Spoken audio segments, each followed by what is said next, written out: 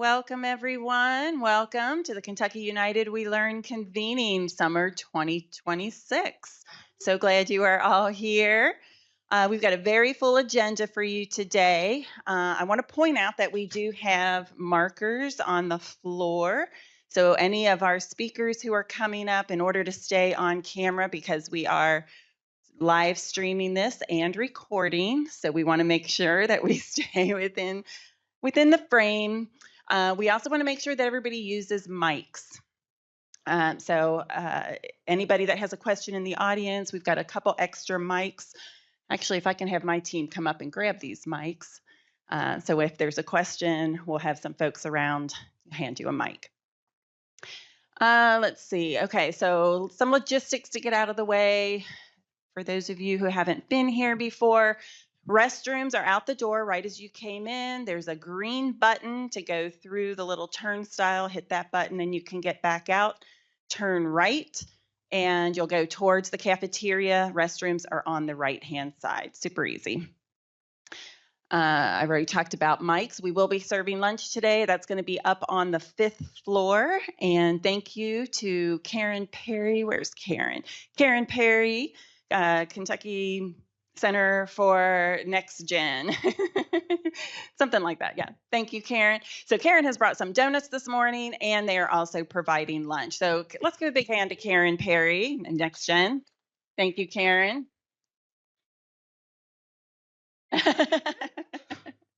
Yes, we don't have Center for Assessment here, so Andre did not bring all the things that we all are used to, but we did our best. Okay, in your packets, everybody should have packets on the table in front of them. This is just all of the information that you should need today. You've got contact information for all of your fellow members, facilitator contact information, the agenda for today, which Brandy's going to go over in just a moment.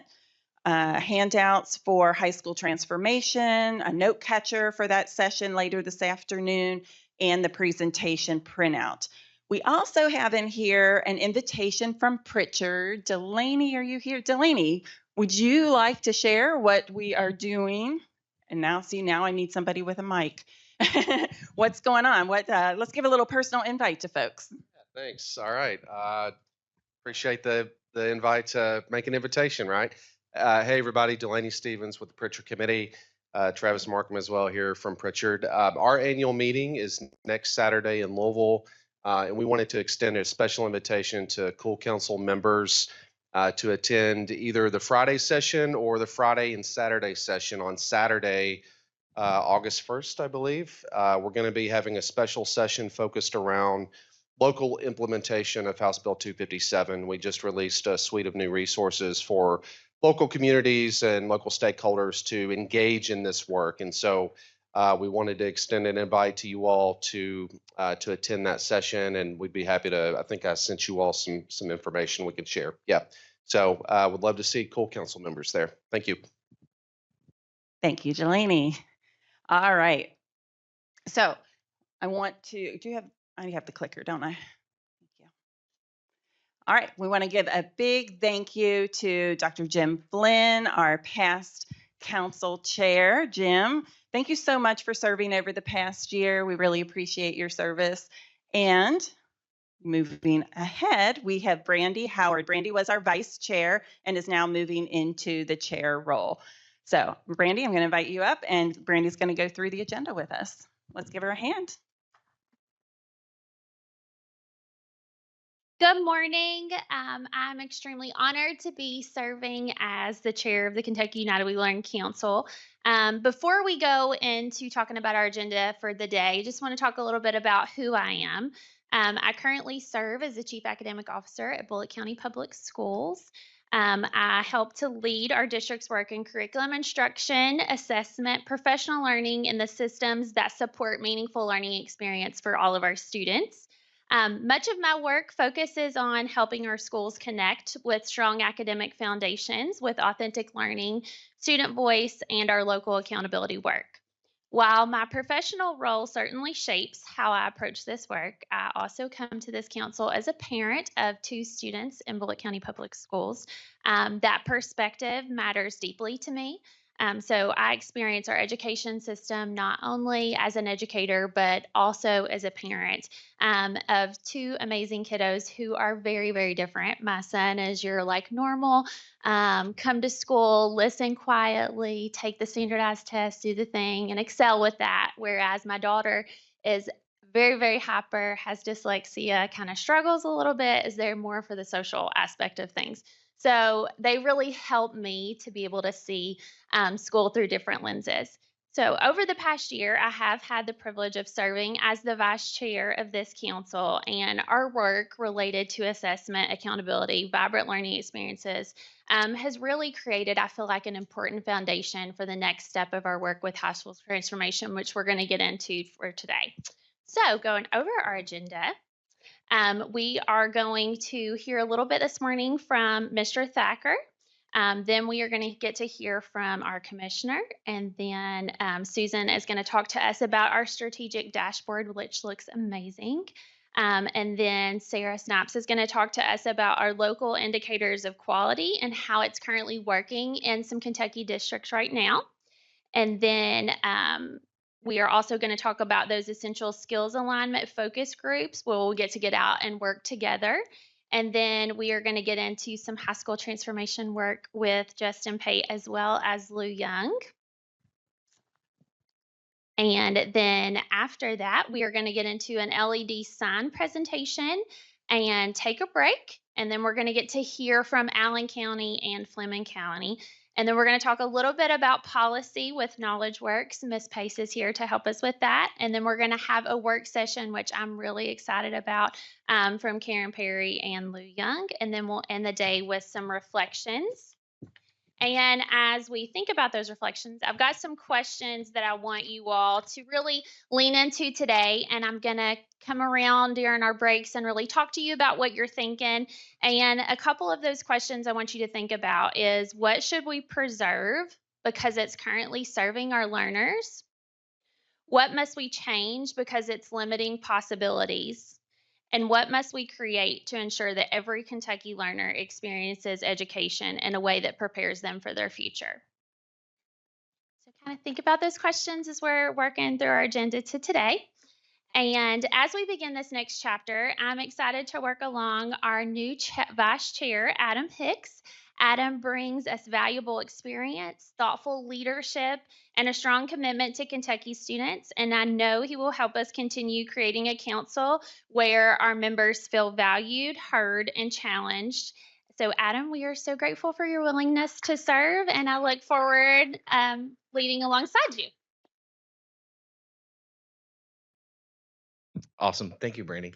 Well, good morning, everybody. My name is Adam Hicks. I'm the Assistant Superintendent of Curriculum with Shelby County Public Schools.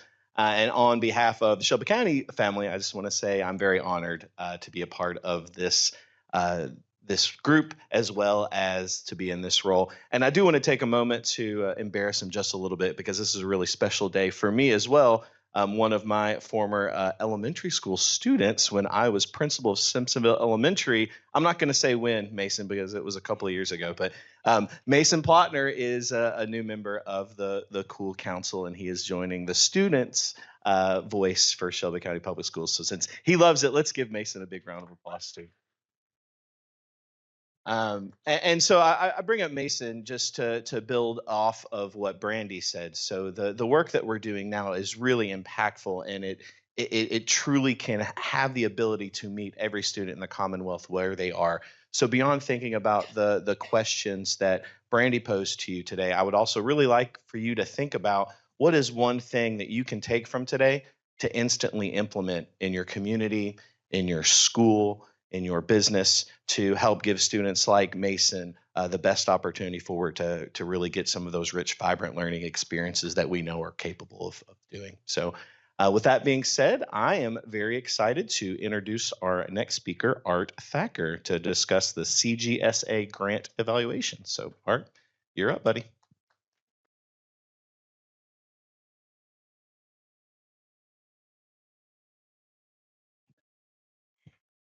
Oh, when I get a clicker. All right. Well, I need to put this stuff down somewhere. So I'm going to stand.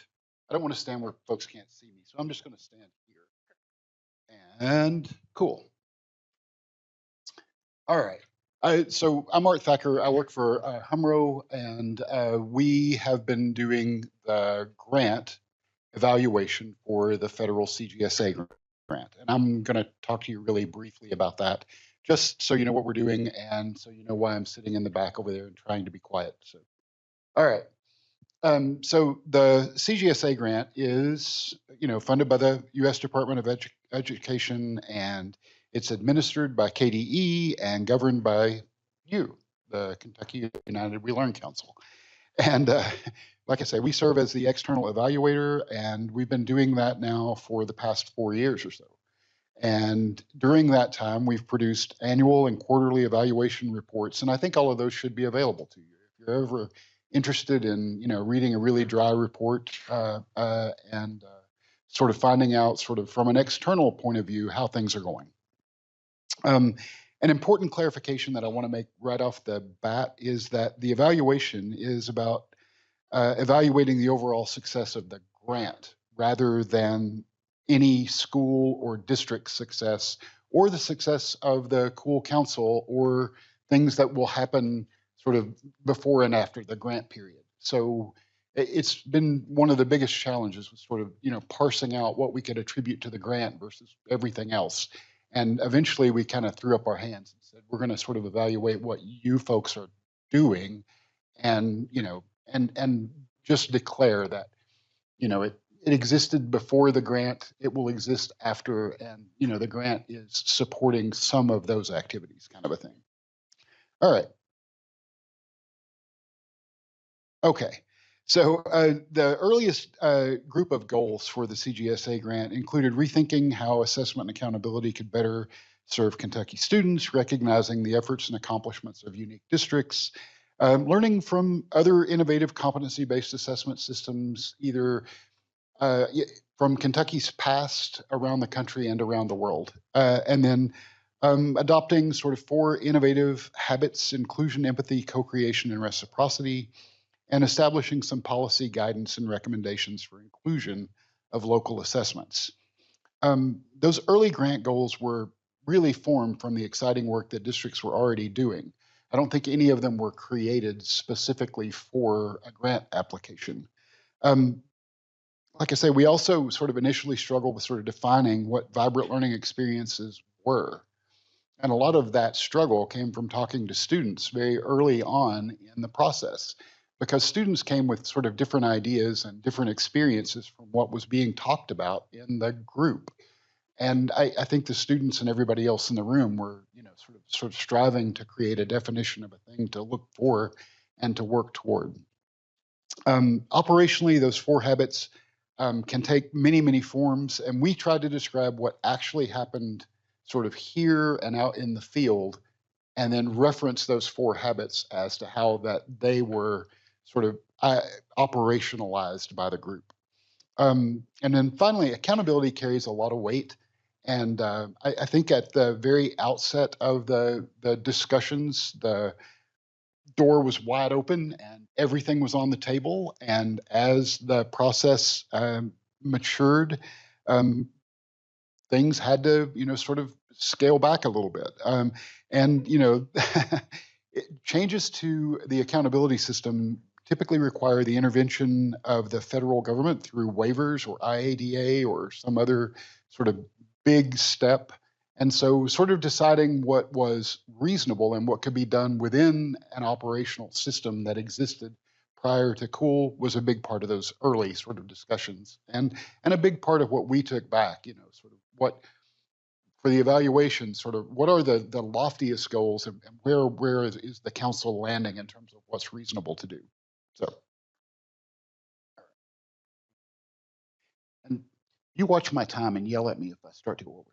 All right, cool. All right. All right, there were sort of 4 guiding questions just for the evaluation. So, is the program doing what it says it will do? And this is really basic. So the program has, we're going to do X. We've got these milestones. Are we doing X? Do we hit those milestones? That's pretty basic. And then, how does co-creation function in student assessment, and can it lead to better outcomes? And so we did our best to sort of capture the way that co-creation functioned in this room, and then sort of talked to folks in the field and went out into the field to sort of how that was being implemented out in the world. Are state and local policies sufficiently balanced to allow innovation while maintaining comparability? One of the biggest struggles, and I'm a data and psychometric guy, so those of you who don't know HUMRO, one of the things that we do, I do all of the psychometric calculations, or my team does. It used to just be me, but we do all of the psychometric calculations and generate scores for every student in the state, and we make sure that those match with the state testing contractor release.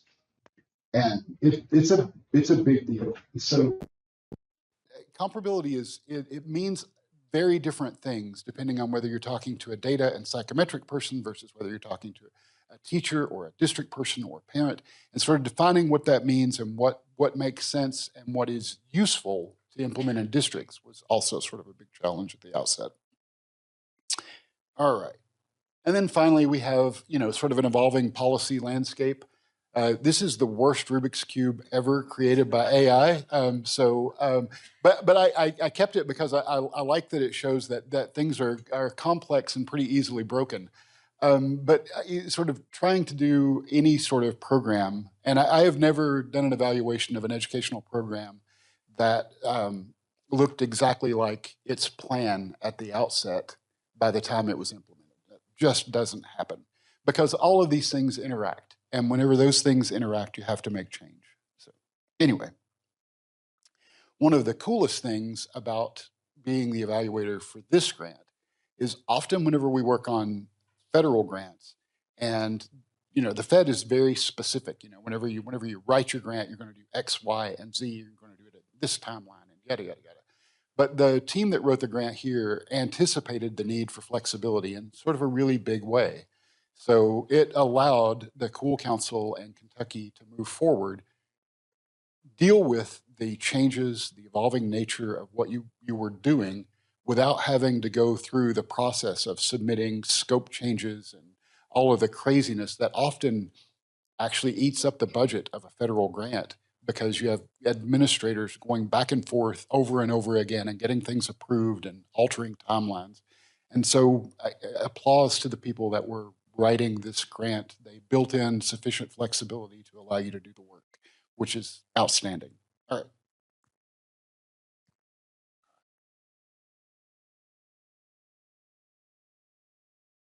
Clicking, but nothing's happening. So all right, cool. I do want to talk really quickly about some high reward evaluation activities that we did. So we attend these meetings, and if you've been here for a while, you've seen me sitting in the back and trying so hard not to participate and be a part of the group. We are formative evaluators, so we do talk to folks sort of after each meeting, and we sort of do a debrief with the team, and we try and provide reasonable advice and guidance and help if we can, but we don't want to shape what you do here. So it is against my nature to sit and be quiet. So if I've failed at that, I apologize. But we do try and sort of monitor what you're doing and make sure that we understand as well as possible what you're doing.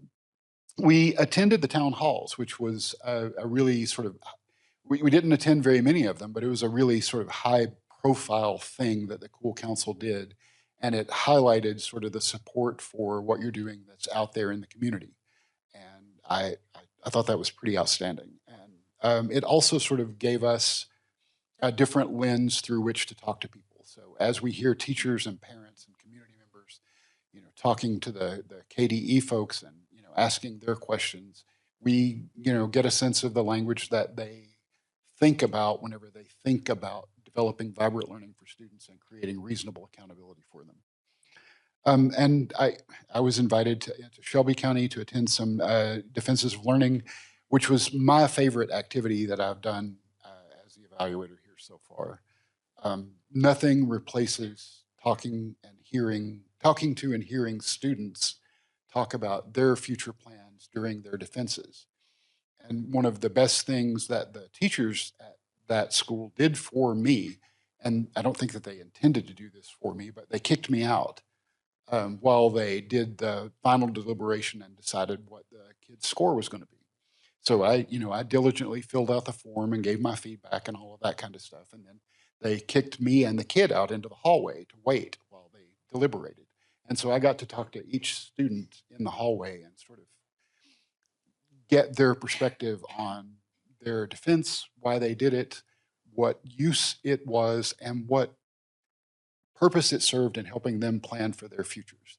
And like I say, that was probably my favorite thing and an outstanding thing. I wish I could have gone to enough defenses across the implementing districts to say that, that's true in all districts. I don't have generalizability, but anecdotally, it was outstanding. So, and then finally, we did interviews with educators. And we've done interviews with educators at sort of all stages of implementation and sort of getting different perspectives about what the challenges are for, getting a program off the ground. What happens once you've got a program that's operational, sort of improving it and making it sort of functional and useful for all teachers. It's often pretty easy to get a group of, sort of dedicated zealots, I guess, for lack of a better word, to adopt something that they think is good for kids, and they'll push hard for it. But getting that sort of enthusiasm spread throughout a system is hard. And so hearing districts describe what they're doing to make that happen was pretty great. All right. And this is just sort of a quick progress indicator. So framework was finalized. That was sort of a big thing. The documentation of changes between the framework versions is complete. That was sort of a big thing. Local accountability design and toolkit. I think that there's a version of that online that's pretty good. I don't expect that to, I hope that is never finalized. I hope it gets updated annually as we learn more. And so I have substantial progress, and I think it needs to be an ongoing living document. Statewide communication plans and champion networks, again, substantial progress. That one should also be probably ongoing. You can never have enough champions, I don't think. And then scoring evaluation rubrics, there've been substantial progress on building those. Those are hard, and again, those will need to be revised on a regular basis as we account for the unique aspects of each district's accountability or quality measure.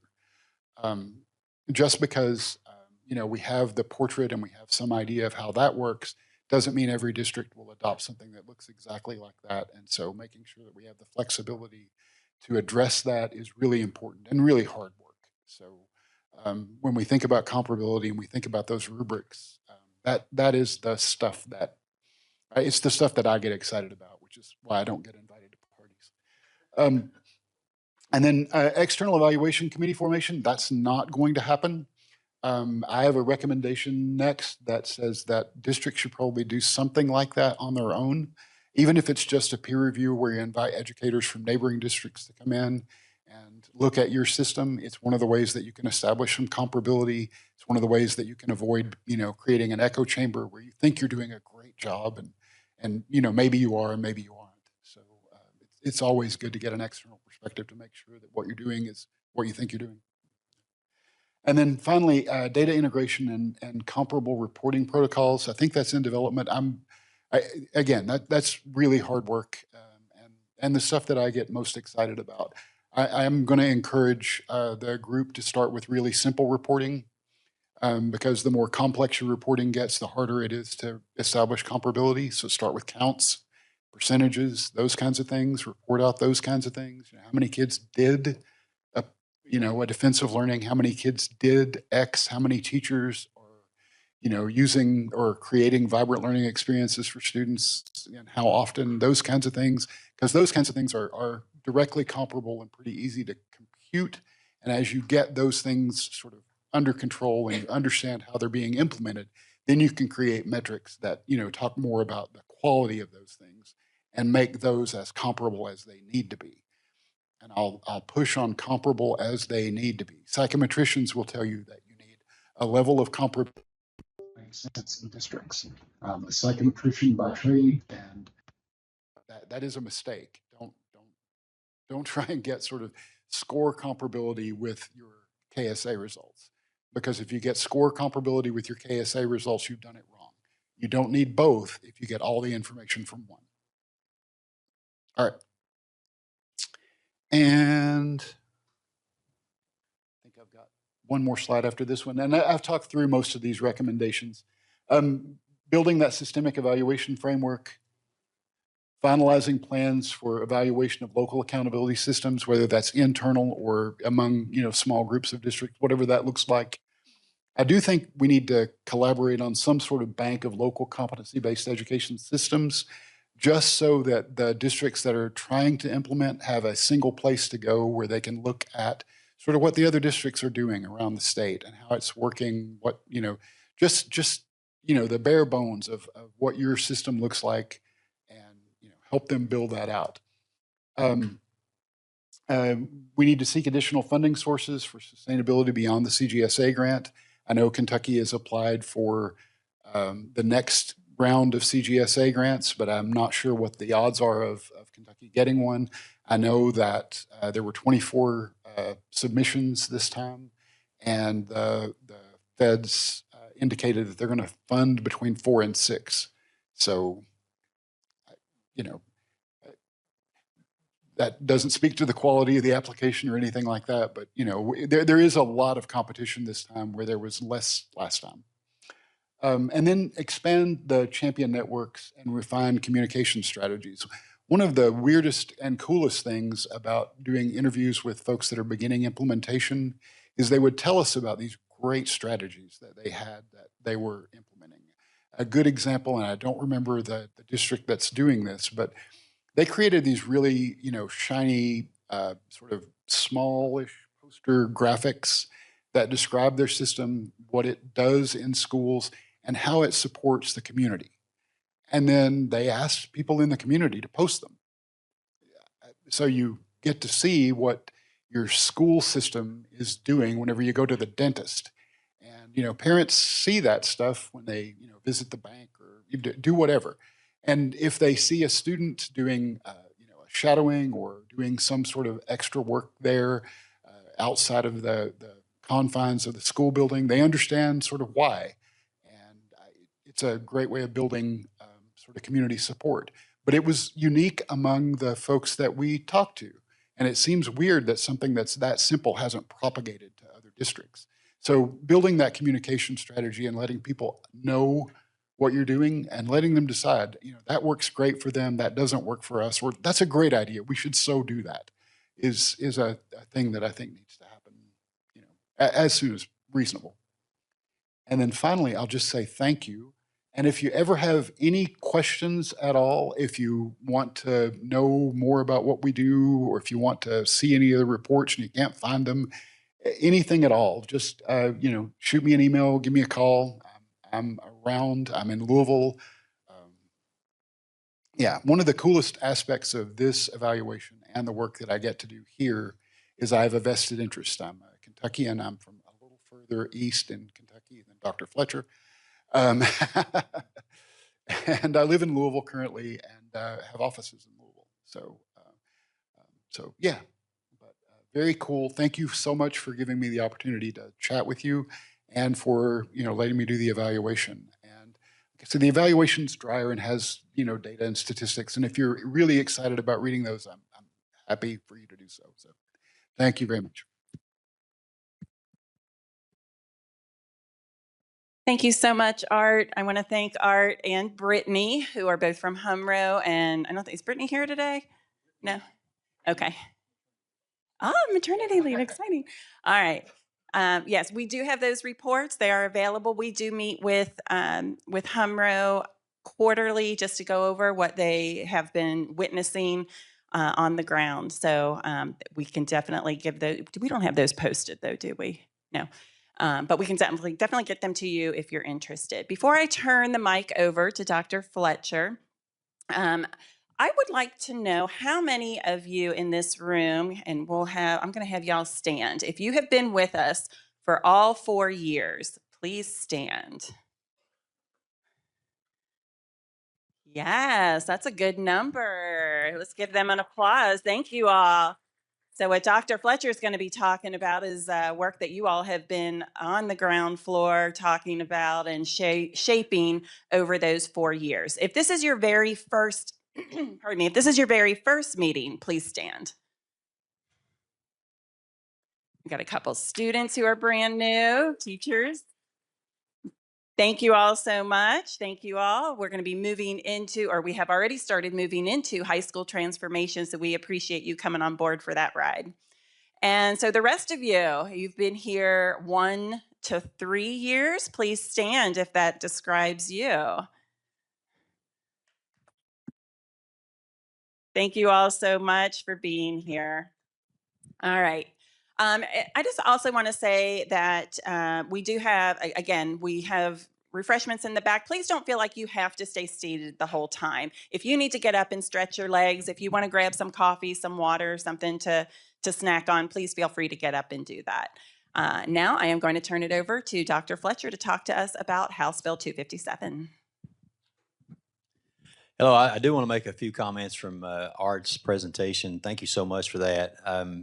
Some of the things we've already tried to learn from Humro and from others across the state is how important it is to have those networks. One of my favorite slides in all the town halls, and by the way, these two, they're for me, to be honest. That's why they're put here. But one of my favorite slides in the town halls, we had Woodford County was presenting about who they were working with to develop a local accountability model. Of course, they were working with different community members. They were working with folks, everything from legislators to parents to teachers. But they also had the different brands of the different school systems they were working with. So you had Woodford County in the center of the state working with Johnson County on the far eastern part of the state, Logan County, Shelby County, Northern Kentucky schools. I think Kenton County was on it, but they had so many different areas that they were, so many different school systems they were working with to say, how can we learn from each other, develop a local accountability system? How many of you are like-minded? How many things, what are you looking, what are some things maybe that are a blind side? So I think the networking is absolutely paramount when we do this because people want to see examples. They want to learn from each other and also improve on those examples and then bring what's best to their local school district. The other thing is we've started highlighting some districts. We have some districts that are, through our communications team on our website, we started off with Shelby County, talking about their journey, what their accountability model looks like, what does their pillars look like. We've also have highlighted on there, we have Shelby, Rockcastle, who has a community-based assessment and accountability system, worked through with John Tanner. Kenton County also has a community-based assessment accountability system. And then our next group, and I hope we've told Brian this, our next one is Fleming County, we'll be highlighting. So again, having those on our website, I think is so important for people to see what this looks like. Now, as far as here we go. Thank you so much.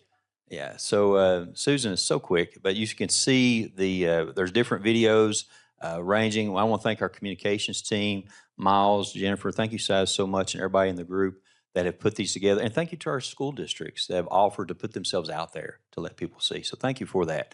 But again, some exciting work. If you have any interest in seeing local accountability models and what they look like, please visit our website. Now, also too, as commissioner, I have the honor and the privilege and the pleasure of traveling to different school districts. And I'm seeing more and more what we would call vibrant learning. Also, if you'll notice, as a little bit of evidence of my travels, I have my Whitley County lanyard on, by the way. So just want to make sure we got that out there. But just to give you a few examples, and again, I get in trouble sometimes by giving examples because I'll have superintendents say, why do you talk about this? But bear with me for a second. Imagine being in a middle school where you have a Cincinnati Bengals lineman who has a charitable foundation where he's selling hats, selling other merchandise to benefit a charity. He comes to a middle school and elementary school and say, okay, I want the school system to design a hat, and we're going to sell as part of my charitable foundation, but also too, you get to choose the charity that you want proceeds to go to for you. So now you split up into teams. You have all of your 8th grade, I think it was 8th grade. There's some middle school other things too, and I'll talk about those in just a second. They had all their 8th grade students to split up into teams to design a hat to sell, but also to select a charity and why they wanted funds to go to that charity. And then they enter into this Shark Tank type activity with with their superintendent, with their teachers, and they get narrowed down to, I think it was 4 teams.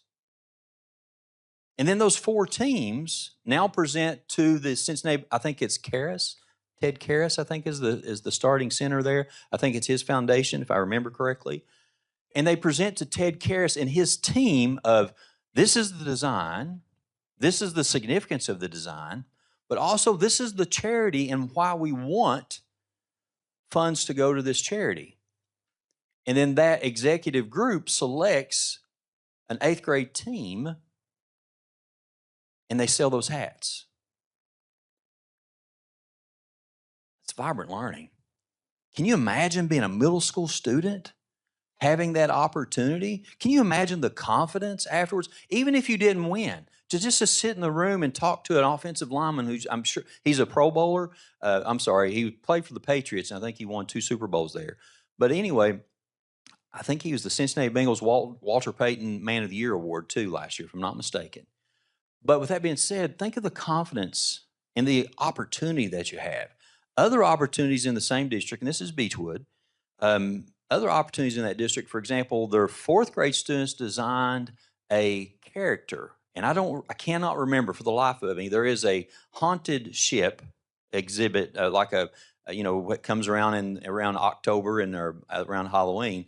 They designed a character and did the same type of Shark Tank activity, presented it to went through and got selected down to the Final 4, and then got to present it to the company to say which character they had to have a backstory, why they were on the ship.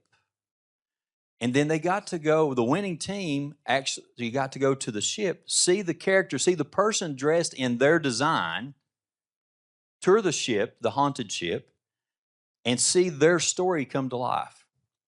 And honestly, this next one's my favorite. Same school district. They have their kindergarten students take the coffee. There's a local coffee company that has little sleeves that we all, if you look around the room, you'll probably see some sleeves on some different coffee cups. And they allow their kindergartners to design sleeves to go on coffee cups, and then they have a certain day of the year where they sell those. They say the line is wrapped around complete. I mean, that's a good marketing campaign. How many grandparents are lined up to get their kids' artwork on a coffee sleeve? Vibrant learning. Something that happens that impacts the community, something that they can see that's real, that's joyful. Let's go to Elizabethtown. And I've said this several times. If you go to Elizabethtown, actually, I think they're getting ready to launch this in either end of this month or next month. But the tourism group came in, and it's Freeman Lake that's there in E-Town. And they said, we have an issue with garbage in our lake. We want the engineering class to design a lake Roomba that will clean and collect the garbage off the lake, take it to a certain area, dump it, and then it would take off to a landfill. You have the community coming to their school to ask them to solve a community problem.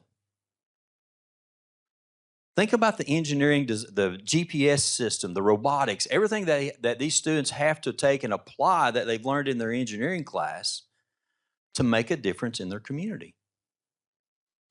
And I think the Lake Roomba launches, I think, either end of this month. I had the superintendent to send me an email just the other day, invite me to come see the launch. But talk about wanting to get out of bed every morning and run to school to be a part of solving a problem in your community.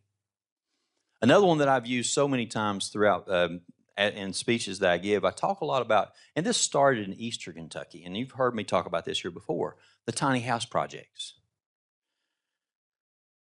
there's so many districts across the state, and I think this actually started with the Kentucky Valley Education Cooperative, a part of one of their, I think it was part of the Race to the Top grants, and this is about a decade ago, or at least a decade ago, where you would have engineering classes, they applied for a grant, and you'd have engineering classes that would design a tiny house. You'd have the carpentry class to build the tiny house, the electricity class to wire the tiny house, the art class to paint the tiny house, the business classes to manage the budget for the tiny house. Then once the final product is done, it's gone out to auction, and then that money comes back into the school, and their goal is to build a bigger, better tiny house the next year. I've seen it go from just your basic. If you've seen tiny houses on TV, the house networks that I still watch, Food Network, I watch a lot of that too. Forced by my wife, my arm tied behind my back. But think about a student that's a part of that design, and then the next year, the next set of students, I've seen students that the next year add solar panels. So what's the next bigger and best? Oh, ours sold for more than the last year. And then all of a sudden there's a competition. But also too, what's even better, we have several students that walk out of this system, in our career technical pathways, and they open their own tiny house businesses. That's vibrant learning. I'll close. Before I move on about House Bill 257, so many of you in the room have seen Defenses of Learning. And I hear stories all the time of students getting offered jobs because what our schools are doing, they're pulling in business leaders to not only at the Defense of Learning at the end, but they're also pulling in business leaders to work with the students throughout the year to improve on their passion project, on their project, or whatever project they're working on, to present as part of their Defense of Learning, giving them input, giving them critique. I mean, imagine the growth. And they don't have to hear it from the teacher, which, don't get me wrong, I'm a big fan of all of our teachers, but there's a little more oomph, if you will, a little more legitimacy if you're a student, and you got the local bank owner or the local business leader who's saying, you know what, maybe you need to think about this because back in my experience, this is what happened. So what would you change based on my experience? And then at the end, students are getting offered jobs in their senior year as part of their Defensive Learning. You've been a part of all of this. You have promoted vibrant learning from day one. Now, we may have not, I think we may have started with deeper learning, we've evolved into vibrant learning, but these are the things that are going on in pockets throughout our Commonwealth. And our goal here is how do we make sure that's happening in all areas of the Commonwealth? So if you look at what's going on in our Commonwealth now, we have districts that are doing a much better job of using test data for formative assessments, interim assessments, summative assessments to identify not just areas of growth for the individual student, but also to identify strengths for students and help them to develop a pathway moving forward. Notice I didn't say anything about labeling the student as proficient. I didn't say anything about labeling the student as apprentice. We're finding areas of growth and saying this is how we need to help the individual student. It's not about labeling the student. It's about finding their strengths, finding their areas of growth, and helping them move along. That's a different way to look at testing, and it's what we embrace. But also, too, you have districts that have, with Defenses of Learning, what does it look like to be a great communicator at the fourth grade level? What does it mean to be a great collaborator at the fourth grade level? Critical thinker, problem solver. Then you move into the eighth grade. What does it look like now? How has that student grown? So we talk about growth in the new accountability model, and we'll talk about that in just a second. But we're going through and showing how students can grow as, how do they grow in persistence, grit, if you will. How have they shown growth in communication skills? Yes, they need to grow when it comes to acquiring the grade level standards. Yes, they need to have those foundational skills in reading and mathematics, but how do they apply those? So we have districts that are looking at students as more than just proficient, novice, apprentice, distinguished. They're looking at them through a lens of a profile of a learner to say, how can we help you to grow and be ready for the next level, for whatever's next? We have a lot of districts, too, that it's no longer career or college ready. It's post-secondary ready, or it's just ready. Simply ready. Are our kids ready for what's next? I love the fact that we're moving more and more away from that college or career readiness, because it's all technically, to me, career readiness. And you've been a part of that each step of the way. Little excited, maybe a little bit what's going to happen with our CTE group, that's going to have our demonstration later. I'm looking forward to that. Maybe a little scared. I'm not what they haven't planned just yet, but it looks exciting. But still, yet to have that a part of this today, we're so appreciative of that. Thank you so much. But also, we have districts that are moving beyond.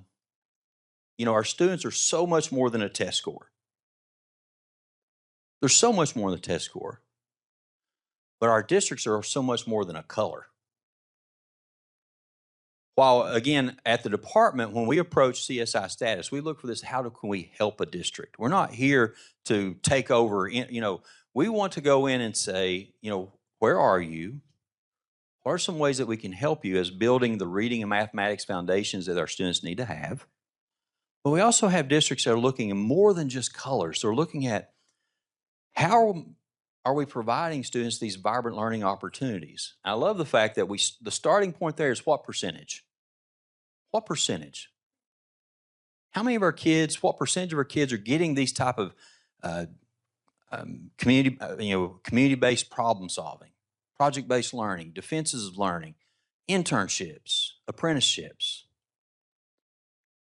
Not just what was your reading score or your math score. And then they're developing local accountability models. We have districts in the room that have pioneered this concept. We've been able to be along with the journey to actually maybe coach, direct, and learn from those districts and help those districts along, and then connect them to other districts to say, how can we work together? And then now we have House Bill 257. And House Bill 257 was shaped by this group. There's so many things there's some things I'll go over that are a little bit different. But this group helped shape the policy that went over to our legislators. Now, is it where we want it to be? No. But it's an important step. I won't even say it's the first step. It's the important next step. To have local accountability defined in statute, to have vibrant learning defined in statute, to have a cost offset of $15,000 for districts that are doing this local accountability, that's a huge next step. Now, would we eventually like to get to where maybe there's a trigger if you get to 60% of the districts and all districts have a local accountability? That could be a next step. That was actually in the original proposal. But you know what? I think it's a good place, to be honest. If you want to be a part of the work, you wholeheartedly want to be a part of this work, let's build a good system for those that have a passion for the work. And now all of a sudden we have models for others that may be a little more hesitant. We have regional innovation specialists here that are out working with districts now. We have others that, so many partners across the room that are helping districts. But if you look at House Bill 257, the local accountability piece is to me, the most exciting part. And I want to thank our legislators. Whereas maybe there's some things in there that I'm not very happy about, but to actually take a step to say we're going to define local accountability is a culture difference. And you know what's the best thing about when you go to an interim joint committee on education and you're testifying about local accountability, about House Bill 257, things of that nature? When you're stopped by legislators and you have legislators say, oh, my district is doing this, I went to a defense of learning, this is what it looks like, I don't have to testify anymore. That's a testimony that the people in this room are being champions, that our districts are also showing the importance of this work, and how our districts are much more than colors, and more importantly, our students are much more than a test score and moving forward. So that's the biggest part of House Bill 257. On the other side, there were some wins, I'll call them wins, important next steps from this group. One, did we reduce testing some? Yes. Editing mechanics and writing has been removed from the testing system. And to me, a school district will develop a much more robust policy than what we will at the state level to meet the needs of the individual student. And of course, part of that bill is that districts have to develop an across the curriculum writing policy as part of their writing program. So, but that reduces testing.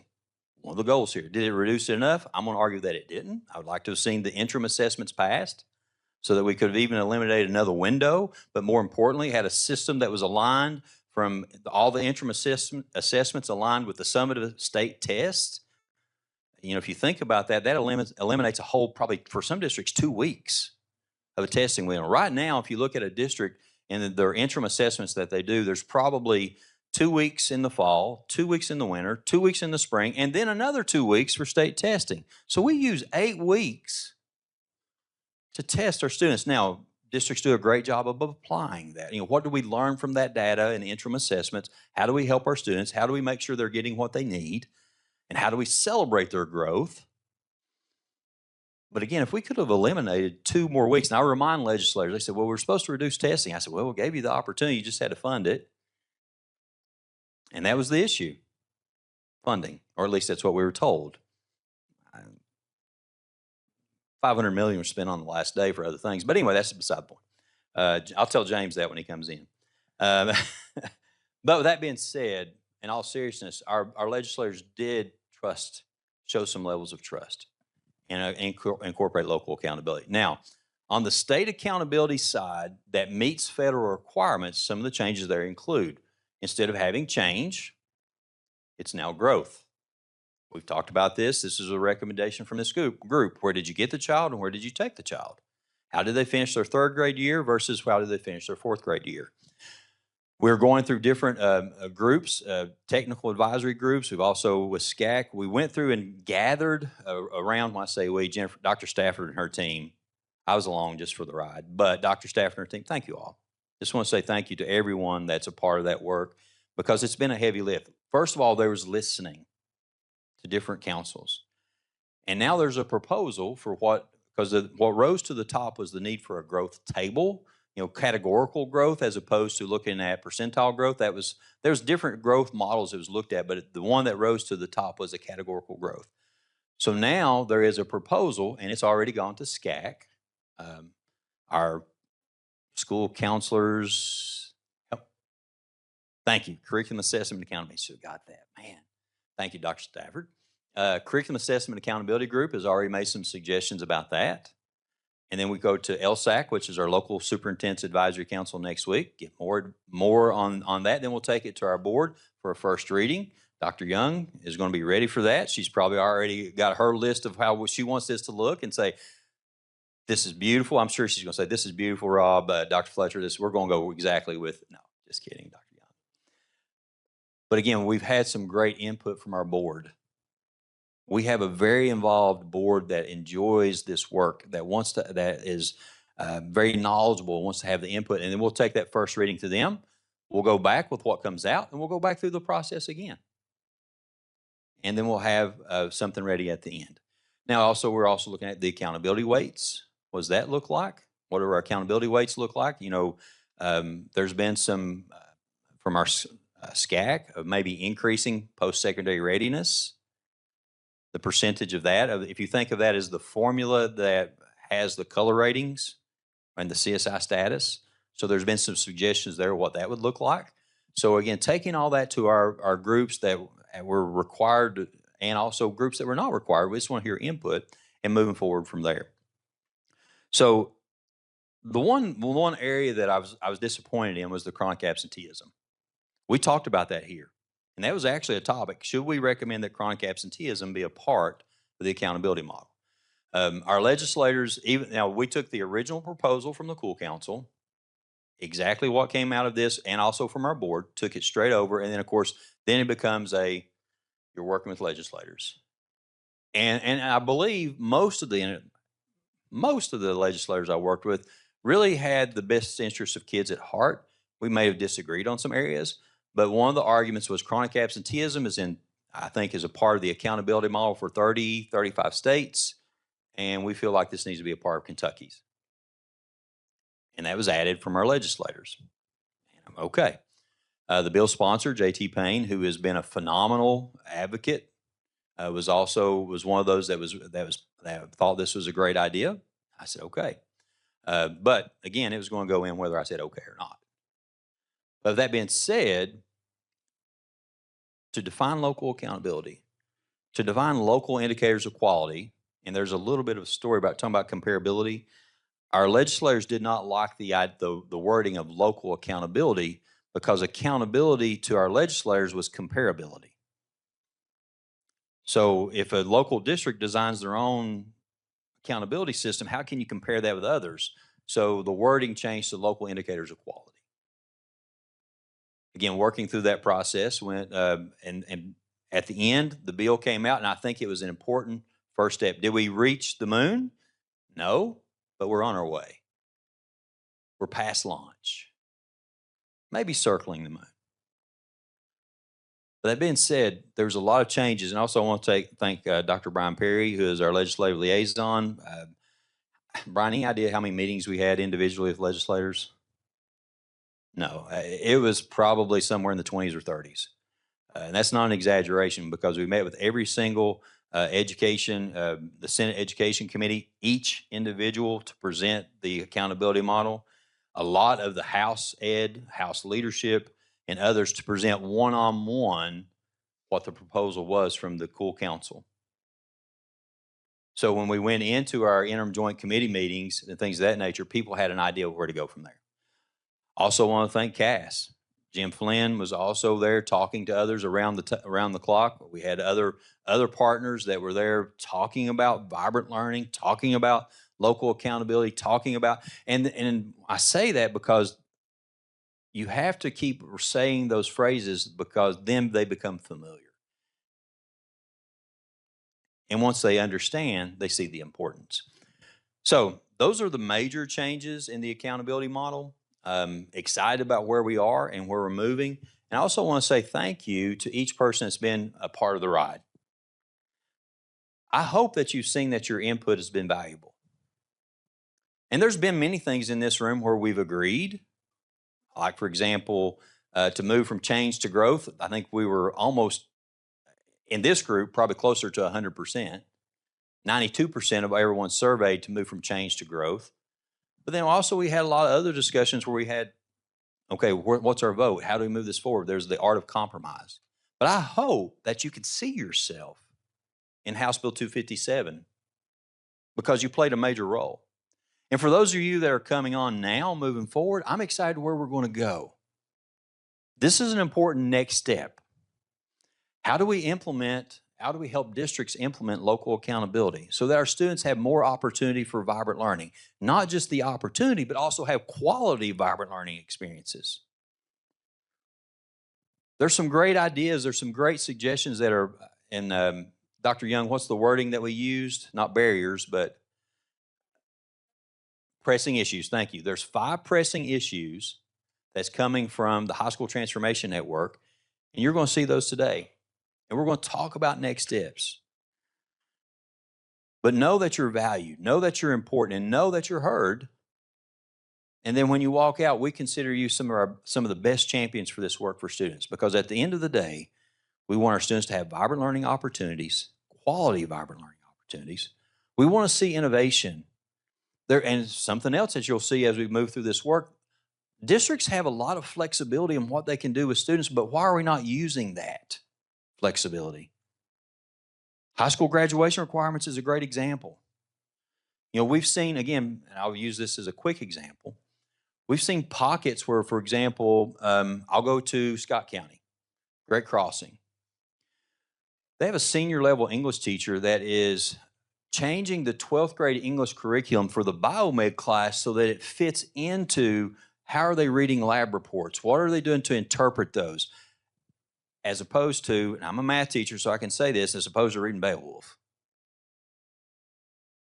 But they're also working with their law and justice group to say, what is maybe a legal brief? What a legal finding?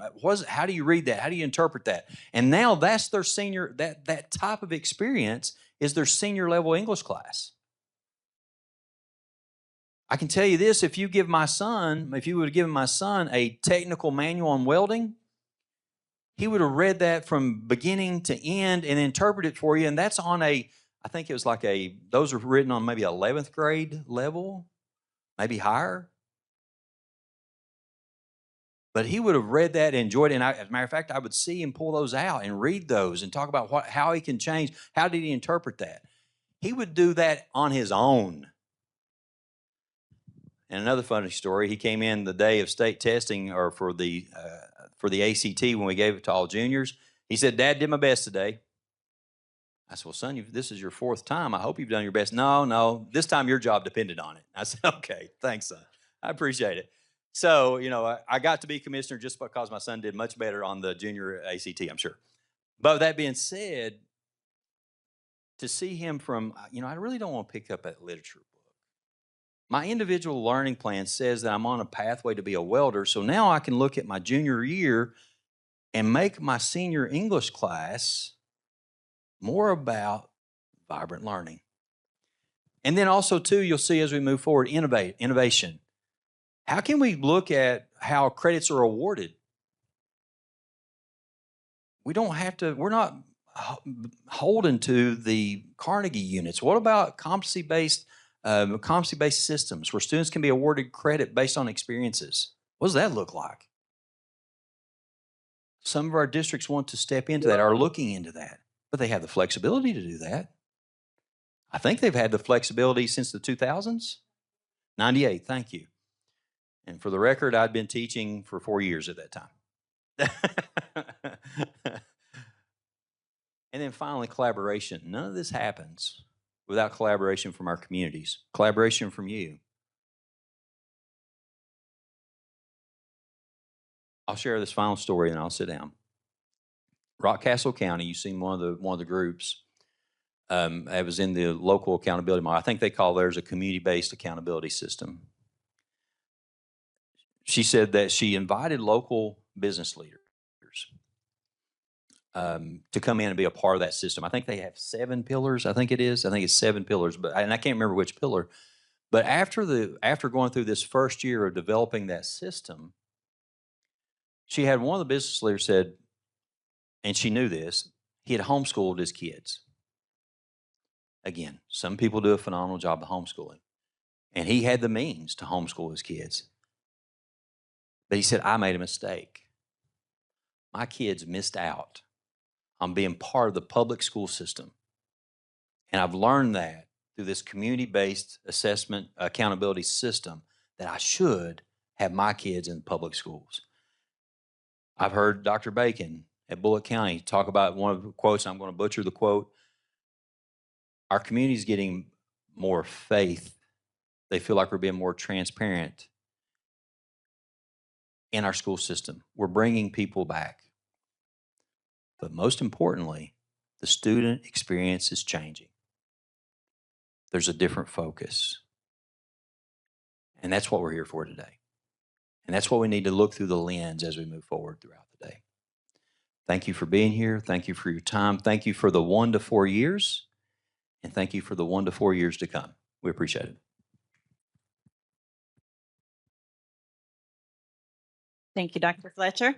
I'm going to turn the mic over to Susan Strange now. Susan's going to walk through our strategic dashboard. This is something that we have here at the department that holds us accountable for the work that we have in our strategic plan. And we want to share with you just a quick look at it so you can see it. And if you see anything that might be helpful to you or any changes that we might make that could be more helpful to you, we're open to hearing that feedback. So, Susan? Hello. Thank you all so much. I'm so excited to share this with you today. So, you all have known me as the KUWL Council project manager for the last 4 years, but I'm also the strategic plan program manager. So, I monitor the strategic plan for the department, and I'm very excited to show you our strategic dashboard today. First, I want to show you how to get to it. So, if you go to the KDE homepage and you look at the Commissioner of Education tab, go down to strategic planning and research. And then that's going to pull up our team, led by Karen Dodd. It's going to pull up our team's work and what we do here. So we've got the strategic plan. This is a blown out version of the strategic plan. The dashboard. We have the surveys that are administered to KDE. Then we have internal research, external research, and our new research blog. So I'm going to click on strategic dashboard. Our strategic dashboard is housed by Tableau. So it is a public site. I'm going to scroll down to the bottom and blow it up just so we have a full screen version here. So when you get to the strategic dashboard, you're going to land on this overview page. So this is just a quick snapshot of all of our goals and where we are currently. So we have 8 strategic goals.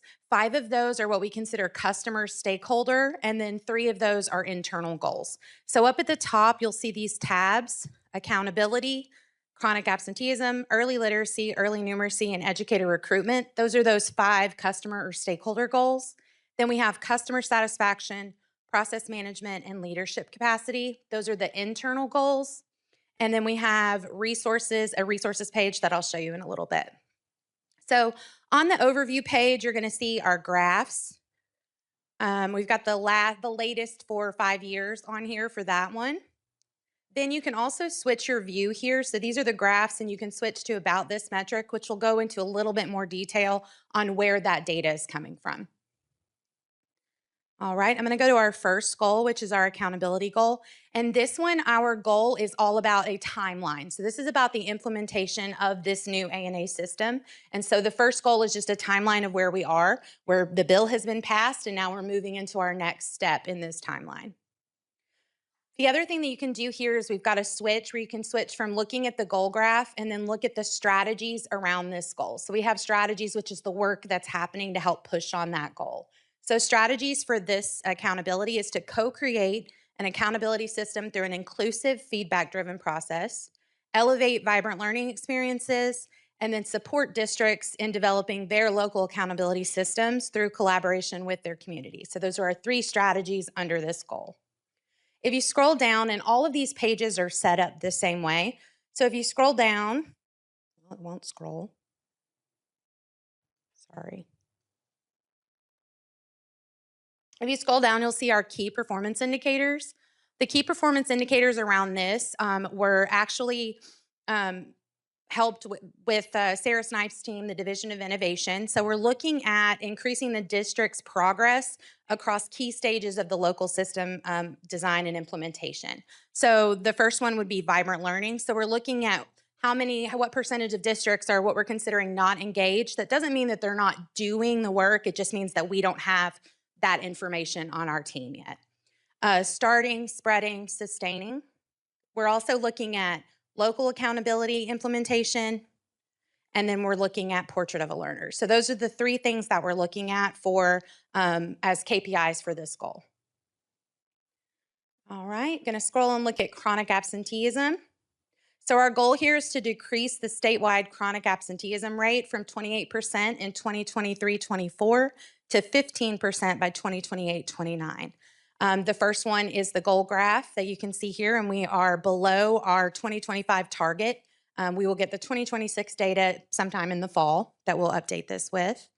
And then you can also go to this filter here, and you can filter these results using those demographics. You can switch and look at our strategies. So our strategies for this one are to expand opportunities for vibrant learning experiences, empower educators to support at-risk students, and engage in proactive communication with family and community.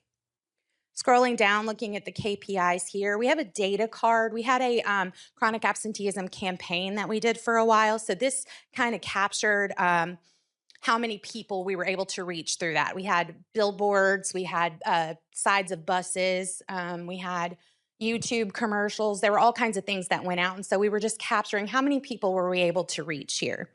We also have information on the PBIS, Positive Behavioral Intervention System, and then our chronic absenteeism resources from our webpage.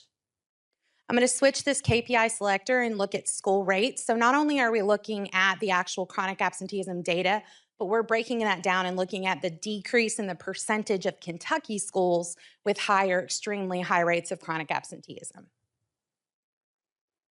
And then the next one is, this is a repeat of that vibrant learning experiences development from the first goal, because we believe if we're providing vibrant learning experiences to students, then hopefully that makes them want to be in their seats.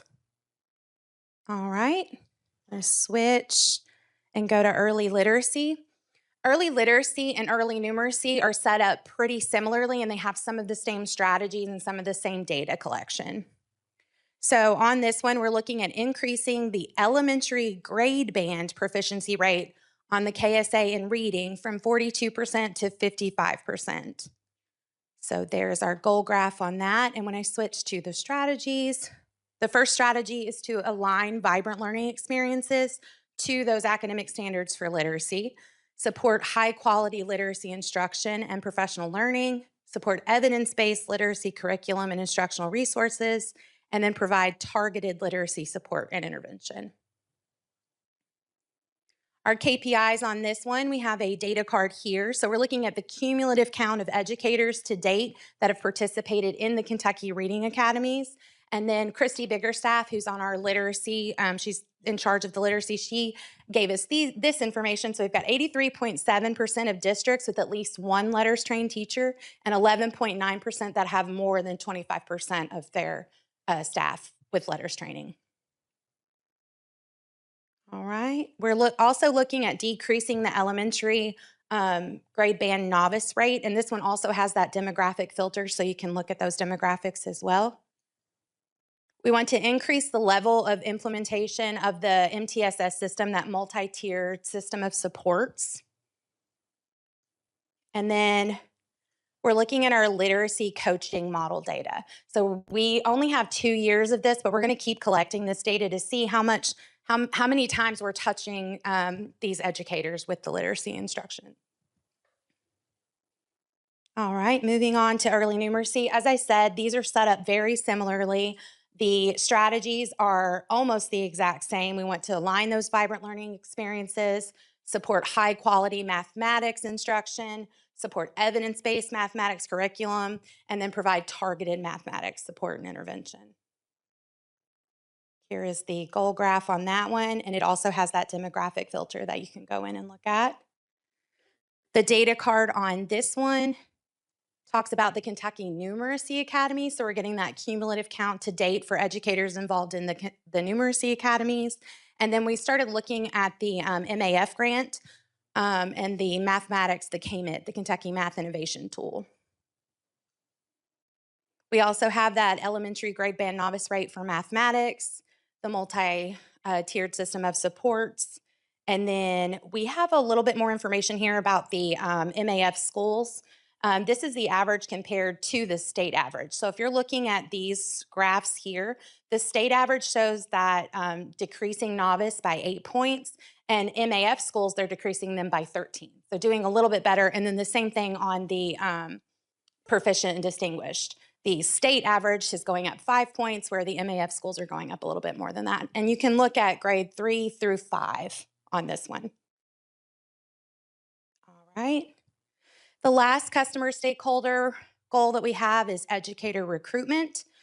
Here we're looking at increasing the completion rate of eligible students in the teaching and learning pathway. And we want to increase that from the 6% that's there to 14% by 28-29. The data card down here is around elevating the teaching profession. So we've got the Go Teach webpage and then Facebook and Instagram. So we're looking at interactions there and really just trying to get the educator career out there for people to see. We're also looking at enrolled concentrators and completers of the teaching and learning pathway. So enrolled means that they've enrolled into the pathway. Concentrators means they've taken at least 2 courses, and then completers would mean that they've completed all 4 of those courses. We're also looking at the Ed Rising participation rates to see how many of the schools are involved in that. Educator preparation program. And then we'll go back to that data card. Customer satisfaction, process management, and leadership capacity. These are all those internal goals for us. So we're looking at our customer survey and our employee survey around those goals and KPIs. I'm not going to go through those today. You guys can peruse those on your own.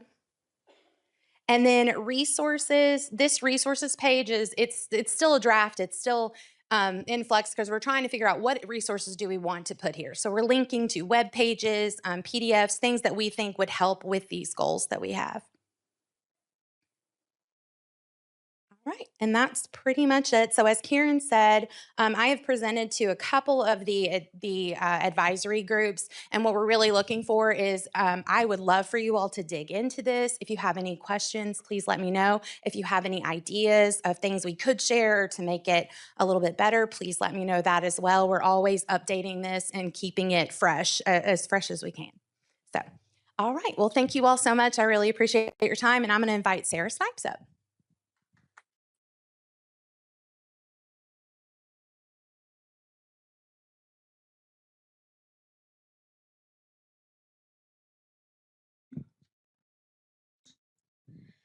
Good morning. If you're thinking, man, I need a stretch break to get up and walk and move my legs, then great, because I'm about to give that to you with a little bit of a task. I am Sarah Snipes. I serve as our director in the Division of Innovation at KDE, and honestly, just get to live the dream each and every day to work with a team who gets to be out in schools and communities and support and coach in the journey towards local accountability here across Kentucky. So fortunate to work with nearly every single district in the state in some capacity, or at least learn from them in that process. So just grateful for that opportunity, and being one of those who got to stand up for the 4-year journey. Can really speak to and attest to the fact that this has been what we often call just the momentum and spread of this work has been so authentic and genuine to just the powerful work that districts and communities are doing and sharing with their peers, their neighbors. It's just spread like wildfire because it's the right work, it's good work, and it's making a difference for kids. So thank you for being a part of that journey as well. I'm going to talk to you just a little bit about local indicators of quality and how it's working in districts. As Commissioner Fletcher mentioned, we have a wonderful webpage that's constantly being updated. I did want to point your mind back to that, and hopefully you'll be able to check it out on a break today at some point. On the right-hand side of that webpage that we showed on the screen briefly, I want to draw your attention to something that our team has launched, a Lunch and Learn series. We wanted to create more frequent opportunities for leaders to come together and share their stories in an informal way. And so on the right-hand side of that page, you'll see recordings as well as summaries of a series of monthly Lunch and Learn meetings. Those are opportunities that district leaders have to join one another. We host 2 districts each month who come in around a similar topic, but have 2 different unique local approaches. So we have had 3 of those so far. Frankfort and Newport Independent launched that series for us. On the right-hand side, you can access the recording. They focused a conversation around bringing portraits to life through real-world learning, student voice, and ownership. We've also hosted Grant and Washington counties together. Those leaders shared stories about how they've built trust with community as their true partners, and what the power has been in including parent priorities and reducing chronic absenteeism as an example. And then just this past week, we hosted Danville Independent in Bracken County. Just a quick highlight from theirs, which will be added soon, talking about student defenses of learning and authentic assessment. So just want to point you there. If you're interested to hear teams of leaders sit down over a lunch and share a bit about their stories, it's a pretty informal conversation style Q&A opportunity that you can learn more about. So really proud, and thank you, Brandy in the back. She coordinates and leads that work for us as well. So rather than for me to walk you through these examples. Wanted you to be able to do that quite literally. So around the room, we have 4 kind of stations against the wall. We have worked long before the department had a team and really invested in these opportunities. Our partners, the Center for Next Generation Leadership out of UK, with Karen Perry and Dr. Lou Young and so many others, were out there leading this work already. That's really had a great start of Portrait of a Learner started as well. And through their work, we saw some patterns. Districts often start with a portrait of a learner, as we've discussed. Then they start to explore what vibrant learning looks like. Then that takes them on a path, and it's not necessarily linear, but we often see conversations centered around performance assessment. And all of this starts to lead districts into not only defining success for students, but success for the district as a whole. And so along that journey, we have just taken kind of bits of information here around local accountability, vibrant learning experiences, portrait of a learner, and performance assessment. So they're kind of broken out this way by those 4 categories. And what you'll see is in the center on the larger poster is kind of a statewide snapshot. As of, I believe, April or May, those are your data points for what districts are starting that work, spreading that work, so perhaps piloting it in small spaces with subsets of students, or sustaining that, so fully implementing across their system. So in a moment in time, you'll see a percentage of districts in each of those categories. And then surrounding those larger posters are just a few, not all inclusive by any means, but just a few specific district examples that we pulled that we felt were representative of some of those categories. As you look at those, I'm going to give you about 10 minutes or so to do that. I want you to just think about this prompt here. So as you explore, notice the connections between that statewide snapshot and those local examples. Think about what resonates with you, your experience in this group, your awareness of what's happening in your own community, what surprises you, and what possibilities, I think most importantly, what possibilities does that speak for you as we move forward together as well? So think about that as you view. We're going to let you walk around those freely. I do ask that you take some sticky notes, perhaps, that are in the holders in the middle of your table. If something's resonating with you and you want to leave it at that area, that's perfectly fine. I am going to cold call some people after a break, though, just to keep you on your toes. So I may popcorn around and call on some folks just to reflect on this when we return from a break. So I'm going to disperse you, give you about 10 dedicated minutes to take a look at these examples. Then you'll get a full break after that 10 minutes. So just be listening for that announcement. But until then, please take some notes. Please journey around, stretch your legs a little bit, and take a look at those examples. All right, we got about 10 minutes. Stretch your legs a little bit. I promise some cold calls. So I'm just going to hop around, perhaps calling the person avoiding eye contact with me. And just want to take a moment to center this reflection prompt. So what is one idea, connection, or wonder that you're taking away from the gallery walk and what you saw? I do want to mention, though, as you think for just a moment, in the spirit of transparency, did notice that as we were walking around, apologize and own that some of the data points are off. They did not get copied over correctly. So Portrait of a Learner, Vibrant Learning Experiences, and Local Accountability are all up to date on the strategic dashboard that Susan shared. So great opportunity for you to go check out that resource. But if you want a corrected copy of those, please just reach out and email me. My email is in the facilitator's contacts, and I will be more than happy to share these resources with you, the examples, as well as the data cards. So don't hesitate. I apologize. Some of those numbers are incorrect, and I'm happy to fix that for you. All right. What is one idea, connection, or wonder you took away from the gallery walk? I'm going to go to this table here. Anyone want to share?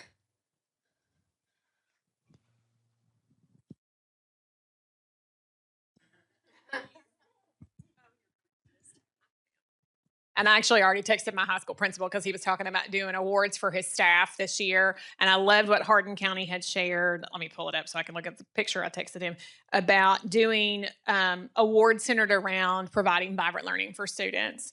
I thought that was such a cool idea. And he's already like, yes.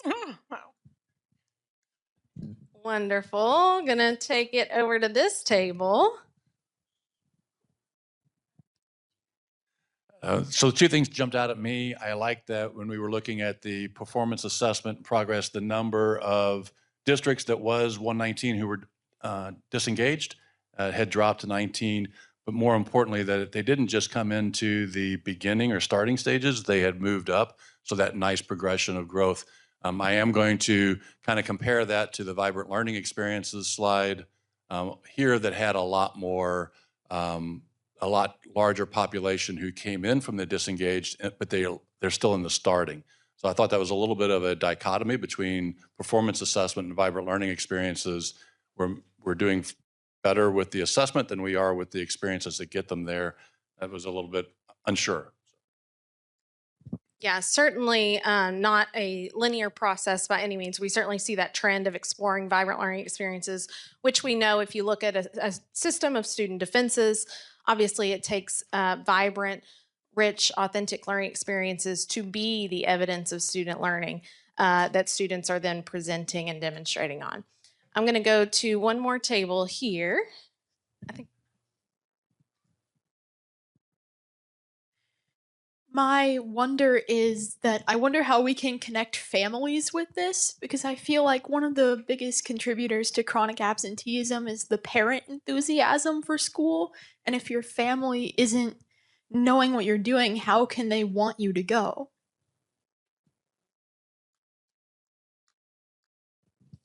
Yeah, so bringing the awareness, right? Do parents know some of the great celebrations that are happening on these posters? Absolutely. So thank you so much for engaging in that. I'm going to take a look as well at the notes that were left. So appreciate you taking a look. Do you want to transition into focusing a little bit on that portrait of a learner piece and ask you to help a little bit with a project that I'm participating in with two other groups, our Commonwealth Education Continuum and the Council for Post-Secondary Education, as well as the Governor's Office for Early Childhood, have been working together to think about what it could mean for a P20 continuum of skills. And so essentially, we have worked really hard, and this group has been a big piece of developing that portrait of a learner for K through 12. But we know that it doesn't start there, and we know that it doesn't end there. And so through preschool and post-secondary, what does it look like for different organizations around the state to build and wrap around supports for every student from P to post-secondary life?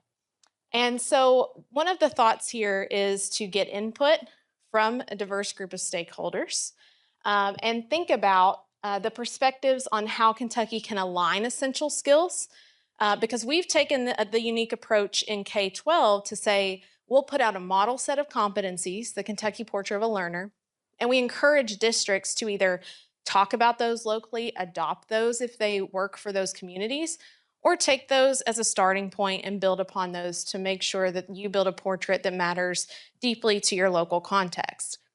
Post-secondary and our higher education systems have actually adopted a unified portrait.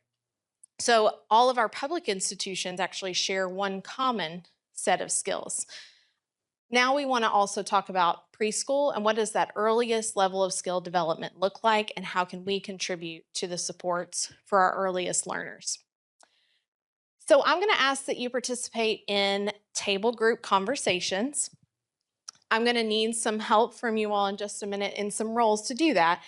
But the conversations that you're going to have are going to be focused around three things: the value of aligning essential skills across the entire learner journey, how learners develop and demonstrate skills, and how educators and workforce partners can work together to support career readiness. And I just want to emphasize there's no right or wrong answers in these conversations. I have a few prompts for you to discuss. And none of those answers are going to be attributed to any one individual. They're simply going to be observations and recommendations lifted up as a whole. So we're going to take about 30, maybe a little bit more because we're doing great on timing, 30 minutes or so, and encourage each of you to participate in your table groups in these conversations. I'm going to need 2 people to take on a role here. I've got some of my staff and KDE staff sprinkled around, but anyone can do this pretty easily at your table if needed. On the center, if I can have an example, Adam, that page, the one behind it, yeah. In the middle of each table should be a note taker page. If one person at your table will volunteer to be the note taker, I greatly appreciate it. I will need this paper so that I can synthesize the conversations and pass these on for recommendations to our group. But if you will take some legible notes for me, it doesn't have to be verbatim. Look, I'm married to the guy who would immediately say, not me, okay? Know your strengths. Know your strengths. The person who said not me, though, can be the timekeeper, okay? So whoever put their finger to their nose first, congrats, you're the timekeeper. Note takers, if you'll take legible notes, you can write verbatim, word for word, a powerful quote somebody says. You can just write highlights and summaries of what folks bring up in your table conversations. The important thing is, can Sarah Snipes read it when you're done, okay? And then, as I mentioned, a timekeeper. So we're going to make this simple and do 7 minutes per page, okay? So if you can start that timer, end that timer, flip the page, keep the conversation going. As I mentioned, information will be summarized across the entire group. They will not be attributed to any one individual or stakeholder group. I will note on the front page, we are collecting just some demographic information. What sector do you represent? What are your roles and titles? And what regions of Kentucky do you represent? So that's as detailed as I'm going to get on who you are contributing to these questions. If you flip, for those of you who are going to participate as note takers, each page is a question. Okay, and there's just some space to take notes about the conversation. If it gets a little slow, if people have kind of run out of things to say, there are some dig deeper prompts. So if you are the note taker, just feel free to throw those out there and keep the conversation rolling. I'm going to challenge you to use your whole 7 minutes before you flip that page. Okay, dig deeper, really bring out the conversation. The more information you can glean from these conversations, the more impact and recommendations we can pass on for the development of future resources. Okay. Any questions? So we're going to get started. I'm going to go ahead and give you about a minute or 2 to settle into your group. Decide who's that note taker, decide who's that timekeeper, and start your 7 minutes.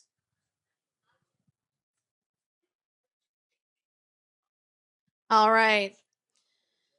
Please say a big thank you to your note taker. If they didn't have carpal tunnel before this 30-minute session, I'm sure they do now. If you don't mind to leave your notes page somewhere where I'm going to make my way around and just grab those quietly off of your tables, I appreciate you making those available.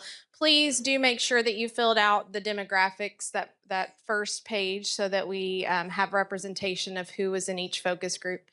I am going to first just thank you for participating in those conversations. As I mentioned, just so you know where this information is headed and how it will be used, the Commonwealth Education Continuum, Council for Post-Secondary Education, and Governor's Office of Early Childhood are just bringing this information back to the table to start a conversation around what supports could be needed to align and ensure that every learner, P through the workforce and post-secondary, are supported in rigorous skill development. So thank you so much. I'm going to welcome up Lillian Pace for Knowledge Works to lead our next session.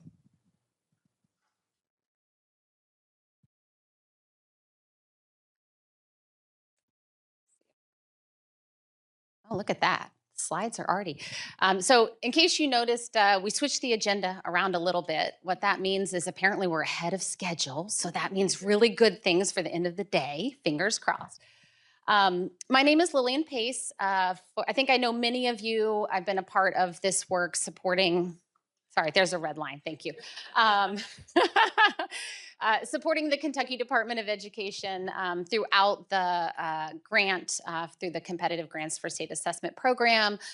We are a nonprofit organization that helps policymakers and practitioners design student-centered education systems with a particular focus on personalized and competency-based learning. We have been behind the scenes for a lot of this project, working on policy recommendations and guidance. When people think of policy, they often think of the very first part of the challenge, which is getting policy passed. I'm actually here to speak to the other really long and hard part of the policy journey, and that's the implementation side of policy. So we have been supporting the Kentucky Department of Education over the past 3 or 4 months on a study to better understand, as districts are looking at some of the policy flexibilities that exist that could be leveraged to really transform teaching and learning, particularly in the high school space. What are they thinking as they're looking at some of these policies? What's working well? What are some of the challenges that they're facing? And most importantly, how can the Kentucky Department of Education better support those districts?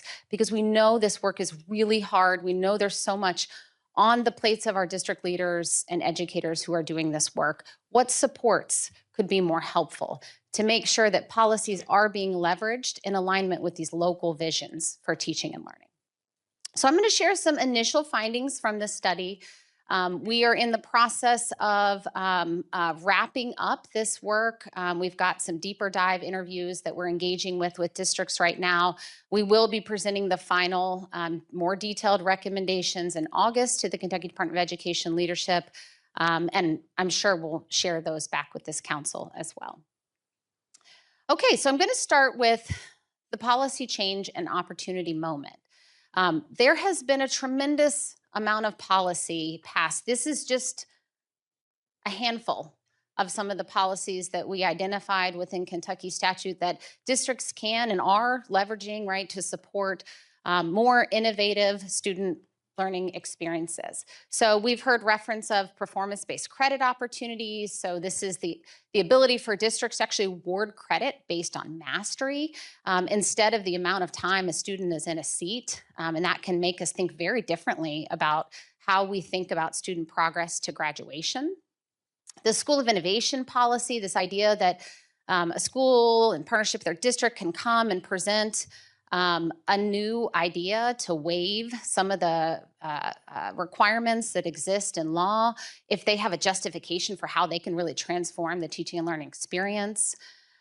We've seen a tremendous amount of work through the local laboratories of learning program, right, to launch these local accountability pilots. And so much of that work is what really inspired and led to the passage of House Bill 257, right, where not only did we celebrate, as Commissioner Fletcher shared, the legislature really kind of defining and committing to this notion of local accountability, providing some resources to support that, which is an exciting first step, and beginning to think differently about how we reduce some of the state testing footprint and really empower our local leaders to design really innovative and vibrant writing programs.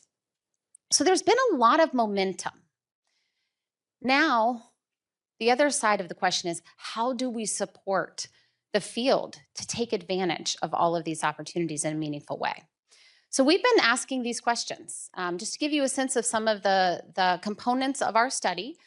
So we started with that state policy analysis. I think we identified 12 to 15 different areas in Kentucky statute that we think could be leveraged in really powerful ways. And districts are leveraging these things. We're seeing examples all across the Commonwealth to support high school transformation. We then went and did some district focus groups and conducted a survey to better understand how districts are looking at these policies. We then went to a subset of those districts and are in the process now of doing some real deep dive conversations to think about the process that they went through as they looked at these opportunities. And then we're going into kind of this local policy and strategy document review. So getting under the hood and looking at some of these district documentation. So I'm going to share with you our initial findings. And I'm going to tie it to some national trends. So why would I bring up national trends when I'm talking about a Kentucky study? It's because we're actually doing this type of research all across the country right now. And what we're finding here in Kentucky is not too dissimilar from what we're finding nationally. We've also aligned with some other national organizations who are doing similar research. So we are trading notes, and these are common challenges. So there's three big areas, and I'm going to dig into these a little bit more in depth, that are coming up as particular challenges. The first is the policy itself. So sometimes the policy itself is not written in the most helpful way. We do know that that happens. The best intent sometimes doesn't translate in the field. Sometimes that's because it wasn't drafted in partnership maybe with district leaders to really fully understand the challenges that they were wrestling with on the ground. Sometimes the policy has these arbitrary timelines to it that don't really align to the way teaching and learning transformation happens. Sometimes there's these policymakers are great for saying in 3 years, we want to see dramatic gains in math and reading from this change that you're putting into place. And we know sometimes it takes time to get there, and there are leading indicators where we begin to see the real outcome shift. So sometimes the policy isn't designed perfectly. I'm gonna give you an example of what came up in our Kentucky research, the performance-based credit opportunity. We heard from some of our districts that we talked to, it's a great idea in concept, but the reality is that we don't get funding for that student until that student demonstrates mastery. And that might be okay if we're creating this process for 1 or 2 students, right, who might be able to be real advanced and opt out of certain things and move on. But if I'm using that policy to redesign my entire approach to teaching and learning and put competency-based progressions in place, and I don't get funding until they're done, that doesn't work for my school system. So that's a real deterrent. The second area is ambiguity in interpretation and application. What we are finding is that some districts are generally aware of the policy that's enacted, but they aren't sure how it applies in their local context. There's lots of different reasons for that. Sometimes it might be, I'll give you a great example, the Kentucky Schools of Innovation policy. So I can apply for a waiver from a Kentucky statute or regulation if I have a good justification. So what is that I want to do, right? That's kind of ambiguous, right? But if I had some real tangible guidance of all of the things I might be able to do with that, all of a sudden I'm rolling and I have a little bit more clarity. The third area is this capacity, coherence, and competing demands. And for our study in Kentucky, I would say about 90% of our findings fall in this particular bucket. So I'm going to dig into this area for this particular presentation. So here's our high-level findings. Again, this is initial. We're going to go much more in depth into these areas as we're wrapping up our study. But the first is that districts pretty much for the most part said that they think the policies that exist give them enough flexibility to do what they need to do, but they just have so many capacity constraints. They can't quite figure out how to prioritize and move forward in this particular area. And a lot of times that capacity is actually constrained by competing funding work or work that's required by mandates. And we can think about this, right? If you are leading a particular school or a district and you have grant money coming in for a particular program, that goes pretty high on your priority list. If you have mandates, things you know you have to do, that goes pretty high on your priority list. Most of our innovation flexibilities are optional and often don't come with funding. So where do those go on your priority list? Pretty low. So this is just not something that our district leaders are able to really get to given the limited capacity that they're wrestling with. And we heard a lot about compliance anxiety, this notion that I probably wouldn't be allowed to do that if I asked, because we have more of a compliance culture when we think about policy systems. So there's this notion of like, I'll probably be told no, so I'm not going to try. How do we think about flipping the script to say you could do these things, or come to me and let's get to a yes, right? Like that's a very different conversation. Policy messaging is reaching districts, so districts generally were aware about all of the policy shifts that are happening in Kentucky, which is fantastic. But again, that understanding was very uneven. There was kind of this notion of, I think I know that there's a performance-based credit opportunity, but I'm not sure I know coherently how to integrate that in with all the other systems that I have in place. So I know about a sliver of it, but I'm not sure how to build it into my system writ large. How does that interact with the early graduation requirement flexibility that Kentucky has in place, right? Like, how do I think about this in a more holistic way? So some districts were really pointing out this disconnect between the policy intention and the operational reality. Great example for this one, the performance-based credit opportunity. Really hard to like start to think about how to build a system and then put that into the infinite campus software, right? And so the reporting systems aren't in alignment. We also heard some concerns about, well, the way that's reported is it's, you know, sort of like a pass-fail. And so that's a disincentive for students who are trying to hit certain GPAs for college acceptance, right? So the operational reality is that we need to see GPAs in order to make that a meaningful and exciting opportunity for students. The last two are kind of interesting messages, I think, to state policymakers in particular. The first is that there wasn't widespread belief that the legislature writ large is really behind innovation in a meaningful way.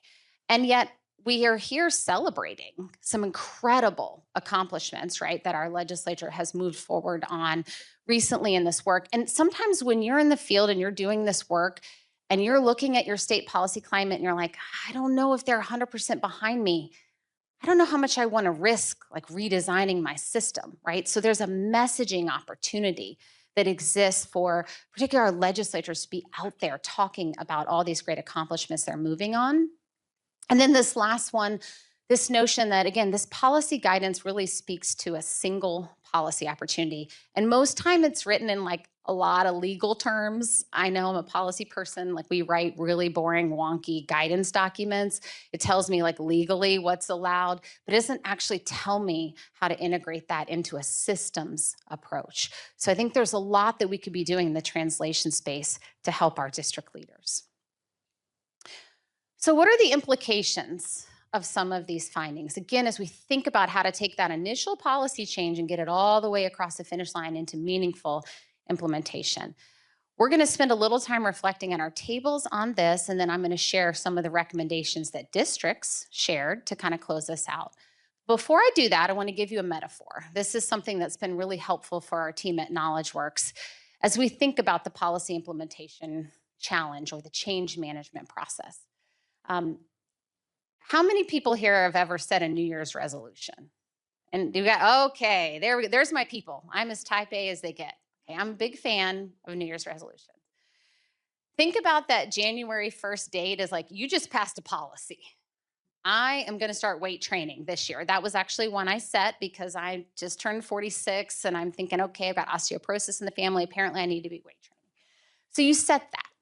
And then you start to get into your year and you realize, ooh, okay, I have all these like mandates to take my kids carpools everywhere. I'm not really sure how I'm going to fit the weight training in. And you start doing it and you realize you have cost issues. There's a big cost barrier to weight training, turns out, right? You have to buy a lot of equipment or you have to join a gym, and that's not exciting.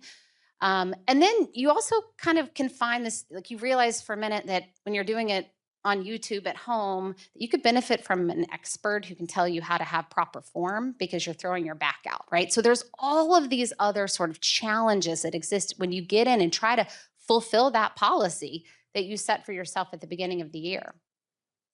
This is just like our policy implementation process. So we can celebrate that HB 257 was just passed. That's awesome. That's exciting. There's so much work that needs to be done now on that implementation side to really help our districts bring this to life. And that's true of all the other policies that have been on the books for a while, right? The caretaking for those policies is going to be really instrumental if we want to see them really come to life in the way that they were intended. So I'm going to ask you guys to just turn to your tables, take a few minutes, maybe about 10 minutes, just to kind of discuss together what's coming up for you in these findings.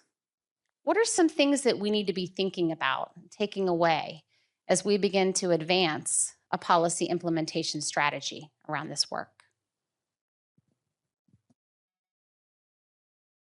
Love hearing how chatty everybody is. This topic must have struck a chord. Lots of thoughts in the room. I'm wondering if we can maybe take a couple of share outs.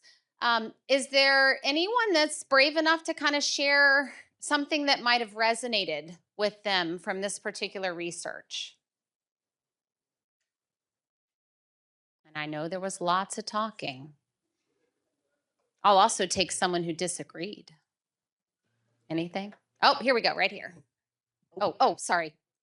Okay, well, we'll come right back to you. Yeah. Oh, and I wasn't going to comment too much about anything that resonated, but I was going to say that these things triangulate very well with the findings that we, acquired from interviewing folks in the districts. So, yeah, we have some, validation that what you're finding is sort of the same kinds of things that I'm finding. That's great news.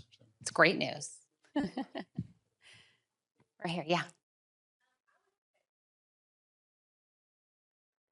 Sorry.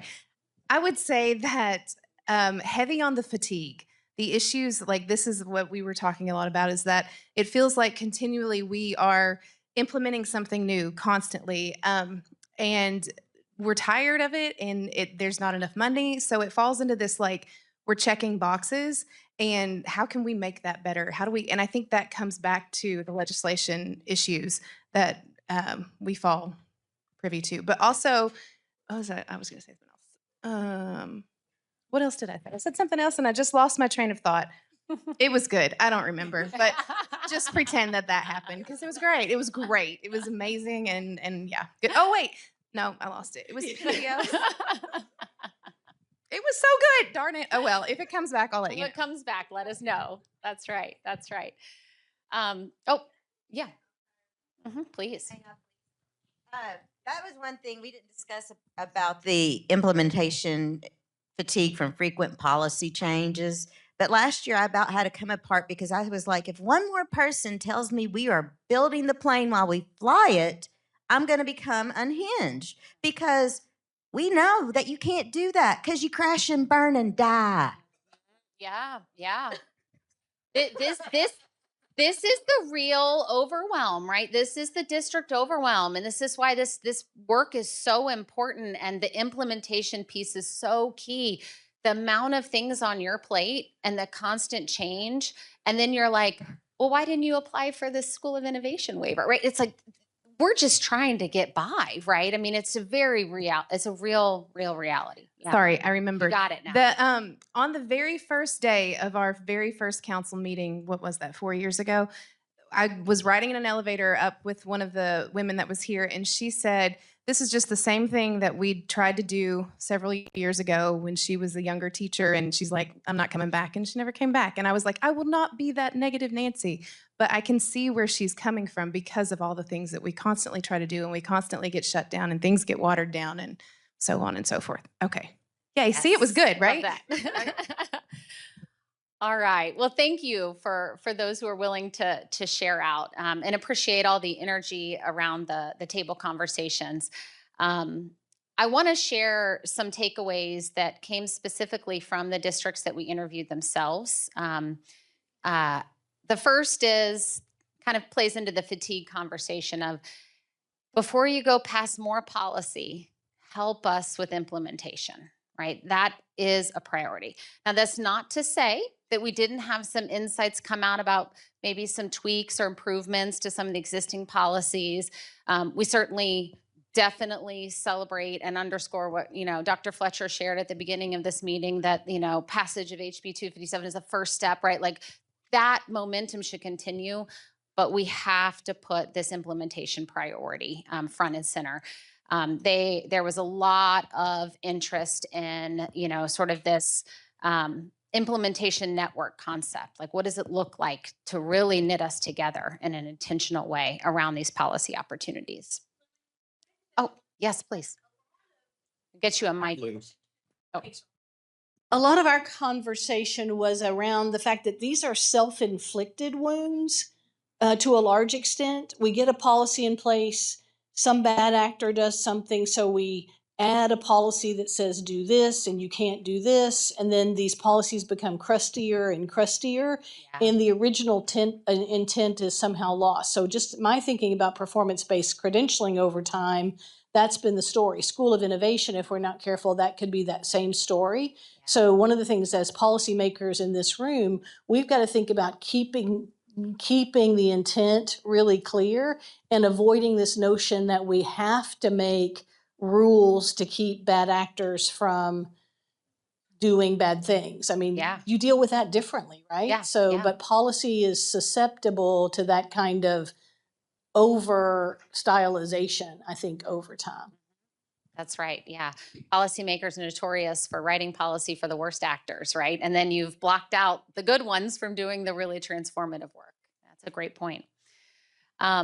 Okay, so districts are, well, let me just say, leadership development came up a lot. We're asking a lot of our leaders to try to be the transformative leaders on top of all the competing demands they have. So when we think about implementation support, intentional focus on our leaders. Districts really want practical technical assistance, right? So I kind of alluded to this earlier, but we every state does this. The federal government does this. We all put out, laws passed, then we are required to put out like guidance. This is legally what this means. They're saying, tell me what I can do with that to really transform teaching and learning. Tell me how to knit together all these flexibilities and policy opportunities to do something really cool. I want it to be practical within the context of my teaching and learning system. Peer learning, highly valued. We do a great job in this council, from what I've observed, of celebrating. We're going to hear from 3 or 4 districts this afternoon, right? Continuing to learn through the leadership of other districts. Sufficient funding must accompany flexibility. I cannot tell you how hard it is to build something new without any resources, and to try to have to comb through your budget and siphon out and make hard choices on cutting other pieces to try to prioritize this work. It takes investment. It takes investment, again, to be at the top of the priority list to be able to do this.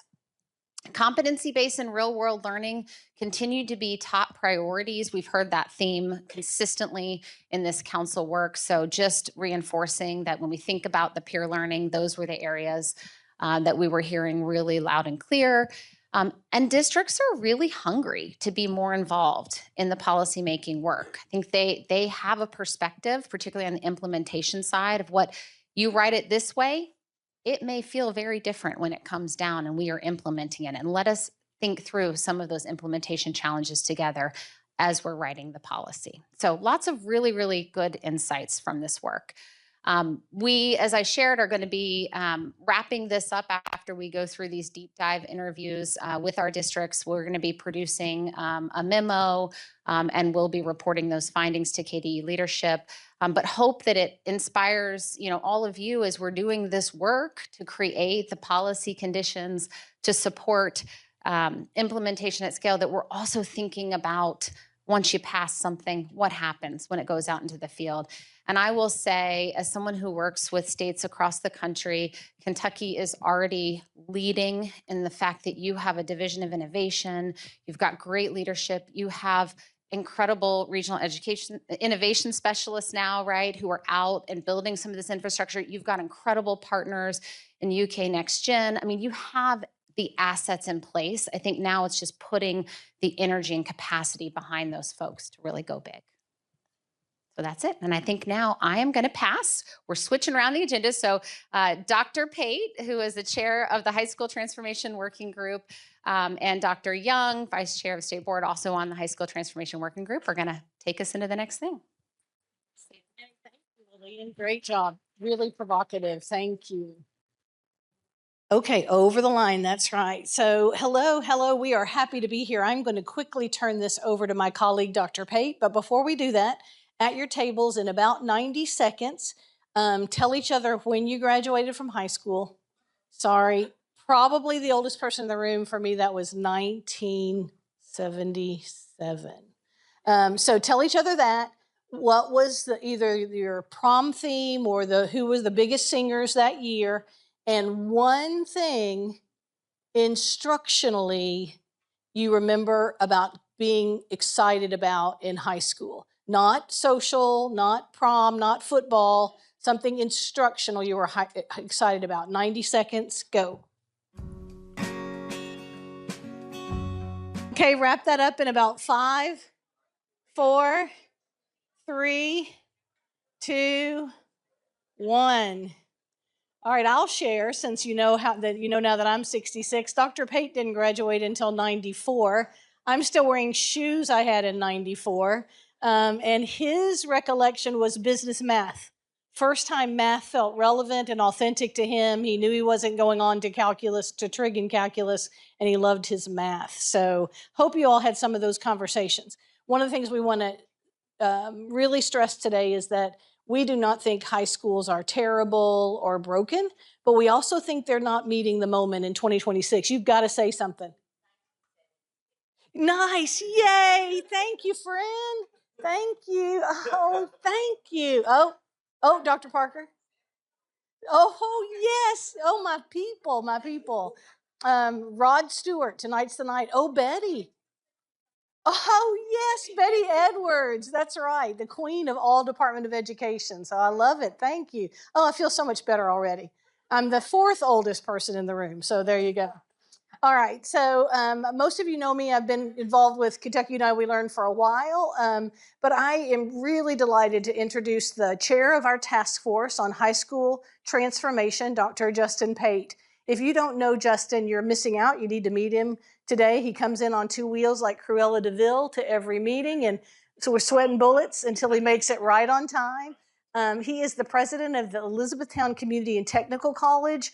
The reason he is so perfectly situated as our task force chair, for many reasons. He's brilliant, he loves kids, he's engaged with high school students and post-secondary students, has been a principal at the Area Technology Center level, and comes to us with high school teaching experience, the principalship experience at the ATC, and now as president of one of our premier community and technical colleges in the system, a real data guy who has his finger on the pulse of the workforce development needs across Kentucky. So it's my pleasure to introduce Dr. Pate. He's going to tell us what we've been up to. Oh, you got one. He gave me a foolproof mic. He said, you can't mess this up. And I was still hitting the wrong button as she was coming to talk. I got it straight, though. We're good. No, listen, I appreciate being here with you all. I'm just going to kind of jump straight into what we're here to do. I'm always very sensitive if you are the last one before you leave or the last one before lunch. So I got you back. But, you know, this is, I think, is very timely work that we were selected to do. I don't know if everybody knows what NASB is, the National Association of State Boards of Education, but our Board of Education is a member of that National Association. It provides a lot of resources, opportunities, research, networking, availability for, you know, just learning what other states are doing. And a lot of it does trickle into the policy world, which we know probably has a stronger history of being limiting than, you know, door opening, but we really want to work on that. And I think Robbie being here in this time with what his vision for our schools, this Commonwealth are, and some of these opportunities are really timing out very well. But this was an opportunity for state boards of education to participate in this high school transformation network is what they called it.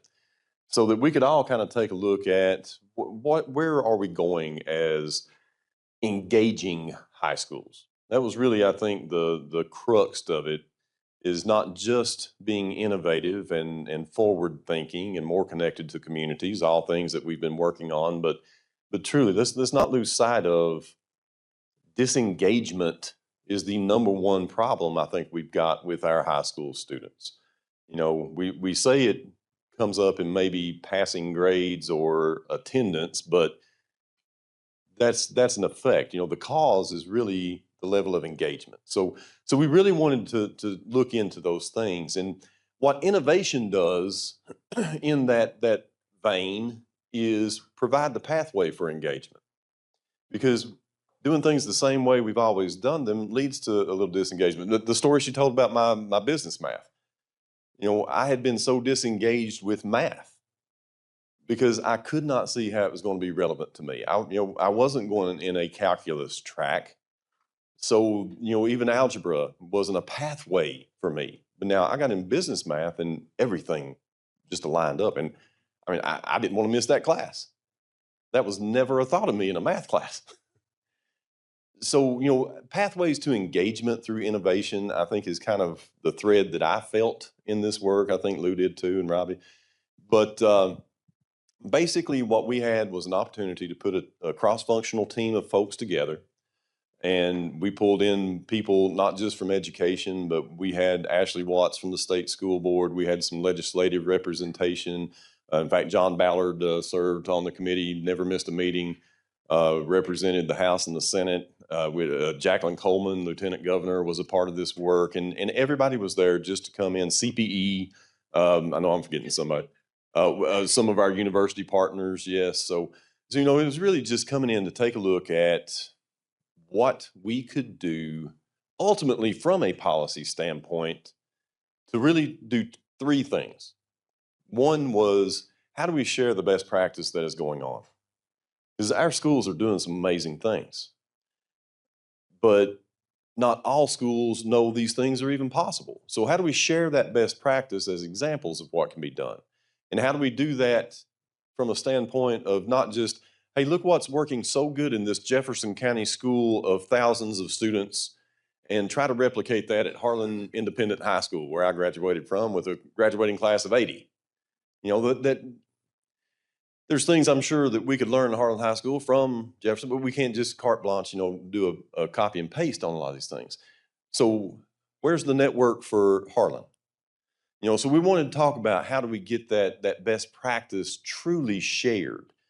And then how can we remove some of these barriers? You know, it just happens over time.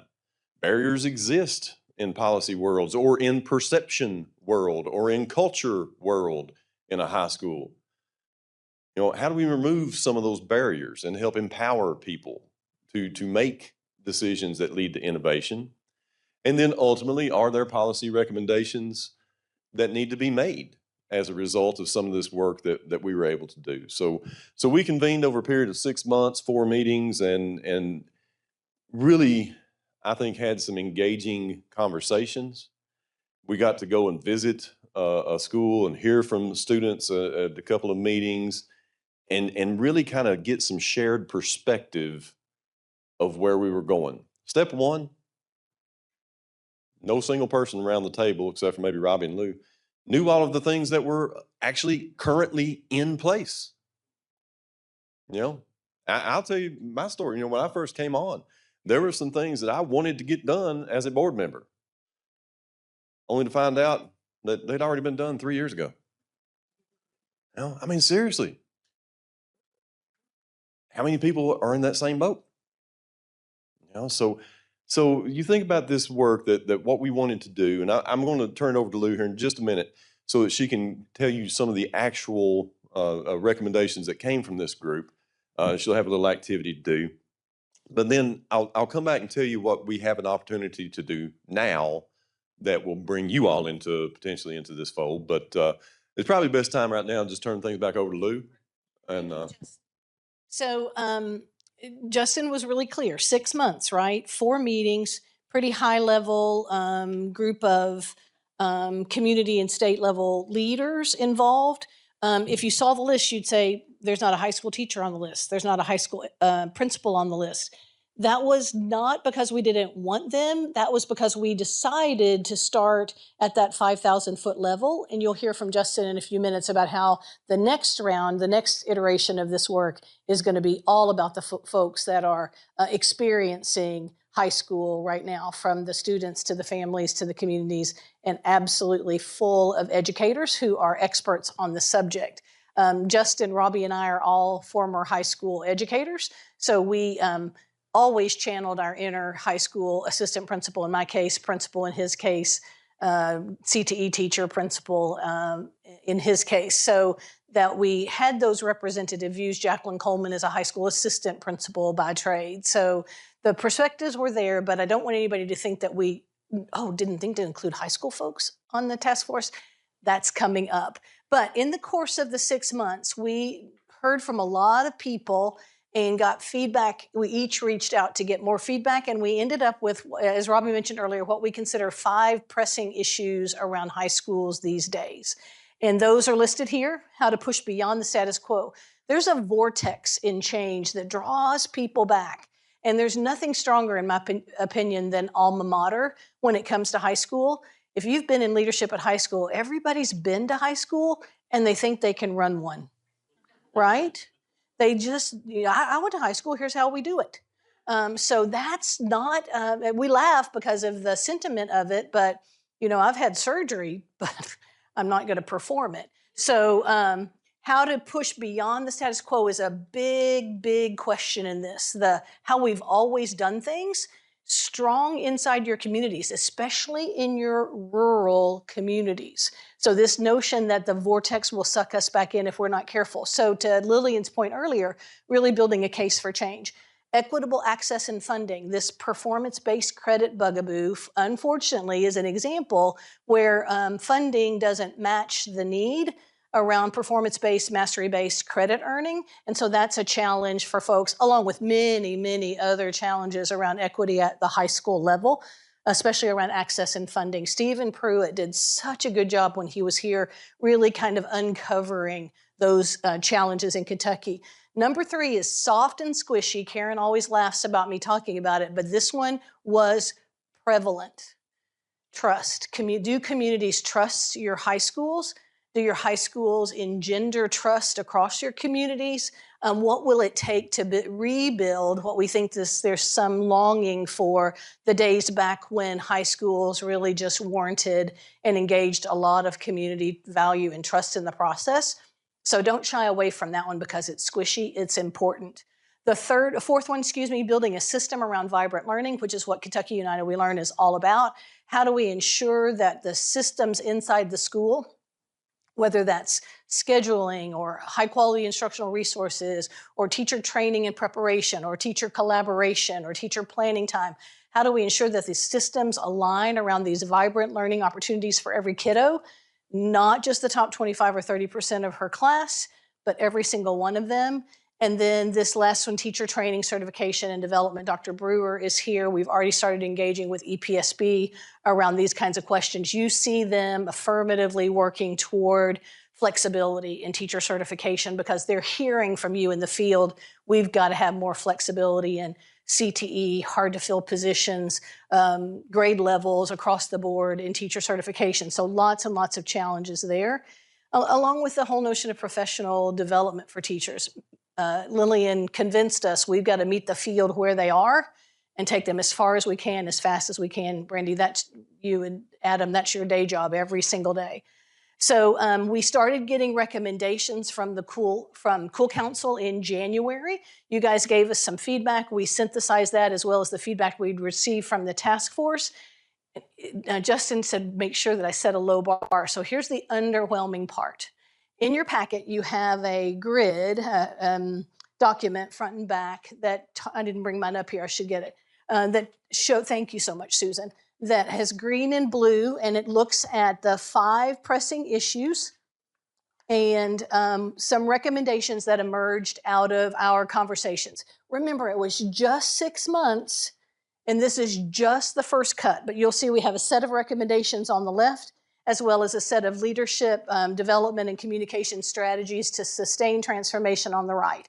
So I think you're probably going to be a little underwhelmed with these, but that's okay because we're still in the process of gathering this information. In January, Robbie and I told you we would be back to KUWL Council to talk about this further. So you guys have figured out that KUWL Council, you don't just get to sit and hear stuff, you gotta give us feedback.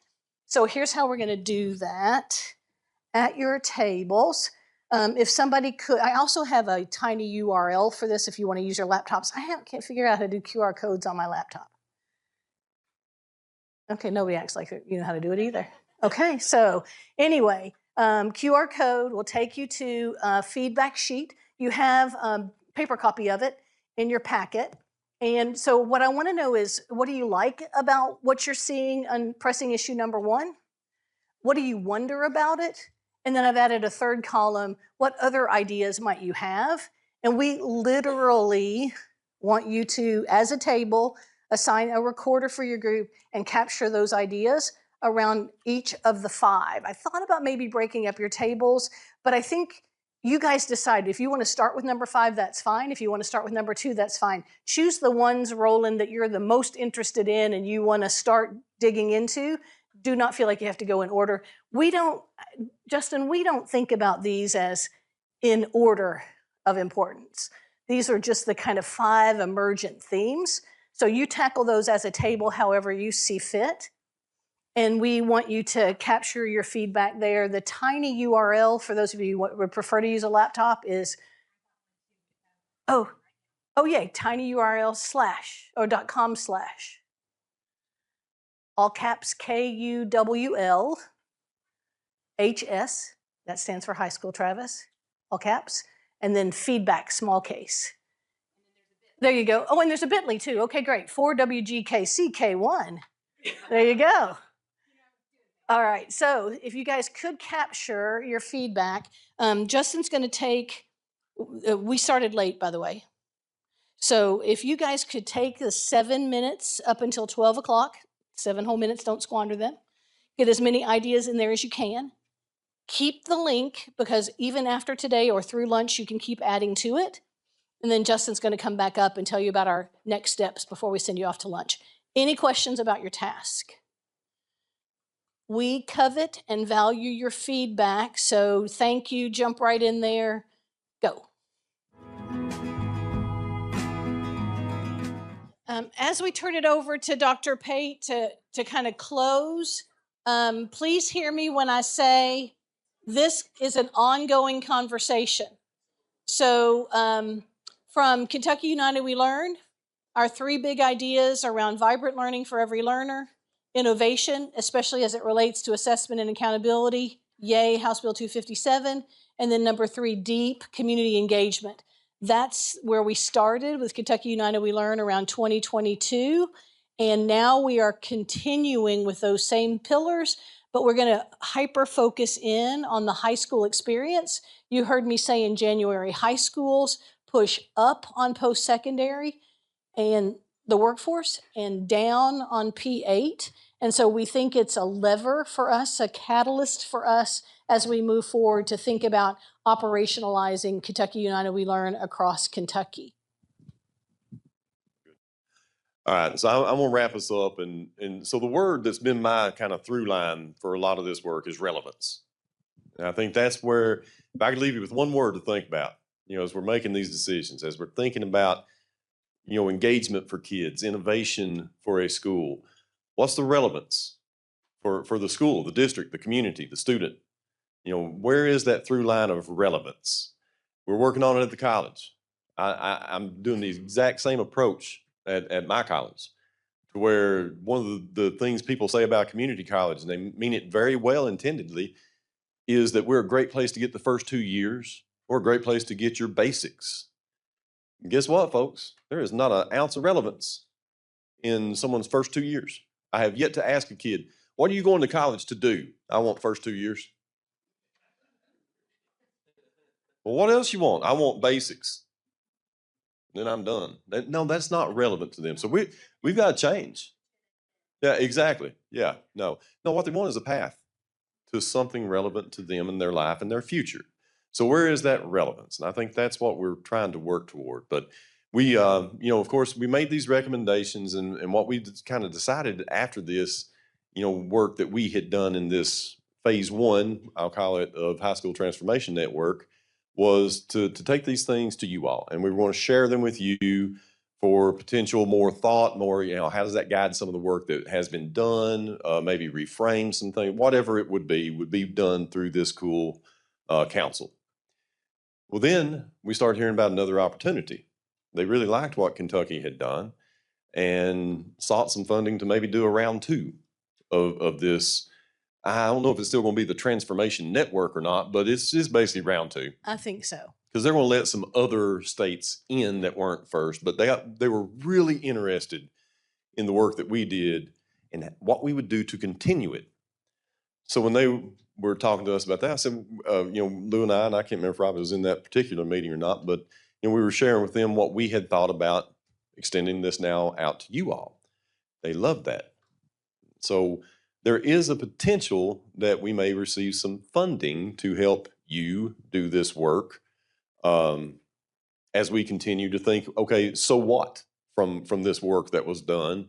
How do we bring a better sense of relevance, and how do we continue to ensure that we have removed barriers and shared best practice, and support the innovation guide and the good work that is being done? So that's kind of where we are, where we're going, and don't know. Do we have a timeline on when decisions have been made, or Yes, August 12th. Either way, Robbie and his team have already made it really clear that they understand that this is the next iteration of the work of the council, and that we'll be figuring out how.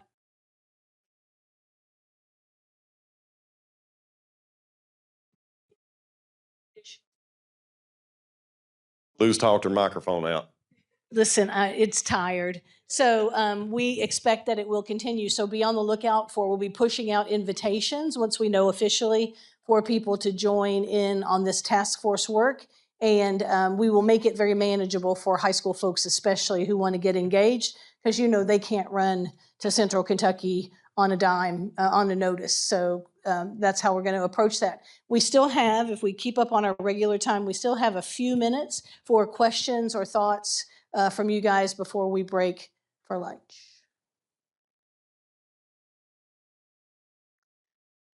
Wayne Young always, right? Wayne Young always says, I was that fifth grader who, when it was almost time for the bell, said, wait, you forgot to give us homework. Lunchtime. Justin and I'll be around if you have questions or comments. Thank you so much for your engagement.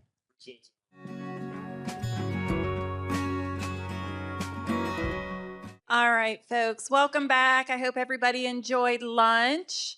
We are ready to get started again. So I hope you're ready for something fun. I am going to turn the mic over to Roger Taylor, who is with our Office of Career and Technical Ed, and I'll let him introduce our folks from Muhlenberg. Good afternoon.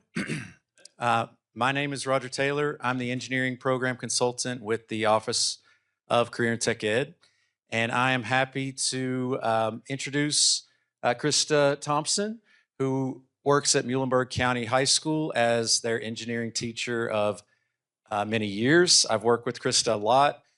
She has been instrumental in helping create our new Engineering by Design curriculum that is available for free for all Kentucky teachers. It gives them a really great curriculum to use, like I said, for free. And she's one of our facilitators for our summer professional developments, and always gets rave reviews from the teachers that attend that training. So without any further ado, I'm going to hand it over to Krista, and she's going to introduce a really fun project for students that get a really cool take home that they're all really proud of, and learn something along the way. So here's Krista. All right, thank you guys very much for having me. I'm going to talk about our LED light project that we do, which is part of the EBD Engineering 2 curriculum. Like Roger said, I did help develop that curriculum, and actually knew that this was a project in the curriculum, but had never done it until last year. And my students are obsessed with it. I became obsessed with it. And so it will be a project going forward for sure. All right, I am Krista Thompson. I teach at Muhlenberg County High School. I teach all engineering, Engineering 1, Engineering 2, Civil Engineering, and then I also teach our capstone class, which is our senior engineering class. I will be starting my 21st year in education in the fall, and it is my 18th year in engineering. And like Roger said, one of the things that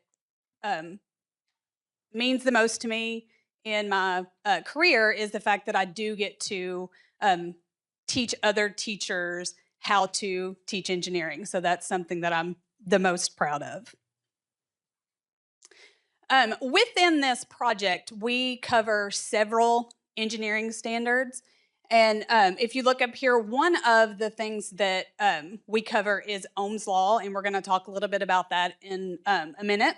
But not only do they calculate Ohm's Law, but they actually get to construct those different circuits, series circuits, parallel circuits. They get to solder. So that's a huge engineering standard. Also all about sketching, and then one of the biggest things is measurements. Okay, this is usually taught to sophomores, some juniors, and it is amazing how many students know, they've used a ruler and they think they know how to use it, but it's amazing how many of them actually don't. So not only do they get to use a ruler, but they also get to use calipers, dial calipers, and digital calipers, and they learn about precise measurements. They also do a lot of CAD, so computer-aided drafting. Most of these students will have already had CAD as freshmen, so this is kind of a refresher as sophomores. But they do all of their CAD workups, make their prototypes, and then they actually get to use 3D printers to create a rapid prototype, and they also use laser engravers to do the same. And then this is huge for me because, again, it is amazing how many students are, they don't know how to solve a one variable equation. So through this project, we're doing Ohm's Law. They actually get to, they've had it before. This is a refresher, but it's real world. They get to see, how it's really used and why it's important. So that is a math standard that we hit pretty hard with this project. So here is Ohm's Law, and we're going to revisit this in a little bit, but Ohm's Law just says that you've got a circuit, right? And within that circuit, you're going to have voltage, you're going to have current, and you're going to have resistance. So your voltage is equal to whatever the current is in your system times whatever the total resistance is in your system. And we learn about this, and I give them the original Ohm's Law equation, which is voltage equals current times resistance. And we talk about how algebraically you can solve for each one of those, okay? And at first, I don't show them the triangle. We actually go through it. How, if you've got voltage and you have current, how would you solve for resistance? And we work through that and we show how we can do that algebraically. And then I pop up the triangle, and they really love me after that because we've done it algebraically. Well, Ms. Thompson, why didn't you just show me the triangle in the first place? But it's a really good tool for them to then use. And even having done this, I've taught engineering 2. I think this is going to be year 17. Even after 17 years, I still pop the triangle up there for myself because it's just easier. It's quick. Okay, I know how to do it algebraically, but let's use the triangle. So we talk about Ohm's Law, and we do that. So hopefully, there we go. Okay, hopefully you all have a handout, and that handout, Ms. Pate, do you have an extra one?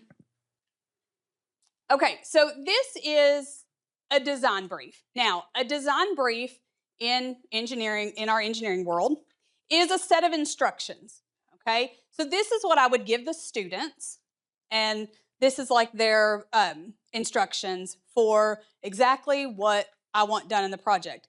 In the engineering world, if you are hired by someone, they're going to get, this is what they want you to do, okay? So if you look through here on the background, it says you are tasked with designing and building a custom LED acrylic sign. Your sign will be customized with a laser engraved image, which will light up from an LED soldered into a 3D printed base. So right there, that's a lot of information, okay? And we're gonna hit a lot of things. So we're going to 3D print a base, we're going to engrave acrylic, so that's 2 rapid prototyping avenues that they're gonna get to explore. And then also the big thing is it's an LED soldered into that base. So we're gonna look at circuits, we're gonna look at soldering, we're gonna look at Ohm's law, okay? You've got some design examples there. Those are actually examples that my students did this previous year. And then you have your constraints, okay? What are the rules that we have to follow? What size does the base need to be? What size does the acrylic need to be, okay? So the acrylic should fit within the following parameters: 5 inches long by 4 inches tall. Exceptions may be made with approval. So a lot of kids want to do their name, okay? Well, if your name is Hall, it's, you can fit it pretty easily in those parameters. If your name is Whittinghill, not so much. So there are some exceptions. We can always maybe fudge a little bit and get the acrylic a little bit larger. But the 3D printed base, we kind of have to stick within these parameters. Okay, we have 4 inches by 4 inches by 1 inch thick. But again, remember, these students have had Engineering 1, they've had lots of practice with CAD. So I wanted to make it a little bit trickier, not just a circular base, not just, a rectangle, something a little bit trickier. So within these constraints, I say it has to be more of an intricate shape, or there has to be something like embossed into the base or something raised from the base. And then one of the most important parts is the hole size for the acrylic. Okay, so the hole size for the acrylic needs to be 3.05 inches by 0.17 inches by 0.5 inches deep. Okay, and that's going to come back into discussion in a little bit when we're talking about what size does the acrylic need to be, because it has to fit. Okay, and then we also talk at this point, it says shelled to 0.1 thickness. That means, if I grab my example here, that means that it's not solid all the way through, okay? And at this point, we have a discussion, well, why not make it solid? Wouldn't that be easier? Well, it might be easier, but what are you saving by hollowing it out? Material, right? Okay? And ultimately, if you're making 150 of this, you're saving money, okay? So we talk about that. On the back here, we have some, after they've finished their project, go back and I want them to reflect on it. This allows them the opportunity to reflect, but it also allows me an opportunity to learn from what they've done. What would you like to see, when I do this in future classes, what would you like for me to do differently? What suggestions do you have for me? So I always like to put some sort of reflection on there. But that's the design brief. Equipment that you would need in order to conduct this project. You do need some sort of 3D modeling software. We use Onshape. There's Fusion 360, Inventor, pretty much anything that will create a 3D model. You need some sort of laser engraving software. We use Lightburn. A 3D printer, we are very fortunate that we have, I believe now it's 16 Bamboo printers. I don't know how familiar you all are with 3D printers, but Bamboo has a 3D printer for $199. I mean, you can't beat it. Does quality prints just like some of the, $15,000 printers. Laser engraver. We use an 1/8 inch thick acrylic. A drill, and we're going to talk about why in the world you need a drill here in a little bit. Wire strippers, a USB cord. Now, we just provide our students with USB cords. You can actually use old mice cords. Old cell phone chargers work. So some sort of USB cord, an LED, a 100 ohm resistor, soldering irons, and obviously solder, and then hot glue guns and glue sticks. So my students have their design brief, okay? If you know anything about high school students, they're ready to go right for it, okay? They know exactly what they're gonna do, and they're ready to just, let's build it, okay? This is where I have to back them up. I'm like, okay, hold on. I know that you think you know what you wanna do, but let's explore some different avenues, okay? Let's brainstorm. They are given their freshman year an engineering notebook, okay? And I love this notebook because it's kind of like their portfolio, okay? They get it their freshman year. Any projects that we do, they will record them in this engineering notebook. And then by the time they get to their senior year and they're done with the senior capstone, they have record of all the projects that they've done. But we start with, I tell them, I want you to come up with 2 complete LED light fixtures, okay? What do you want? You've got to have an acrylic, got to have a piece of acrylic, and then you've got to have a base. So here are some examples of one of my students. She said maybe a round base, which doesn't fit the criteria, except for the fact that she was then going to put our logo on top of it. So by embossing that or raising that, that met, that part of the constraint. And then the horse head logo would be her acrylic. And then another example or another idea she had was making the base into a Mickey Mouse head and then putting a Walt Disney quote on the acrylic with, again, it in the shape of Mickey Mouse. So that's actually, if you look down on the end, that's the one that she ended up doing, and that's her finished project. But I also have them, and I didn't mention this, but a lot of them, they get that design brief, but then they don't actually read it. So I'm like, I want you to write down what it says. What are your constraints? What are your rules? What do you have to follow? And a lot of times by making them write it down, they'll follow it better.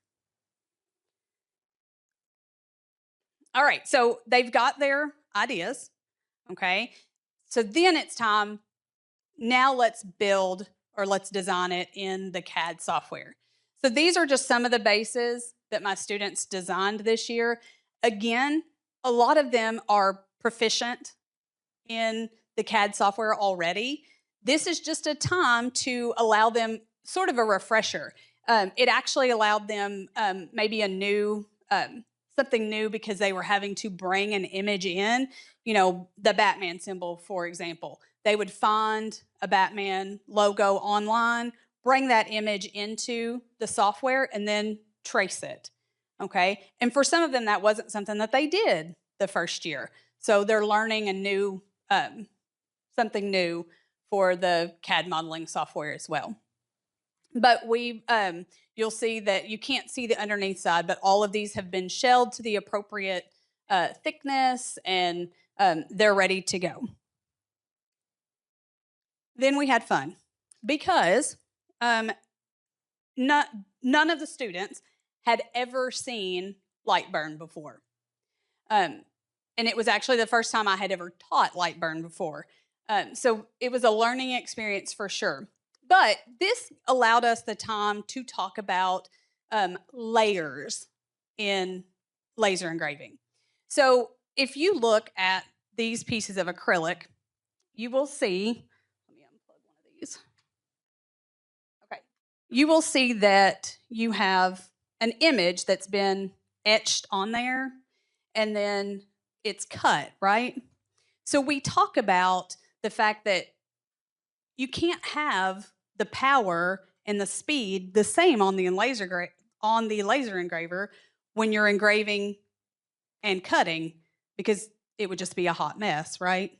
You'd have a bunch of holes everywhere.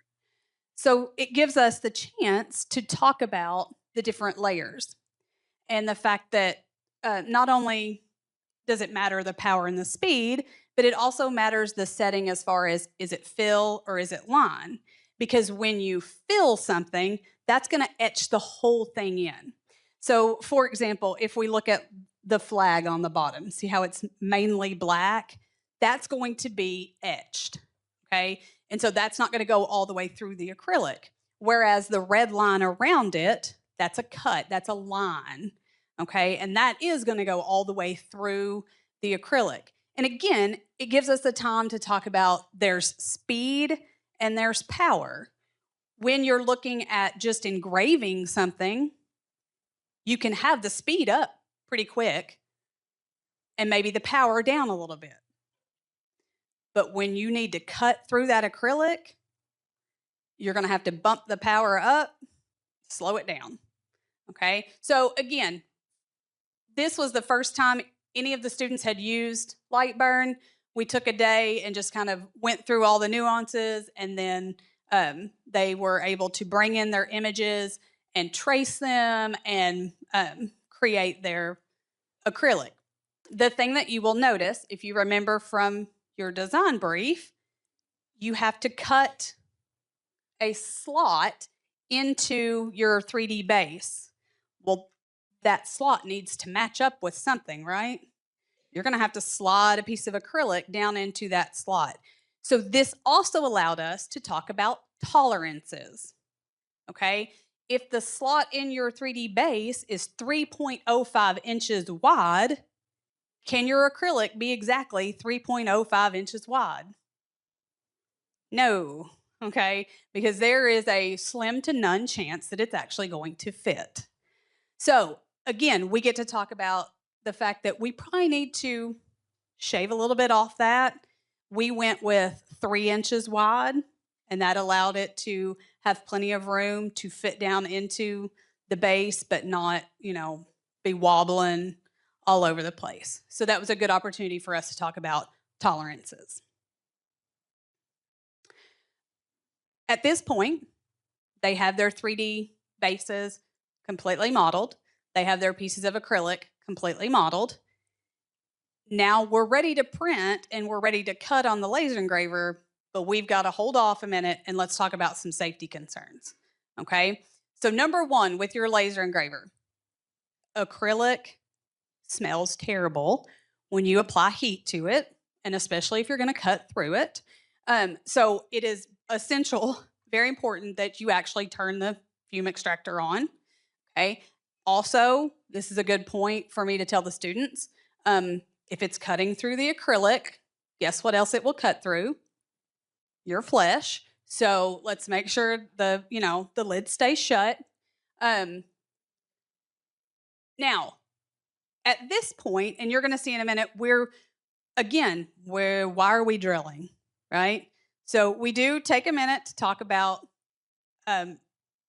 drilling etiquette, how, making sure that we have our safety glasses on and that the base is going to be secured for our holes that we're going to drill. And then soldering, okay? Soldering, it's very hot, okay? 480 degrees Celsius.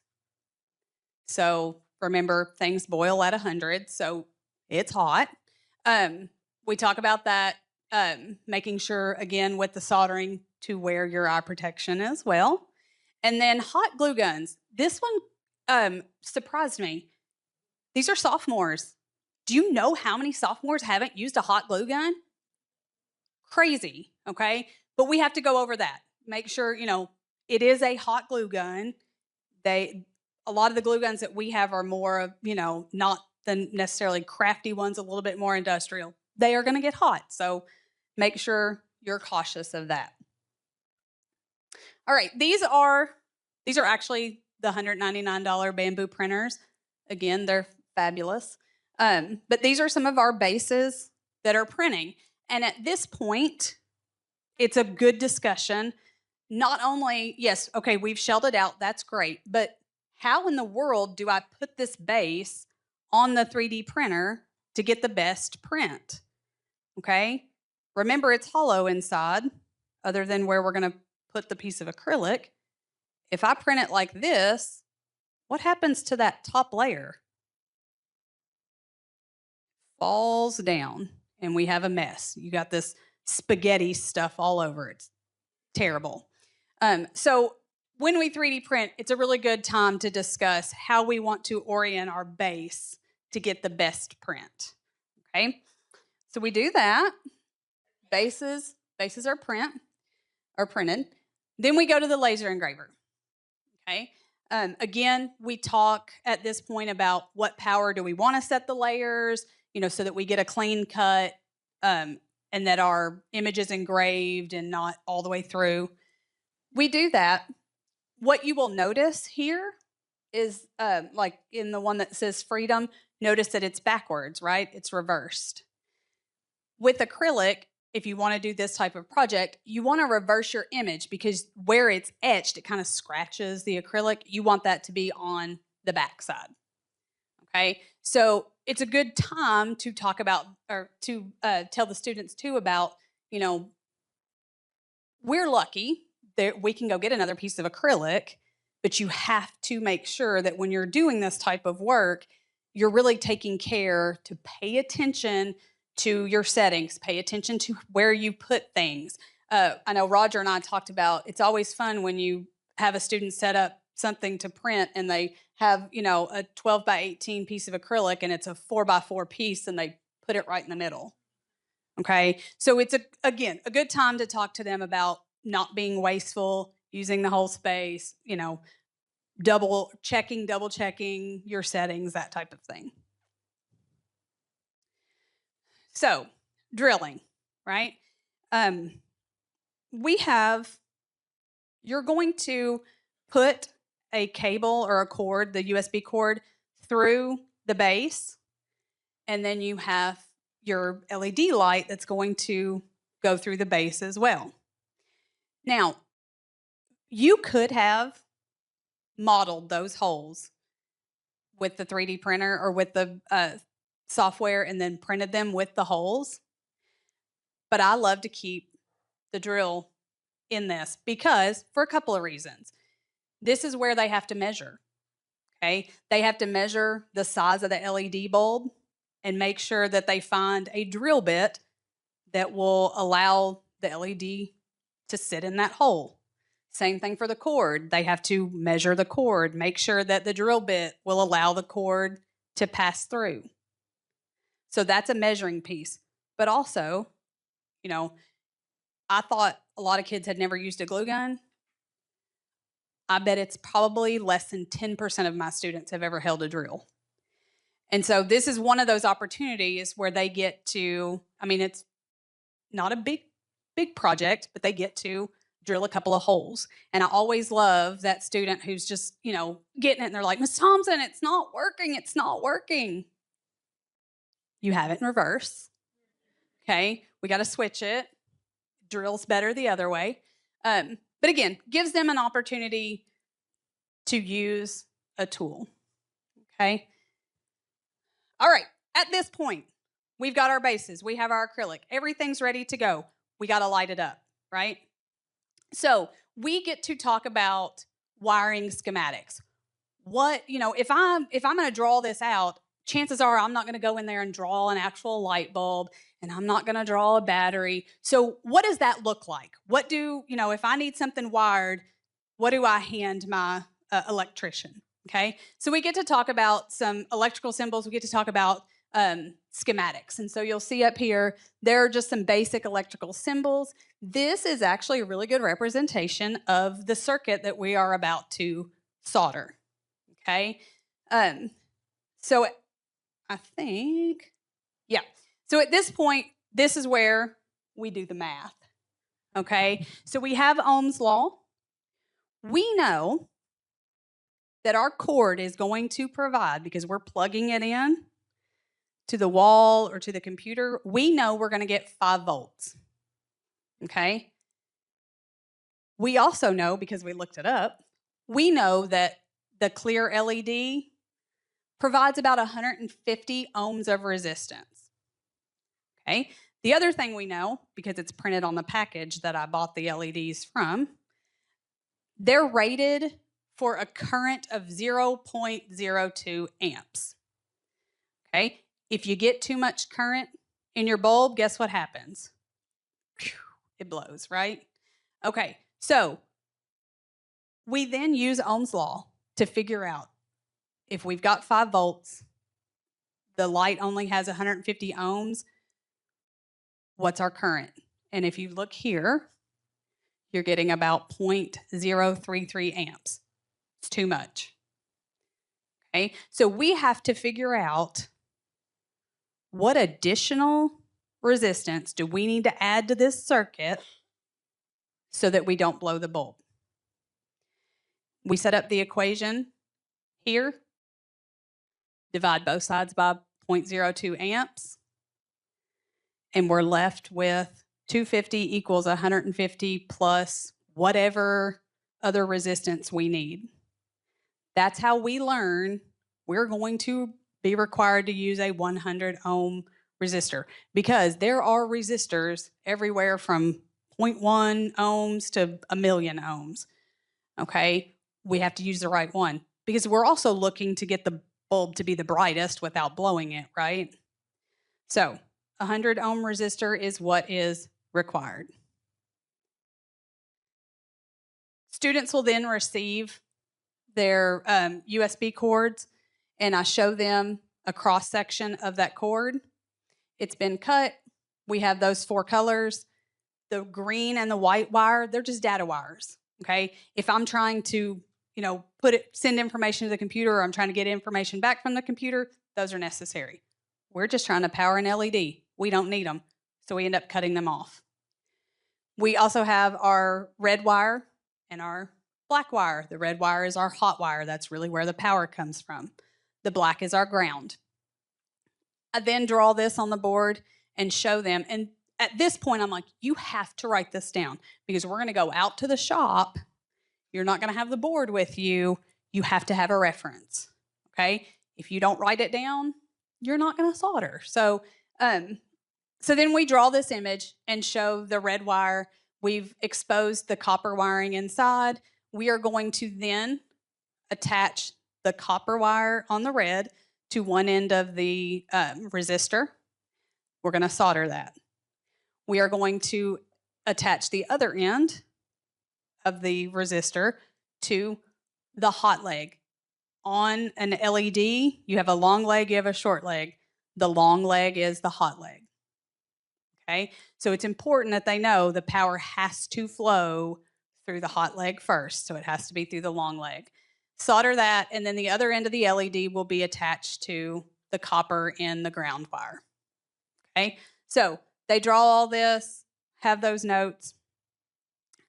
At this point, we're not going to solder just yet, but there should be 5 soldering irons at various locations. If you guys will plug those up, just so that they can heat up for a minute. Yeah, and they are top heavy, so if you'll just kind of watch.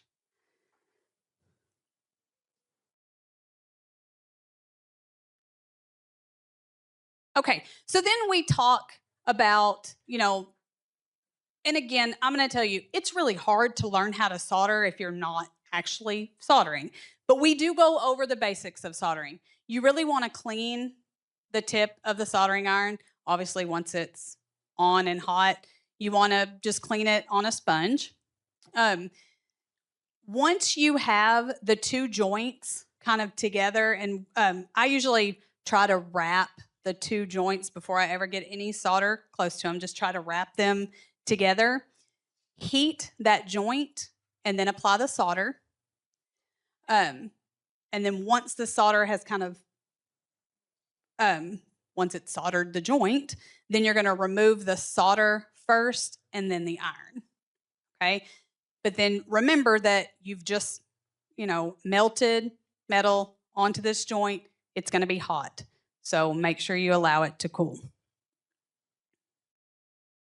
And this is some of my students actually doing their soldering. I'm telling you, this is one of the best days out in the shop. They all have so much fun. And I love to see, there's kind of some different techniques. The guy on the end is using the magnifying glass. The other 2 are like, nah, we don't need that. So again, one of the best days out in the shop. And then this is some of my students with some of their finished projects. I mean, it's amazing. I have everything from video games to I think the little girl on the bottom, hers is a Broadway show, I believe. The third one on top, Peyton, he has his own business. He does signs. Funny story, he and I did not get along at the beginning of the year. We really butt heads, but then by the end, when we were doing this project, he's like, I love this class, you know? But his is actually a sign with his logo on it. So something that he could display as he's, you know, making vinyl signs. So some great examples. All right, now it's your turn. So we have, I need Dr. Fletcher and 4 other volunteers I actually have made each of you one of these LED lights to take home, but I've got 5 that aren't finished yet. So we're going to have 5 of you volunteer, and we're going to use those tips. If I can put that back up. Okay, so the good news is you're going to, you know, usually in this project you'd solder 3 joints, right? You only have to solder 1. The other 2 are already done for you. The wires have been stripped. The acrylic's already done. So you're just soldering. So what you want to do is the 2 ends that are not already joined, you're going to put those together. You're going to twist. And then Roger and I will be around to kind of help you solder that last joint. And then we can hot glue the acrylic on there for you as well. District presentations, and then another activity before we wrap it up for the day.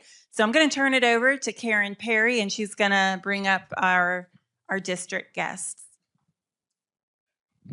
Thank you, fellow Karen. I would like to point out that neither one of us are that kind of Karen at all. Who's he talking about? So my name is Karen Perry, not that kind of Karen. I'm the executive director of the UK Center for Next Generation Leadership. Next Gen gets the opportunity to do a lot of capacity building around not only vibrant learning, performance assessment, local accountability, lots of amazing partnerships across the state with districts who are doing great work. Through our travels, there's so much to celebrate across Kentucky. There's so much that we have learned alongside districts. But one of the things that we've learned is that leadership matters a lot. We're a leadership capacity center. And so individual districts who have committed their resources, their time, their energy, their effort to bringing vibrant learning to every student, particularly in their high schools, and then connected that to their local accountability efforts is really something that we're on the lookout for. We celebrate every chance we get, and I'm looking across the room at lots of folks who have been at that for quite some time. One of the places who's been at that, actually 2 of the places who've been at that for quite some time are Allen County and Fleming County. So I'm really excited to bring up these 2 districts, first Allen County, followed by Fleming County, and they're going to talk to you about the high school experience, including CTE and vibrant learning and what it looks like there, connected to their local accountability efforts. And you can begin to see what this can look like in a comprehensive high school, in a district where leadership has decided to prioritize this and really make it a reality. So taking it from abstract and bringing it to fruition for every kid. So happy to bring up Travis Hamby and Shane Humphrey. Travis Hamby, who's the superintendent of Allen County Schools, and Shane Humphrey, who's the high school principal, who's going to talk to us about what high school looks like in Allen County.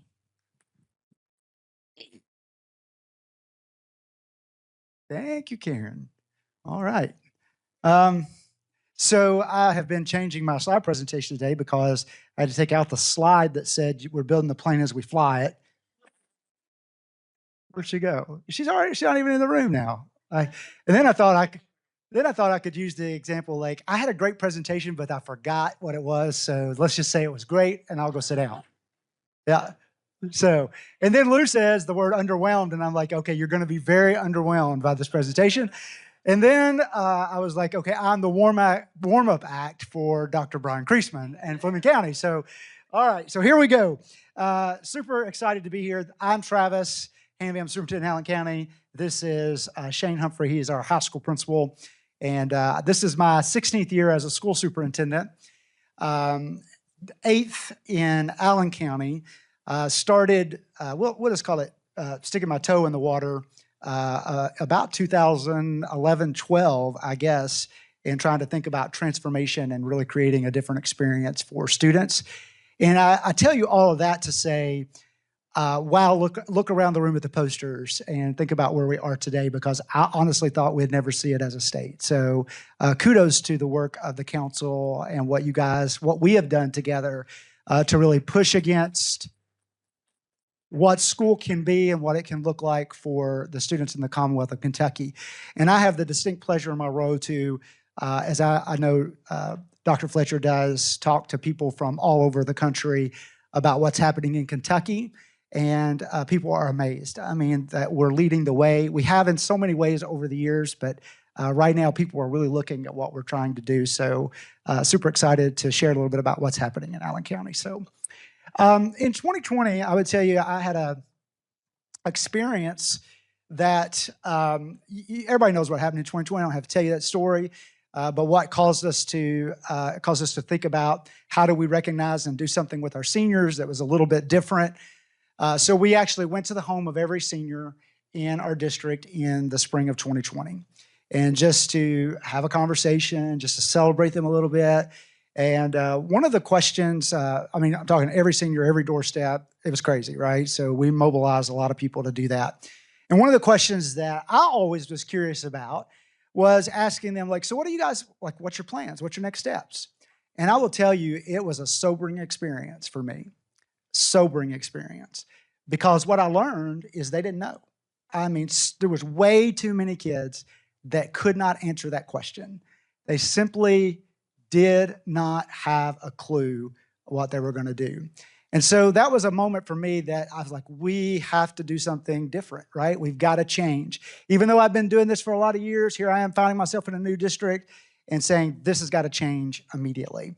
So that kind of brings me to some questions that I wanted us to grapple with as a school district. And that is, we don't want a student leaving Allen County Scottsville High School with not being able to answer the question who they are. Like, what is it that drives me? What makes me tick? What am I super excited about? What am I passionate about? What do I want to learn about? Who I am as an individual. I want every kid that walks across Allen County Scottsville High School stage to be able to answer that question for themselves. Who am I? What am I interested in? What's my passions? What's my interest, et cetera? And then, what is their next step? Like, what am I going to do, right? How am I going, like, what is it? Do I need to go to a post-secondary training of some sort? Do I need to go to a college, a 2-year technical college, or can I go directly into the workforce? So I want them to be able to articulate, if I have this passion, I want them to know what they are going to do, and I want them to know how they're going to get there.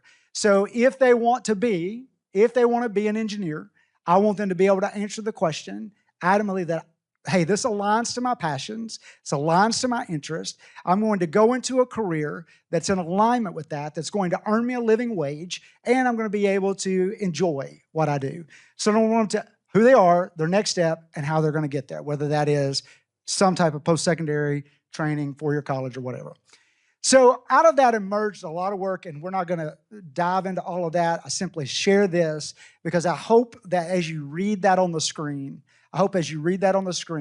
it embodies the answers or our vision to be able to answer those questions for our kids.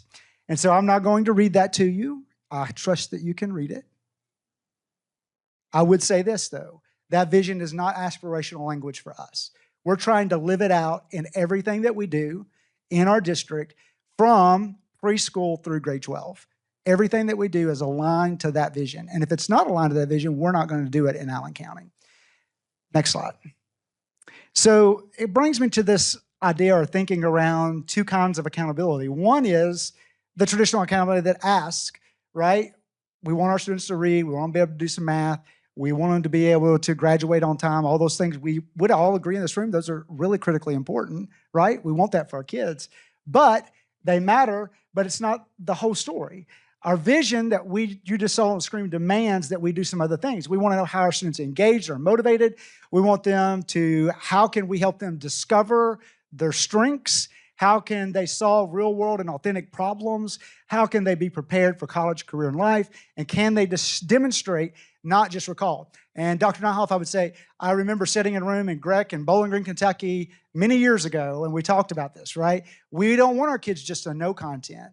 We want to be able to apply it and transfer it to different settings. If they can't do that, they really haven't learned what it is that we're hoping that they learn. So we want to make sure that they can transfer that knowledge. And we believe, like you all have heard this 100 times, I feel like I'm singing to the choir today, but you know, when we go take that driver's test, we're not just answering questions we're not just doing the paper pencil test, right? We got to sit in the car seat and we got to drive, and they give us the license as a result of that. So the bottom line is we want our kids to not just recall knowledge, but to actually demonstrate it for others. All right, so when I think about high school to redesign, it's not about just these containers or buckets, if you will. It's not just about like academies or specialized programs, the physical building, the space, not about the courses that we offer.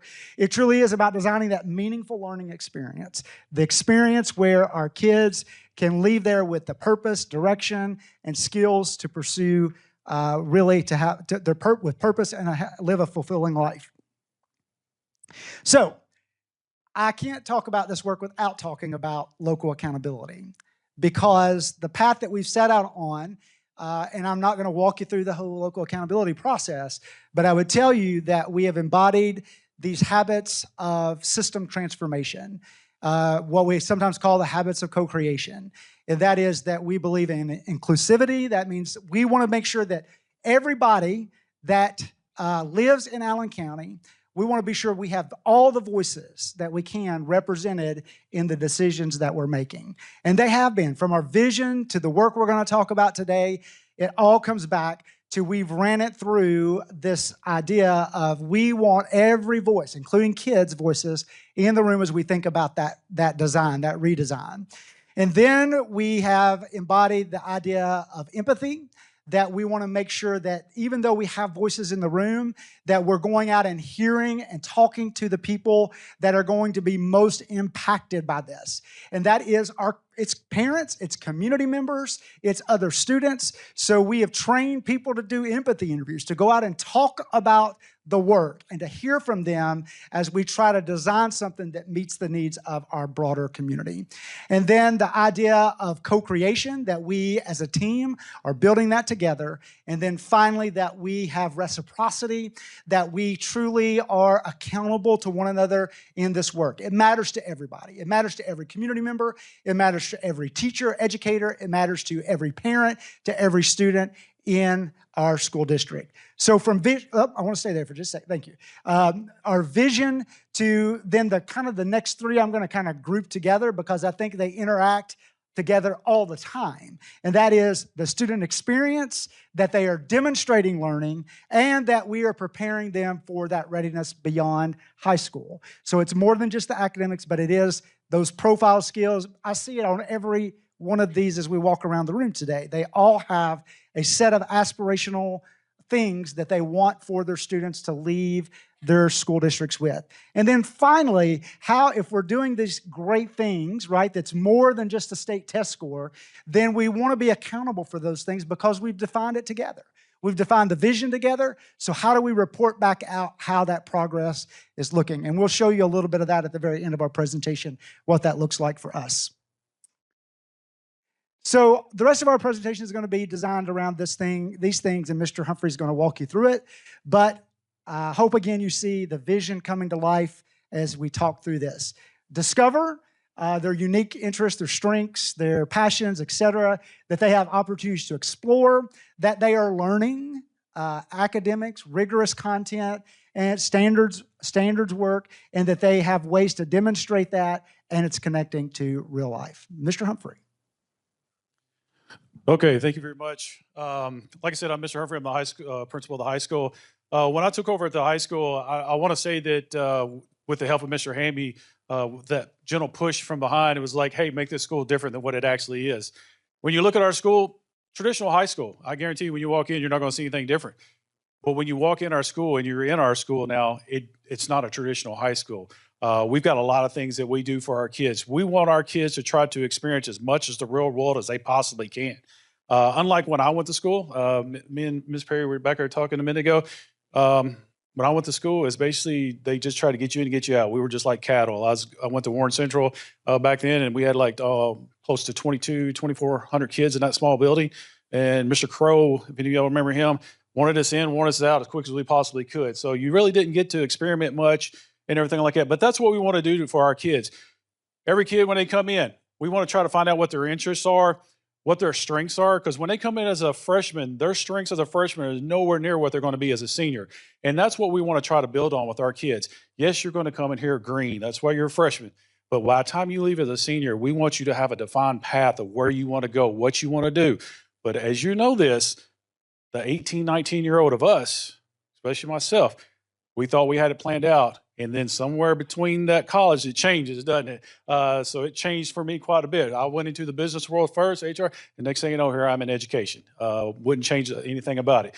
But passion, we want kids to have passion. We got some kids that come in day one, know what they want to do. They know they want to be a nurse. They know they want to be working in the workforce. They know they want to do industrial maintenance. We got some now that know when they come as a freshman, they want to be teachers because they know we got an educational program. And then our future possibilities. We don't want a kid to come in and say, I just want to be a nurse, okay? Because they say that's all I can be because that's what my mom is. But we want to try to let them find out there's other things in the medical field that they can actually do that may be their interest. We're not trying to take them away from nursing. We're just trying to find out some other things, interests that they have. Oh. I laid it down, my bad. So what we do with our kids in every freshman and every year, we do what we call a RISAC test with our kids. And it's interesting to watch them take this RISAC because what it does, it comes back, they fill out a series of questions. It's going to tell them what their passions are and what their strengths are. So we ask a lot of these freshmen, write these down, put them in your digital portfolio. I want you to look back on them your senior year and see how much you've changed with it. So that's what we do. We sit down with them. We want to know what they're interested in so we can try to help plan them for their future with us because we're not necessarily a high school where you're going to take English 1, English 2, English 3, English 4. Yeah, you're going to do that because that's what the state requires us to do. But we're going to try to plan it out as much as we possibly can to try to suit in your best interests that we got. So what we try to do, what do you want to do? What do you want to be? What do you got? We have kids to start doing research, career explorations. We want them to look at how much schooling is going to be needed. A lot of kids don't realize how much schooling it's going to take to be physical therapists. What kind of competition it's going to take to be a nurse, especially where we're at in the nursing school with Western. That's very competitive to get in down there. We want kids to know that, what you've got to do, everything like this. So, but we want kids to look at it. You know, there's other things you can do out there that can make just as much money as a nurse that you can find in that field. Or if there's something else you want to do, that's what we want to do. We want to try to open the doors up for our students as much as possible. So a lot of the things that we do are data-driven. We try to show our kids as much as possibly can. But as you know, every freshman coming in, every male wants to be a what? NFL, NBA, basketball player, right? So that could be their goal as a freshman. But we're hoping that's not unless they're very special by their senior year. So we're wanting to try to narrow that down for them and get them on the right path. So that's what we're trying to do is get them to see where they're at, where their strengths are, and play off that. So what we try to do with our kids, we did it this past year. It's worked very well for us the last 2 years, very well. We started bringing parents in before we had this program to sort of sit down with parents because, as you know, in high school, we lose that connection with parents because a lot of kids are saying, hey, I'm going to do my own schedule. Parents are like, I didn't know they signed up for this kind of thing. So we started bringing parents in with their kids. Mr. Hamby, his 2 sons come in, sat down, did their schedule. We try to plan out the next year, the next 4 years. But what we try to do now is we try to build a 4-year course plan, just like when all of us went to college, right? You set out a 4-year plan. This is what you got to take every year. This is what we try to do with our kids. Choose a pathway. We're going to talk about that later, but we try to get a kid to choose a pathway, what you're interested in. But we also allow them to change because once they get in, they may say, hey, all my brothers and sisters did ag. They get in there and they realize, ag is just not for me. I like industrial maintenance a little bit better. So we've got that opportunity for them to change. And dual credit, we'll talk about that in a minute too. A lot of times when we go to Next Gen, me and Mr. Bonds, that we go up there, a lot of schools sit there and say, we don't know how you offer this much AP, or excuse me, dual credit, but we offer our kids a lot of dual credit because we're sitting there trying to help them out as much as we possibly can, as much as dual credit they can get to go to that next level they want to. It's more affordable to get it in high school than it is in college. So that's one thing we try to do as well. And then a lot of post-secondary goes. That's what we try to do. We don't want kids to try to take before. Kids were just taking as much AP and dual credit as they possibly could, and it wasn't lining up with their pathways. So they were burning it. Yes, you know, it goes into elective, but that's something we didn't want to happen. So student experience careers, not just to hear about them. That's what we're all about. The last couple of years at the high school, we started doing a little bit of different things that we've got. We've got 27 pathways that we have at our high school. 27. That's a lot. Yes, we're the high school and CTC connected, but that's a lot of pathways for our kids to choose from. We had more than that. We condensed some of them because we were saying, hey, this pathway is just not where a lot of our kids are going. But a kid gets to pick up to 3 different pathways when they're doing their course planner. 27 choices are available, like we said, for the career pathway. That's anything from what we started 4 years ago with an educational pathway. We wanted to grow our own teachers. You know, with the teacher shortage we have, we started an educational program. It's been very successful. Mr. Hamby can tell you. We've got a lot of kids that are coming out of it, going straight into it with almost an associate's degree, and they're going to be flipped back over to us in a couple of years to help replenish our educational program. And then, like I said, dual credit. We offer in-house about right under 20 dual credit classes in-house. And then we got between 50 and 60 to spend on the college of outside dual credit that our kids can actually get. So that's a lot. So we got to wrangle them in to make sure they're actually taking the right courses that they can take. And then, like I said, dual credit, what we try to do with our dual credit that we got, we don't limit it to who can take dual credit. You know, a lot of schools say only certain kids can take dual credit, do this, do that. We do not do that. If you want to take dual credit, it fits in your pathway, we're going to make sure you get that dual credit opportunity. That can both be as a core, but also on our CTE. We got a lot of kids who struggle in core that will take a dual credit in their CTE because that turns around. If they want to go to SCI, they've already got that credit to be able to go that direction they have. Barriers, we try to financial, academic, we try to help them as much as possible with dual credit. You know, we got cybersecurity that we've got with our kids now with We Lead CS. A bunch of kids are wanting into that we've actually got to turn away because we don't have enough seats with that, but that's a growing field we got. The goals, we try to make sure that these kids' pathways, so they don't just get into, like I told you before, they don't get into a dual credit that they're not going to need.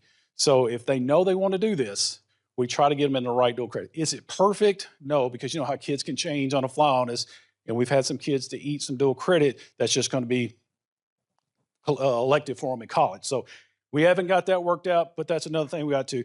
And then expanding opportunities we got. We just don't focus on accumulating dual credit. We want to make sure that we're expanding students as many opportunities as they possibly can so that they know what's out there with that. Do you have a Yeah, just Mr. Humphrey was talking about how we try to remove the barriers. You know, the state has been paying for some dual credit, as you guys know, but we have made sure not only do they get those, but we also fund. So our students have not paid for dual credit opportunities. Our board has picked those up to the amount of $125,000 last year just for dual credit. We had 1,264 college credit hours earned, 364 students served. We've seen a 21% increase in dual credit courses offered, 52% increase in dual credit enrollment, and an 86% increase in early college participation. So really proud of those numbers and the commitment that we've made to see that become a reality for all of our kids. So the access is tremendous. And I have to say, with every one of the institutions down here at the bottom, they work very well with us. I know UK, they work very well with us when it talks about the classes they've got. If you're working with them, Murray, if you see them up there, they're working with us. Our ag program, they do a great job with that. Sky, CTT, and Western, those are our two biggest ones. Probably about 80 to 85% of our students that are graduating are going to go to these two institutions.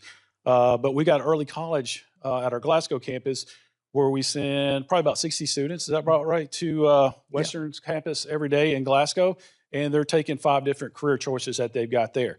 But then we've also got kids that are doing off campus at Sky, where they're getting credit and everything like that. So, and our University of our Cumberland's down there in Campbellsville is our educational program that we've got that we're working with them. So we try to give these kids as much as possible, but we're not going to partner with somebody if we know that a kid is not going to go here or it's not going to transfer to them, because we just, like I said earlier, we just don't want to make it non-feasible for them.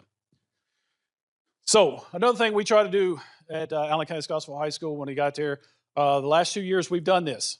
We want kids to experience as much as the real world as they possibly can.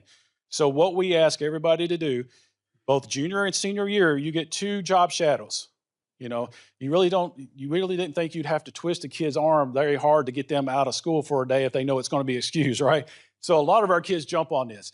And it's been really neat to hear these kids go out and then come back to us and we say, well, how'd your job experience go?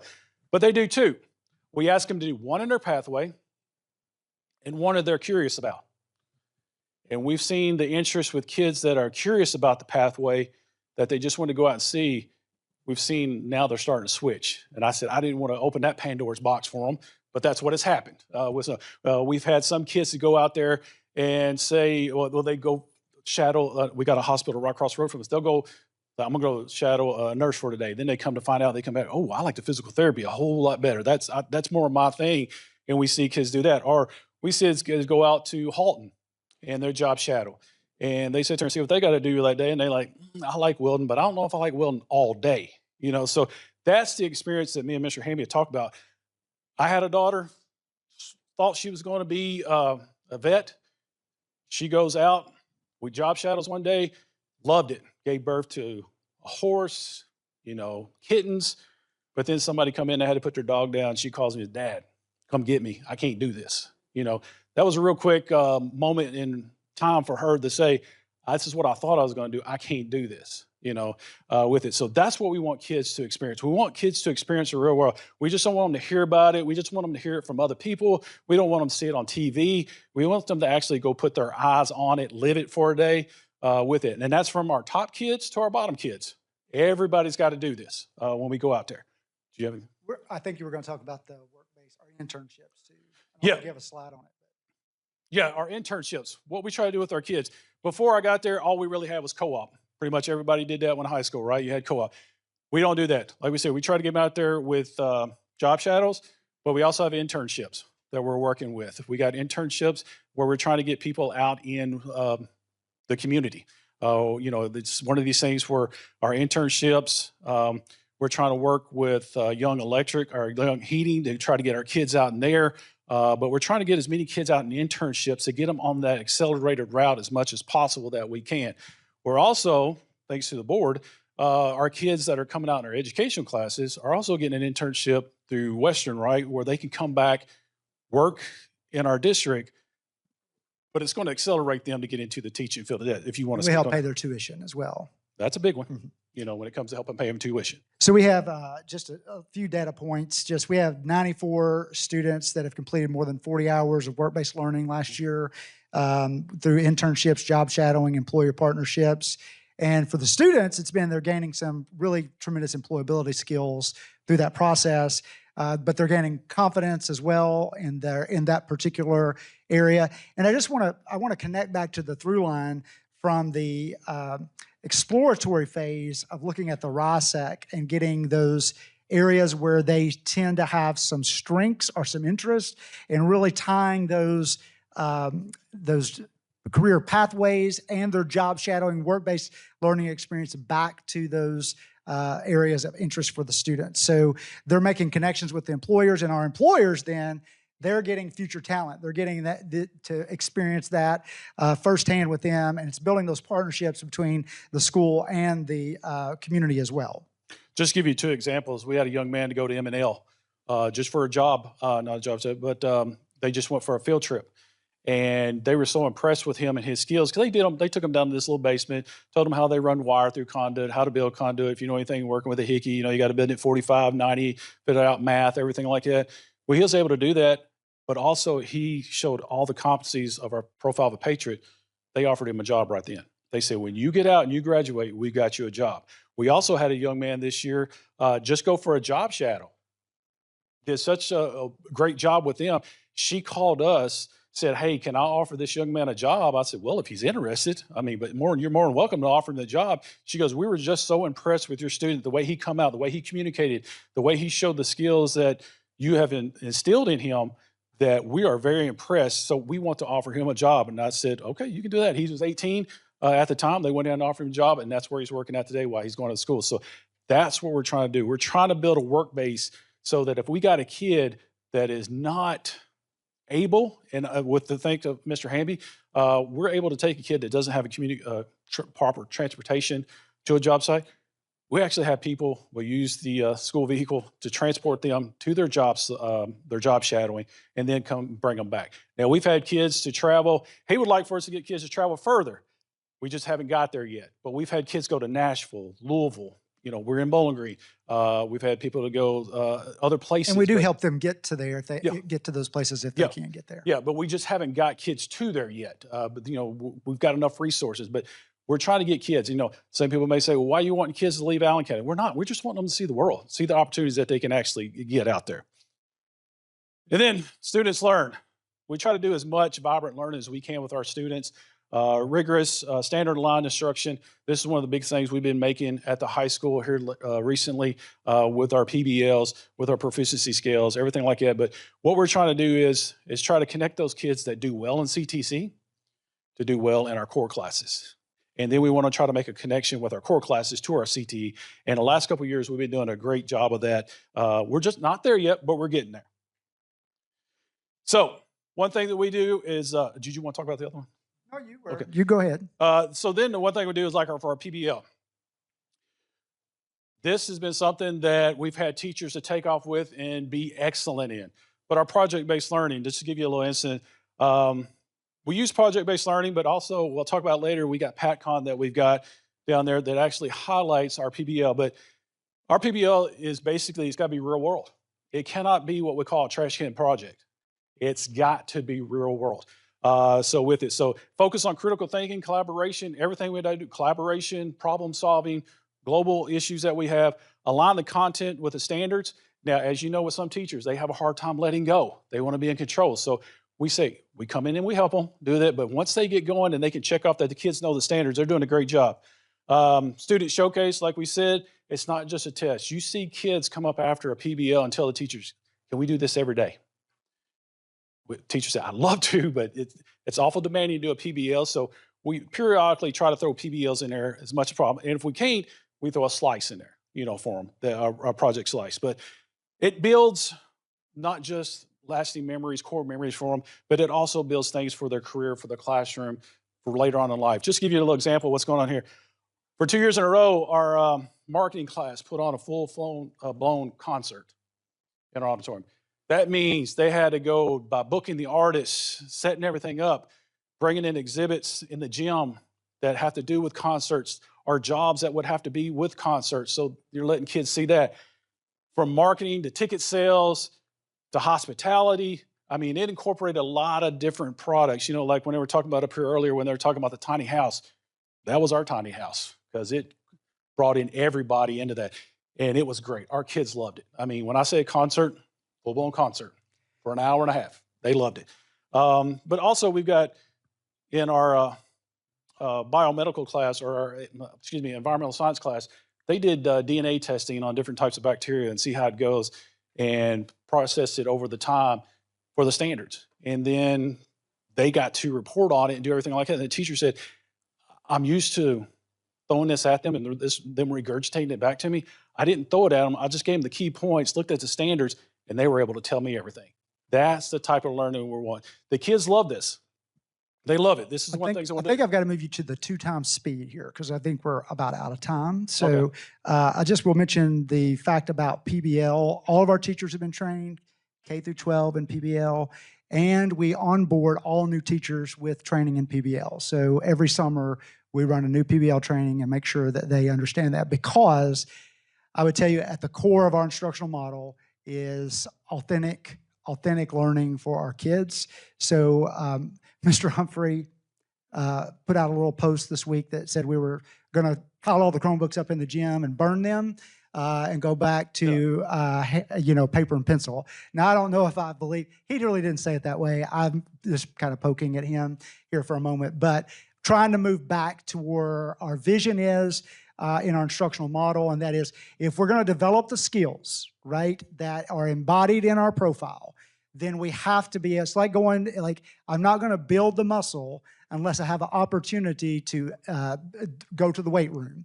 And so we want to make sure that the learning experiences our kids are having are enabling them to develop the skills that we expect from them. And then do you want to mention PatCon? And then we're going to. Well, his PatCon, basically what it is, if you've ever been to Comic-Con or anything like that, our kids came up with this. They said, hey, this is going to be our showcase. We want to name it PatCon. And they were able to do their thing where people from the community and parents, this wasn't where you just got to sit up there and read off a trifold. This was them actually doing experience. This is actually showing what they're doing in work. This is actually what they're showing right up here in HVAC class, how they actually put a Freon into an air conditioning unit and recharge it. So that's the things that they're actually showing what we're doing in class. Much like an exhibition of learning, you guys know, but I mean, for this, it's primarily our CTE programs and what our kids are doing in CTE. Yeah, and then we got our grad defenses, like we said, majority you know what those are. Our kids start these in 9th grade. They do the 2 competencies, we build on it, everything like that, and then they come to us. We think we know our kids. We don't know our kids until we watch them do this. There's a lot of tears shedding, a lot of things we sit there and go, I can't believe this kid has come to us in 4 years with this much baggage and been able to be this successful. So we actually have a tissue box for people that come, bring community members out. As I'm sure all of you that do defenses do as well. Yeah. So that's been great. So. Yeah, and I'm not going to get into this slide. I'm going to wrap it up with this. I do not believe that high school transformation starts at 9th grade. I believe high school transformation starts in kindergarten. We have the responsibility to begin to develop those skills that we want for our kids early on. The full weight of that can't be upon our high school. So when you begin to think, we try to embody like the ILP. 6 years ago, the ILP was like something we did at the end of the year to be compliant, to check the box. That's not what we're doing with the ILP process now. We are literally trying to think about the discover, explore, those things early on with our kids, and they're building that and tracking that over time with other types of career interest inventories besides the RISAC to get to that place where they truly know who they are as a student, what their next step is going to be, right? How they're going to get there, so that when they leave us, they are truly life ready beyond high school. I'm going to jump to the very end, and I'm not going to click this just for time's sake. You guys can go to our website, Allen County Schools. You can click at the very top. It says Community Dashboard, and you can explore. We have 4 core elements of our dashboard. It's the profile of a patriot. We are intentionally measuring those skills and reporting that back out to our community, how we're doing. That is, again, also K through 12. So you can look at any school, you can go there, you can click on it, you can dive in as deep as you want for that. Same thing with foundational elements. We wanted to keep at the center how important it is reading and math across our district. All of this is real-time data. Anytime we give an assessment, when the assessment is done and we release it, it's there. We didn't want to create a dashboard where people were going to have to do Excel spreadsheets and upload them and all that thing. So we have everything coming into one system. That system is then we're visualizing that data for the public. And then we have student well-being, something we heard from our community. We want to know how our kids are doing. That's where we track attendance and report back how our kids are coming to school and how many of our kids are in counseling and a lot of things like that under that domain. And then finally, everything we've been talking about today, our college and career readiness, from internships to the opportunities for our kids, is housed there so that we are reporting that back out. That includes job shadowing experiences. It includes the credits being earned, the types of credits. All the things are there for our community to look at any given time that they want to do that. Thank you for the opportunity to speak to you today and share a little bit about what's happening in Allen County Schools. Love to talk to you more about the dashboard, anything you want to know about that. Now I'm going to turn it over to my colleague, Dr. Brian Kreisman. You're ready for the main attraction. Come on out.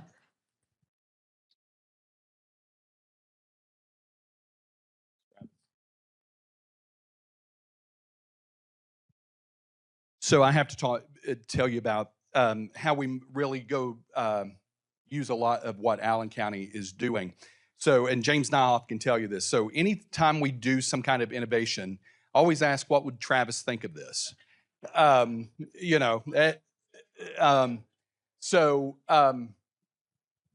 especially this past year, we did a lot of work, not me. I know nothing about Infinite Campus. I don't have a login, don't want to log in to Infinite Campus.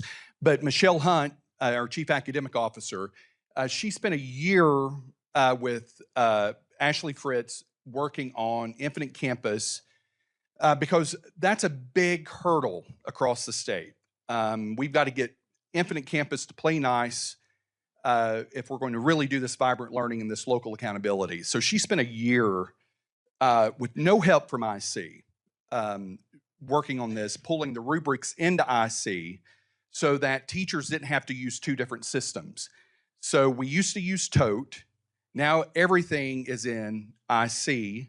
We still do student portfolios and Google Sites, but that idea actually came from Travis because he said we need to take as much off of the teacher's plate, remove as many obstacles as we can so that we're really focused on the learning and not the obstacle. And that's a big obstacle across the state, believe it or not. So I want to talk, so back in June, on June 8th, I was asked to come out to Nevada to speak to their superintendents in their districts. There's only 19 superintendents in Nevada, but there were about 300 people in that room because they brought their, I guess, their chief academic officers, principals, and things like that. And you know, they asked me to come out there talk about something about Kentucky Vibrant Learning and the next generation accountability that's happening here, not necessarily in Fleming, but across the state here in Kentucky. And this is how really what I compare what we're doing here. So they're doing some great things in Nevada, but it is like they're using oil lamps and we're all the way over here at LED. That's how far ahead collectively as a state we are. They have a portrait, I think. They're nowhere near a next generation accountability model. They're just starting the student defenses, really pushing that. But if you look across Kentucky, there's a lot of districts that's already doing defenses of learning. There's just a few steps away from having a local accountability model. And while I was there, their state superintendent was in there. I had no idea. Yeah, because I said, you know, I get to talk to our commissioner at 3 a.m. in the morning via text. So that's why he texts you. Yeah, because they all look to him saying, we can't do that. But, you know, we have a department, and I'll tell you that there's, you know, anytime I call down here, there's, you know, reluctancy. Some I'll pick up. I know I called someone here and I said, hey, and that, you know, I don't say who I am. And the person said, how did you get the number? And I said, it's already too late. I need some help here. So, you know, I think there's a memo going around saying, dodge this number, because if I get your cell number, it's over, you know. But there's a lot of stuff happening in Kentucky. We need to be very proud of what we're doing because we're so close. We're so close to really moving this needle further. So in Fleming, we're really focused on, obviously, vibrant learning and local accountability. I really like to talk about CTE because I am a former CTE teacher many moons ago. But this year, we're really focused on two things through local accountability. You're going to hear this a lot. If you get the newsletter, there's about 600 people on this Monday newsletter I send out every Monday. And you're hearing, I'm talking about this all the time. Learner experience, evidence. We've got to change that learner experience, and where's the evidence that supports that we are changing that learner experience? So when you see our dashboard released at the KDE's Continuous Improvement Summit in September, you're going to see a lot of leading indicators and evidence, and not so much about the lagging indicators. Because I think we've really iterated to a point that, you know, we'll let the state accountability model handle the reading, math, and all of that. But really what parents really want to know is stories and what the kids are really doing. And the community really wants to know that. So if we're saying we're changing the learner experience, they want to see the evidence that we are doing that. So you're going to see a different dashboard coming out in September, and we're really excited about that. But I think it all goes back. You know, I could tell you that, you know, we started in 2017 with this work, but there's a, you know, Kentucky, I'm not even from Kentucky, but I can tell you what the Commonwealth's about. It's about determination and being progressive. And you can say, well, explain. Well, I'll take you all the way back to April 11th, 1990, when KUWL was passed. And with that ruling, the Rose ruling, there's 8 things in there, 8 student capacities that really set the foundation for the portrait of a learner. And really, why the accountability model should have never went the way it did, because you can't really evaluate those 8 student capacities through a multiple choice test. It's through evidence, it's through portfolios, it's through rubrics, it's through observations. So we started this work as a state. You all did. I wasn't here, obviously, in 1990. Back with Kara and that Rose ruling with those 8 student capacities. So we're going to try to bring sexy back and go back to those 8 student capacities and show how we're going to do that. So really what we're trying to do is get to that, the vibrant learning, but we think we have to really focus on this vibrant ecosystem and that vibrant accountability. That ecosystem really allows that vibrant learning to flourish, right? And that's what we're really focused on. On Thursday, if you're at KESA, James and I will show you another diagram that connects to that through Marzano, just like Allen County. But we really focus on growth, mastery, and readiness. So that's that multiple data points. Each district may define that a little different. You know, some people say mastery is that transfer of metacognition, those academic skills, those durable skills. We look at mastery as just that traditional metric. We look at readiness where we can take that durable skill and take that academic skill and apply it to a real world situation. And do we have evidence that that kid can do that? And that's where these portfolios really come into play here. And we start this work in kindergarten, and every grade from 3 through 12 have to keep a portfolio of this work. We never change, you know, it's really that vision that we really focus on that vibrant learning and that vibrant accountability. And, you know, I read somewhere this past spring that, you know, school accountability is most effective when it changes learning and instead of just measuring learning. And that's where this learner experience and this evidence really comes into play here. And it just connects so seamlessly with the work of Marzano. And the reason we went with Marzano, honestly, is because a lot of people ask, you know, what's the research behind this vibrant learning?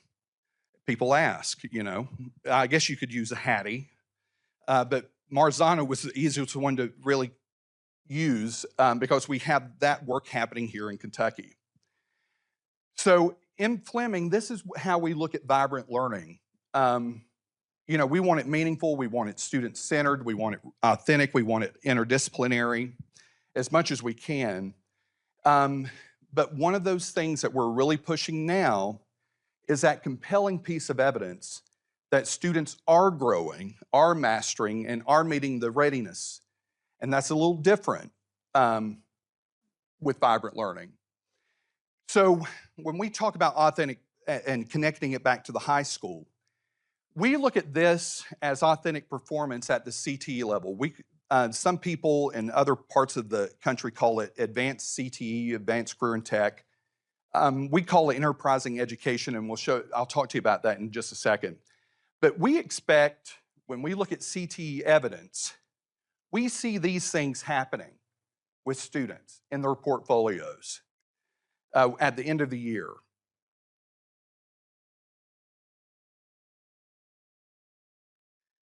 So by doing that, we have a high degree of engagement in these CTE courses. But we have used CTE to pull in academic as well. I'm sure you've heard about the welders. You know, we pulled the English text out of the welding courses, inserted the OSHA 10 manual, and all of a sudden, kids can read, you know. But if you look at that OSHA 10 manual, that's a Lexile of a 1300. If you look at their ACT or their K-Prep or KSA, you'd think they were illiterate. But for some reason, they could read a Lexile of a 1300 when we make learning relevant to them. So when you look at this, we're really focused on that vibrant evidence of learning, not just evidence. We don't want kids just to throw things into their portfolio and really clog that up. We really want compelling evidence that's really aligned to their passions, their interests, and aspirations. But we're also focused solely on those priority standards that we've identified through the academic standards. We have a very robust academic standards here in Kentucky. They're already, the good thing, they're already really aligned to performance-based things, the Bloom's taxonomy. But we want to take it a step further. We just want to really look at these priority standards that we think that really determine if a student really masters that curriculum, or that subject or course. And we look at these products, those projects, those presentations, those reflections as much as possible. One of the things we're really proud about is these end-of-year presentations of learning. So they go all the way down to kindergarten. I've seen everything from easy bake ovens to Taka toys to everything as 12th grade. They're talking about opening a small business after high school. But they really capture what students really are passionate about, their interests and their aspirations. But one of the things that we really are proud about is that we feel comfortable that the kid can leave and carry on a conversation. And that's big because I think the worst thing we could do is send a student out to the world and they freeze. They can't carry that conversation. And one of the things that we also we're doing this year is middle school have not had cell phones for 3 years. When you go into their middle school cafeteria, you see kids talking instead of texting. So part of our local accountability advisory council this year, our students were on that council, and they said they wanted to reduce screen time. That was not parents. That were our students, because we survey, we interview them, we focus group them, but they're also giving us feedback. So we've also cut down screen time across the board as well. But I will tell you about the one that, if you get a chance, we entertain about 50 districts per year. I think that number went up last year. There were a lot of people, a lot of districts in the district this past spring. If you get a chance to listen to the 6th grade resiliency speeches, that will really shock you exactly what they talk about. They get to choose what they want to talk about. I've heard everything about overcoming child abuse, sexual abuse, drug abuse, to, this coach was my role model. But they're talking about things that really matter to them. We do not determine what they talk about with those. We don't determine what they talk about in any of these, but that one is really powerful because those are 6th graders. They shouldn't be able to do that. But they do because we've started so early. Because in kindergarten, they're already standing in front of people talking, and I think that's important. That's a skill that we don't get enough of. So this is our portrait of a learner. We have a beautiful portrait of a learner. We're getting ready to redo this. We have them posted all throughout the school. It really doesn't matter. The one thing, we could take that off the wall. We still expect those things to be in every classroom, whether it's in kindergarten, to 12th grade, to Spanish, to PE, whatever. We want those skills being shown and demonstrated and captured through learning as much as we can. So this is really vibrant learning in action. So we're no longer preparing from the real world. They're already living this through these student enterprises that we run at Fleming. So we really think that what we're doing is really creating the small business, the next generation of small business owners. We were able to do this because at the time, Leslie Slaughter, I don't even know where she's at now. Where is she? Okay. Yeah, so she helped us with SFCC to get about $15 million to renovate all of our CTE programs. So back in 2015, when we started this project, the high school labs had not been touched since 1975. So we had to update quick. As long as that money was used to create, labs that would really lead to something like as much as real world as possible. So if you go into these labs now, they're state of the art. We have the best welding program in the state. I've got 14 banners, I can prove it. But one of the things that the welders really do is they do their BPI portfolio probably the best. They drive AP kids crazy because it is so based on their interest. And AP, the AP students are overthinking. They're very analytical, and the welders, man, they can put this stuff out because they've got their resume, they've got their certifications, all of this, and I mean, it's really good. But I'll get to that in a second. But so this is what we're trying to do. We're trying to really bridge that gap between theory and action, really trying to help kids really pull that CTE skill, their interest, into something that could lead to the gig economy, or opening a small business, or even working in a small business in Fleming. So I'm going to, and maybe I'll have some time to answer questions. So these are our student enterprises that we run. The only program that does not have a student enterprise, and that would probably be, is Allied Health. So their enterprise would probably be a black market prescription drugs. And we just don't want to encourage that as much as possible, But all of these, they run, the big one right now is the Rough Cuts, the dog grooming. So on Thursdays, if you come through the high school in the mornings, you see all these animals on leashes going back to the dog grooming business. But one of the things, CT changed their funding. It's not as easy to use, the Perkins as, so all of the money that they raise gets pumped back into their programs so that they can buy merchandise, they can buy the equipment that they need. Like the apparel store, they just purchased a $15,000 embroidery machine that they needed. So those kids are learning how to do embroidery, screen printing, and all of that. The Panther welders, I don't know if, I've not seen anything they can't build. They've been asked to build bridges, gates, fences, trailers. I mean, I think they built trailers to send up some tiny home, something. I mean, it's really incredible what they can do. But one of the things that we see through all of these CTE programs is they are using math, they are using English, and they do it with ease. And then you go into these math classes and English classes, and it's a totally different student.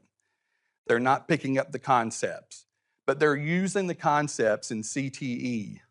And so we're really working on that, trying to get this interdisciplinary learning is really key to vibrant learning.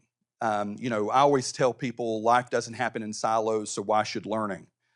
And the teachers in Fleming hear that all the time. I'm sure it drives them crazy. But I think it is true. So we're really trying to build that strong foundation, that pathway specialization, just like Allen County. It's not just about CTE. So we use our Title I funds to purchase, help kids do dual enrollment. I think we spent about $100,000 last year.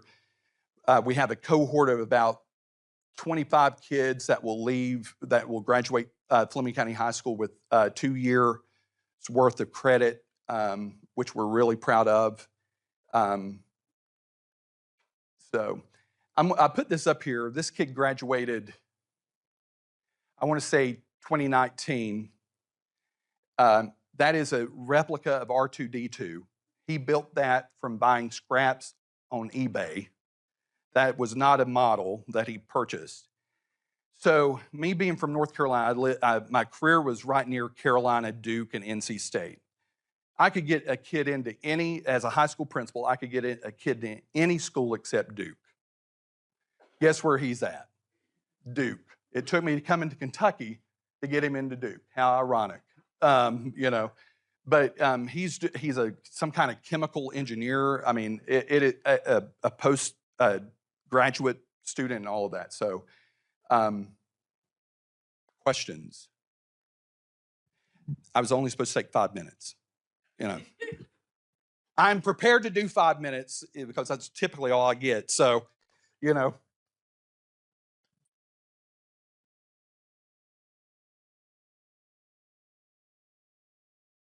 Thank you, Brian. I'm going to invite Karen back up along with Dr. Young. No, not Dr. Young. Yes, Dr. Young. I'm seeing. Here we go. So I want to really acknowledge again the importance of leadership here. What you just heard were leaders making different decisions about what learning should look like with the same resources everybody has in their district, right? But they are intentionally setting a vision that is far out and working to really change the learner experience in their districts, in their high schools and beyond. If you get the opportunity to go there, you absolutely should. And go see it for yourself and experience it for yourself. It's really amazing when you go in those enterprises at Fleming, for example, you see the ownership from kids of those businesses. It's not, you can hardly find the welding teacher sometimes, right? He's floating around, but kids are running the shop. The only bone I would pick with you is the bank, where students are running the bank. I will just tell you in advance, they will not give you a loan at that bank if you're not a Fleming County resident. Creasman, I have good credit. Anyway, so if you, sorry. Anyway, if you get the opportunity to go, you absolutely should go and just see it for yourself. It's really amazing. And so I just wanted to thank you for the leadership and for sharing with us today, but more importantly, the fact that you're really changing what learning looks like in your districts. And I know they're not the only one. I'm also looking at Shelby. I'm also looking at folks from all over other districts. And so it's helpful to me to remember that all of this work is really important. The policy is important.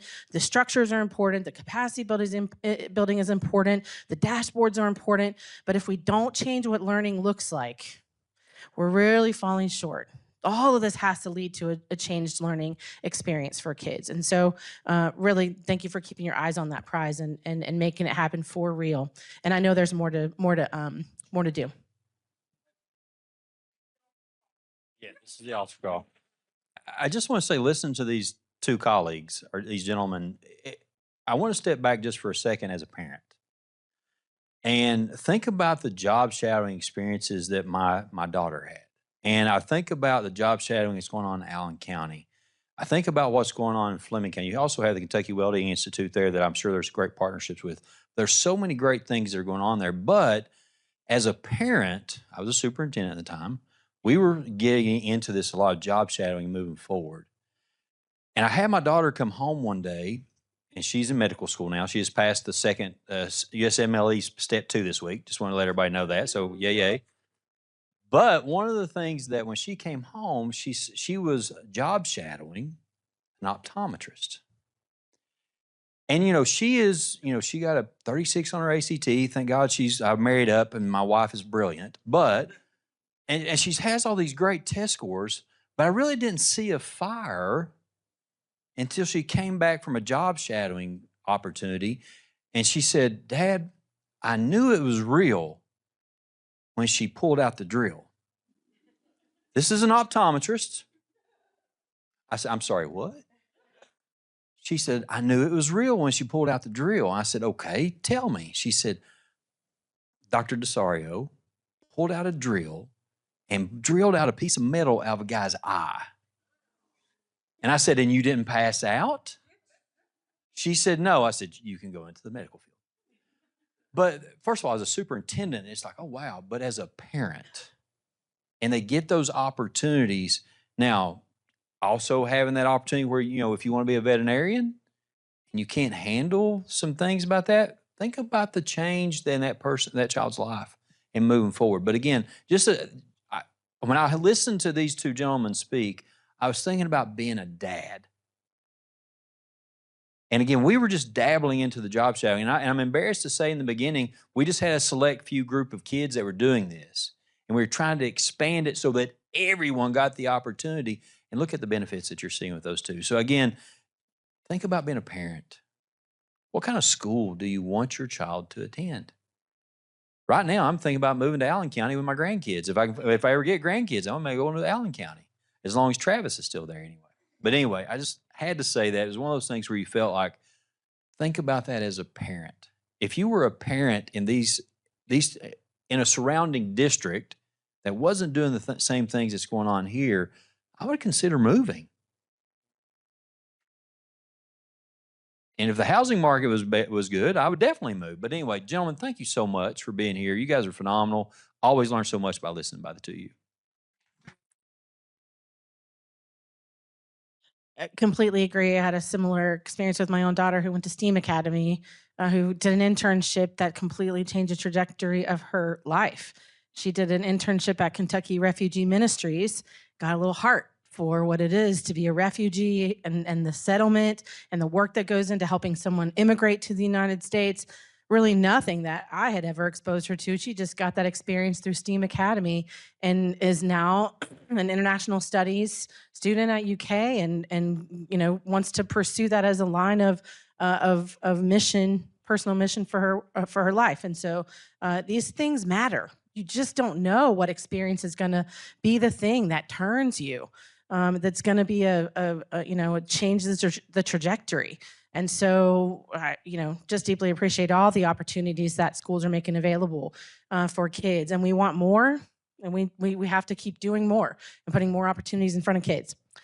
Okay, so we've had a really good day of learning, I think, and we have we've heard from lots of folks on a lot of things. We've heard about what vibrant learning looks like in schools. We've learned about CTE experiences and had a vibrant learning experience with the acrylic signs. We have talked about what high school redesign entails. We've talked about policy. We've talked about P20 alignment. So we'd love to give you an opportunity to reflect on that a little bit. And so I'm going to ask you now to find the sticky notes that are on your table and think about 4 things. Think about something that you have learned today that you didn't already know and write a sticky note about it. I learned, and then write a sticky note. Think about something that changed your thinking today and write a sticky note. Think about something you're excited about and think about something you still have questions about. So I'm asking you to generate 4 sticky notes. It doesn't matter what color, just one for each one of those prompts. Something legible. Something you learned, something you changed your thinking about today, something you're excited about, and something you still have questions about. So we'll give you 4 or 5 minutes to write your 4 sticky notes. And then we're going to ask you to distribute them on the posters that are around the rooms. But for now, try to write 1 sticky note for each of those 4 ideas.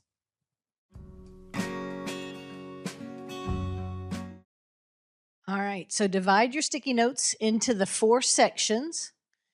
I'm going to get you up and get you moving around. If you're able, if you need help getting your sticky notes out there, just let us know, flag us down. We'll get a team member to do that. And so the corners are changed our thinking.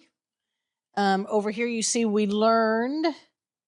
Over here, we see we still have questions about. And in the Shane corner back there, we still have we're excited about. So divide those up, know where they go. And so 2-step process. Step number 1, put all your sticky notes in the right spot. And then we're going to have you convene starting in that corner. When I say go, you're going to convene in that corner first if your last name starts with A through F. If your last name starts with G through L, you're going to go to this corner. M through S to this corner. End of the alphabet like me. T through Z over where Travis is. But everybody first, milieu, Fishbowl, put all your sticky notes, and then I'll say go and you go to your corners. And then we'll shift you every couple of minutes until you've had a chance.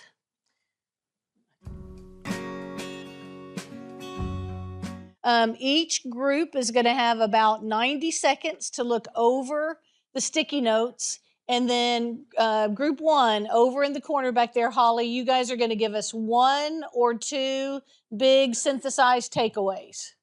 Over in the Jim Flynn quadrant, 1 or 2 takeaways that you guys agree on. Same thing for quadrant 3 and quadrant 4. After about 2 minutes, we'll switch and you'll switch to your clockwise and we will write 1 or 2 more takeaways. So we're only going to synthesize 2 groups. So you got a big responsibility here.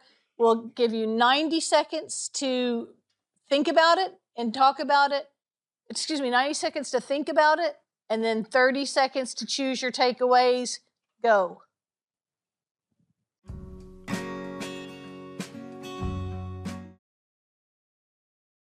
Okay, last thought on paper. Quick whip around. All on his own over here. Abandoned. Brian carrying all the way for Madisonville, North Hopkins. Okay, Brian, takeaways on how we changed our thinking. Absolutely. So over here, it looks like a lot of things that have been reflected on is that you can actually bring real life experiences into the schools. Some people have thought through the process of implementing legislation, so how to do more within the parameters that are given, how to support the change of the experience for the students, and then just rethinking ways or things that have always been done.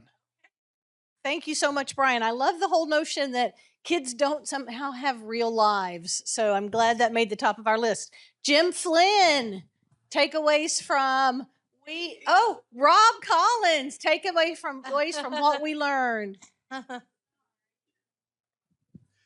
Alrighty, so key takeaways for what we learned today. So we saw plenty of examples of VLE and staff support. So really that feeling of seeing is believing. Indeed, right? If you build it, they will come. We saw policies that support and allow opportunities to explore this work. But we also saw that capacity is a broad challenge that everyone is feeling across the state.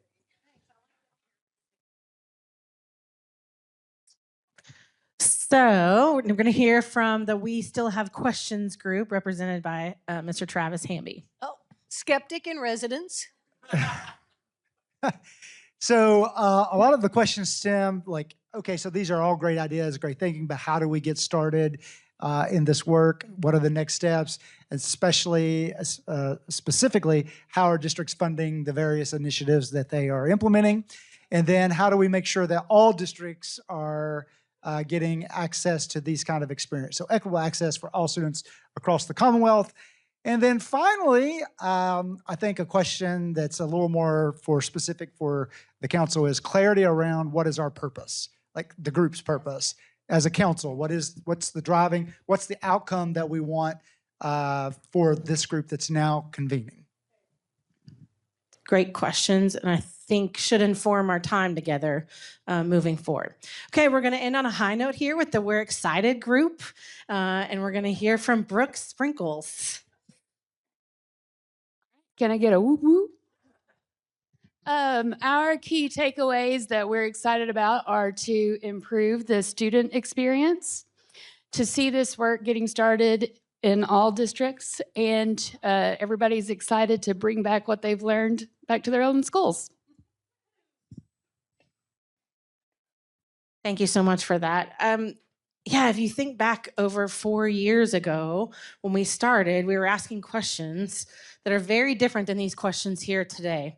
And it has been really encouraging to see this work spread across Kentucky, not because of regulation or policy or law, but because this really resonates with people. All these portraits of a learner are not required. People are doing it because it resonates with them. It's really, really encouraging to see. So I'm going to turn it over to another leader in this work, to Brandy Howard and Adam Hicks, who are going to end us with some reflection and some closing remarks. Okay, so as we reflect on today, I think the one word that we keep coming back to is possibility. We heard today about policy, we heard about local accountability, high school transformation, and something that I find really exciting is that Kentucky has tremendous strengths to build upon. We heard today about a lot of districts who are already engaging in high school transformation. And so I think that what we can walk away knowing is that meaningful change is possible and it's happening, and we can learn from one another. I think, too, we're not simply imagining what education could become, but we're helping to create the conditions that allow this to become a reality for all of our students in the Commonwealth. And I think that those conversations we had today reinforce that we're not starting from scratch, where we're really continuing to build on the work that our council has already established with House Bill 257. So I'm going to turn it over to Adam for his reflections. So, leaving for today, I would just like for all of us to think about what is one small, tangible step, going back to the beginning, that we can take in our districts, in our communities, and our schools for next year. A lot of the themes that we've talked about today are great examples from our partners in Allen and Fleming County, who are showing us very tangible, practical, but also incredibly meaningful examples of what vibrant learning can and will do if we take that small step. We've also talked about some legislative updates that are really exciting around House Bill 257, but even just some reminders around something that's existed from the 1990s around performance-based credits, right? We've had in Kentucky, and we're so fortunate to continue to have meaningful structures and policies that can help move our work forward. And so again, my charge really for you all for the upcoming school year is just think about that. What is that one small step that you can take in order to move your community or your district further in this work? Oh, and then, yes, you also want me to talk about the math revision work. Okay, absolutely. I was like, dang it, I felt good about that. All right. So going along with some of the tangible next steps, we saw a great example from Muhlenberg County today around what, frankly, these new math standards revisions can and should look like. The former English teacher in me, it's erased, did start getting my head spinning when I saw the in-depth math formulas on the whiteboards after I came back from lunch. However, I do want to remind you all that the Kentucky academic standards for math are being revised as a part of this 6-year cycle. And so I really envision the work of this team and your feedback, hopefully to be seen in some of these new math standards. So just think about moving forward that the state, this team, the board, all seem to be very much in agreement that our new mathematics standards can, should, and will align to those vibrant learning experiences that are moving our state forward. Thank you, Brandy. Thank you, Adam. All right, we are wrapping up here. So before you leave, a couple things. Susan will be sending out an email. She's going to include a link to the survey. So I just had that QR code up. I'll put it back up in a minute. I think it's only a couple questions, isn't it? So if you want to do that before you leave, I'll put that up in just a moment. Appreciate you filling that out. Leave your name tags on the tables. There is the sheet that we did earlier this morning, the 5 pressing issues. If you did that on paper versus going in and doing it via the link, please leave that on your table. We'll collect that and get that to Karen and Lou. Let's see. I'm going to go back to the QR code so you can fill that out while I wrap up here. Let's see, what else? Thank you. I want to say thank you to our partners. We had here with us today UK Next Gen, Karen Perry, Lou Young. From Knowledge Works, we had Lillian Pace. I think Lillian, is she already gone? Okay, no problem. And then Humro, we had Art here with us today. Thank you, Art. All of our presenters, our CTE folks from KDE, Sarah from our Division of Innovation, Travis and Brian, Allen County and Fleming County. And then from our board, again, Lou Young, and we had Dr. Pate. And then, of course, thank you to our new chair and vice chair, Brandy and Adam. We really appreciate you guys stepping up and doing this. Coming up, let's see, CGSA. So we did mention the CGSA grant this morning. We are still hoping that we will get a continuation of that grant to continue this work. But either way, the council is going to live on.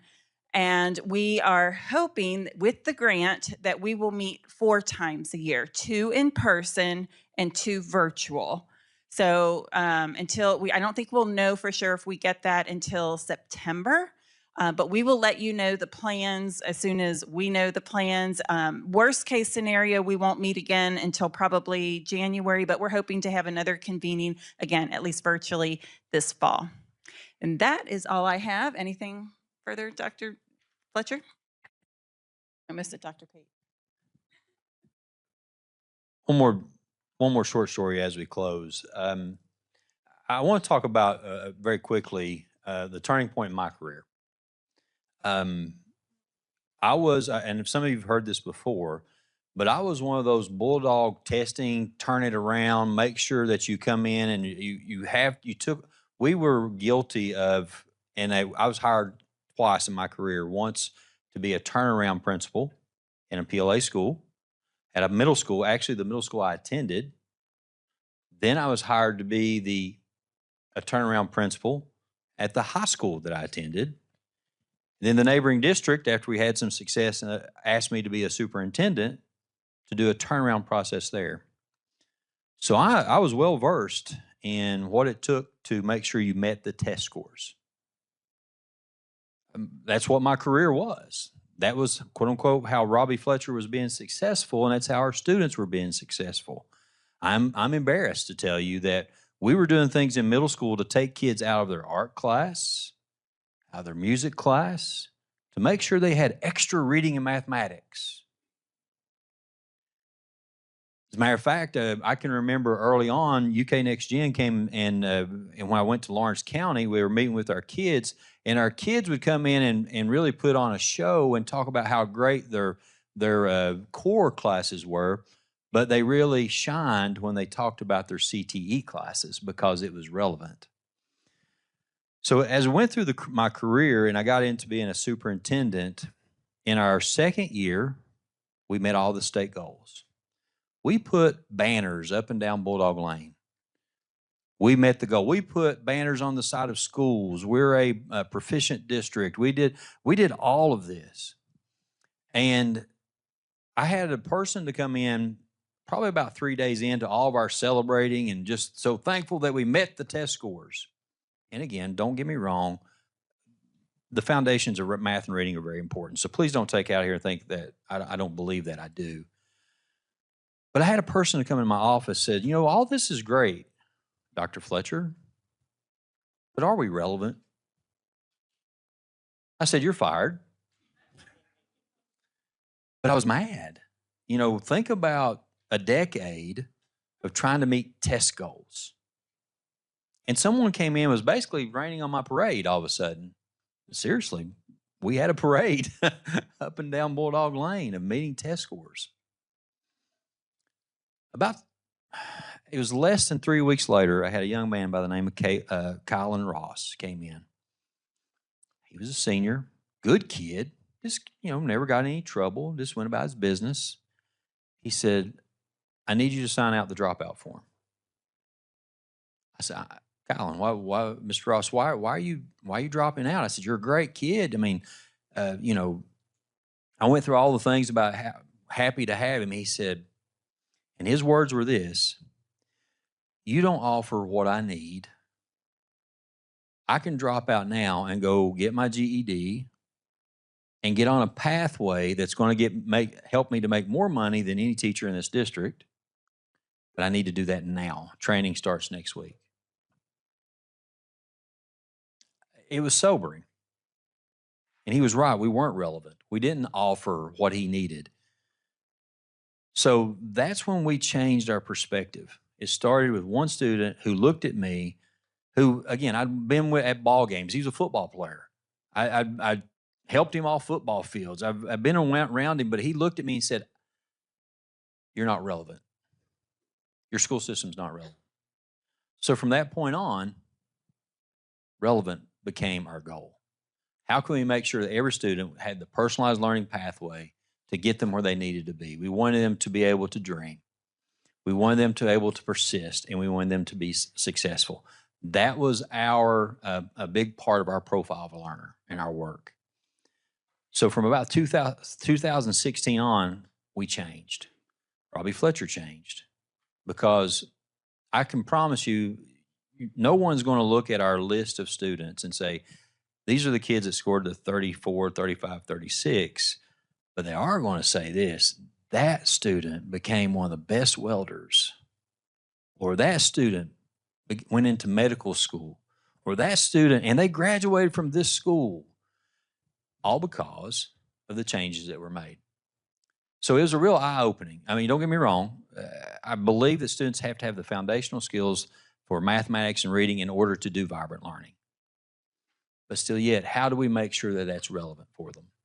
I think that's what we're here for as part of the KUWL Council. We're here to say, how can we make sure that students have the opportunity to be relevant? And I'll stop with this. There's one story I haven't shared about vibrant learning, and this comes from Madisonville, North Hopkins, the Freight Box Challenge. They started off with, got a grant from Harbor Freight, I think it was, $10,000.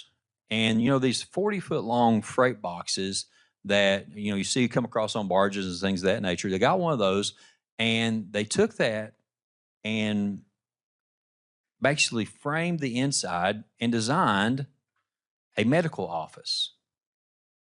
So you have the ag department, your math classes, you have a lot of things that are going on where they're designing and putting together a medical office.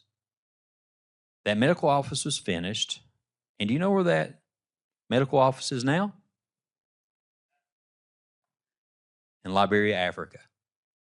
It is the only medical office in the community. Talk about global learners. Talk about making a difference. We have a medical office built by a group of high school students, not just it was your ag class. It was the ag group, and their mathematics classes go through, and they're learning about all these carpentry concepts, and they're applying it, and they're making a difference. That's vibrant learning. That's who we are. That's who we want to be. We want to make sure kids have that opportunity. So again, I want to thank each of you for your commitment, your roles that you play to make this happen for kids each and every day, and I look forward to what is to come. So thank you, thank you, thank you. Karen? All right. Thank you all again. Safe travels going home. We'll talk to you soon. Good night.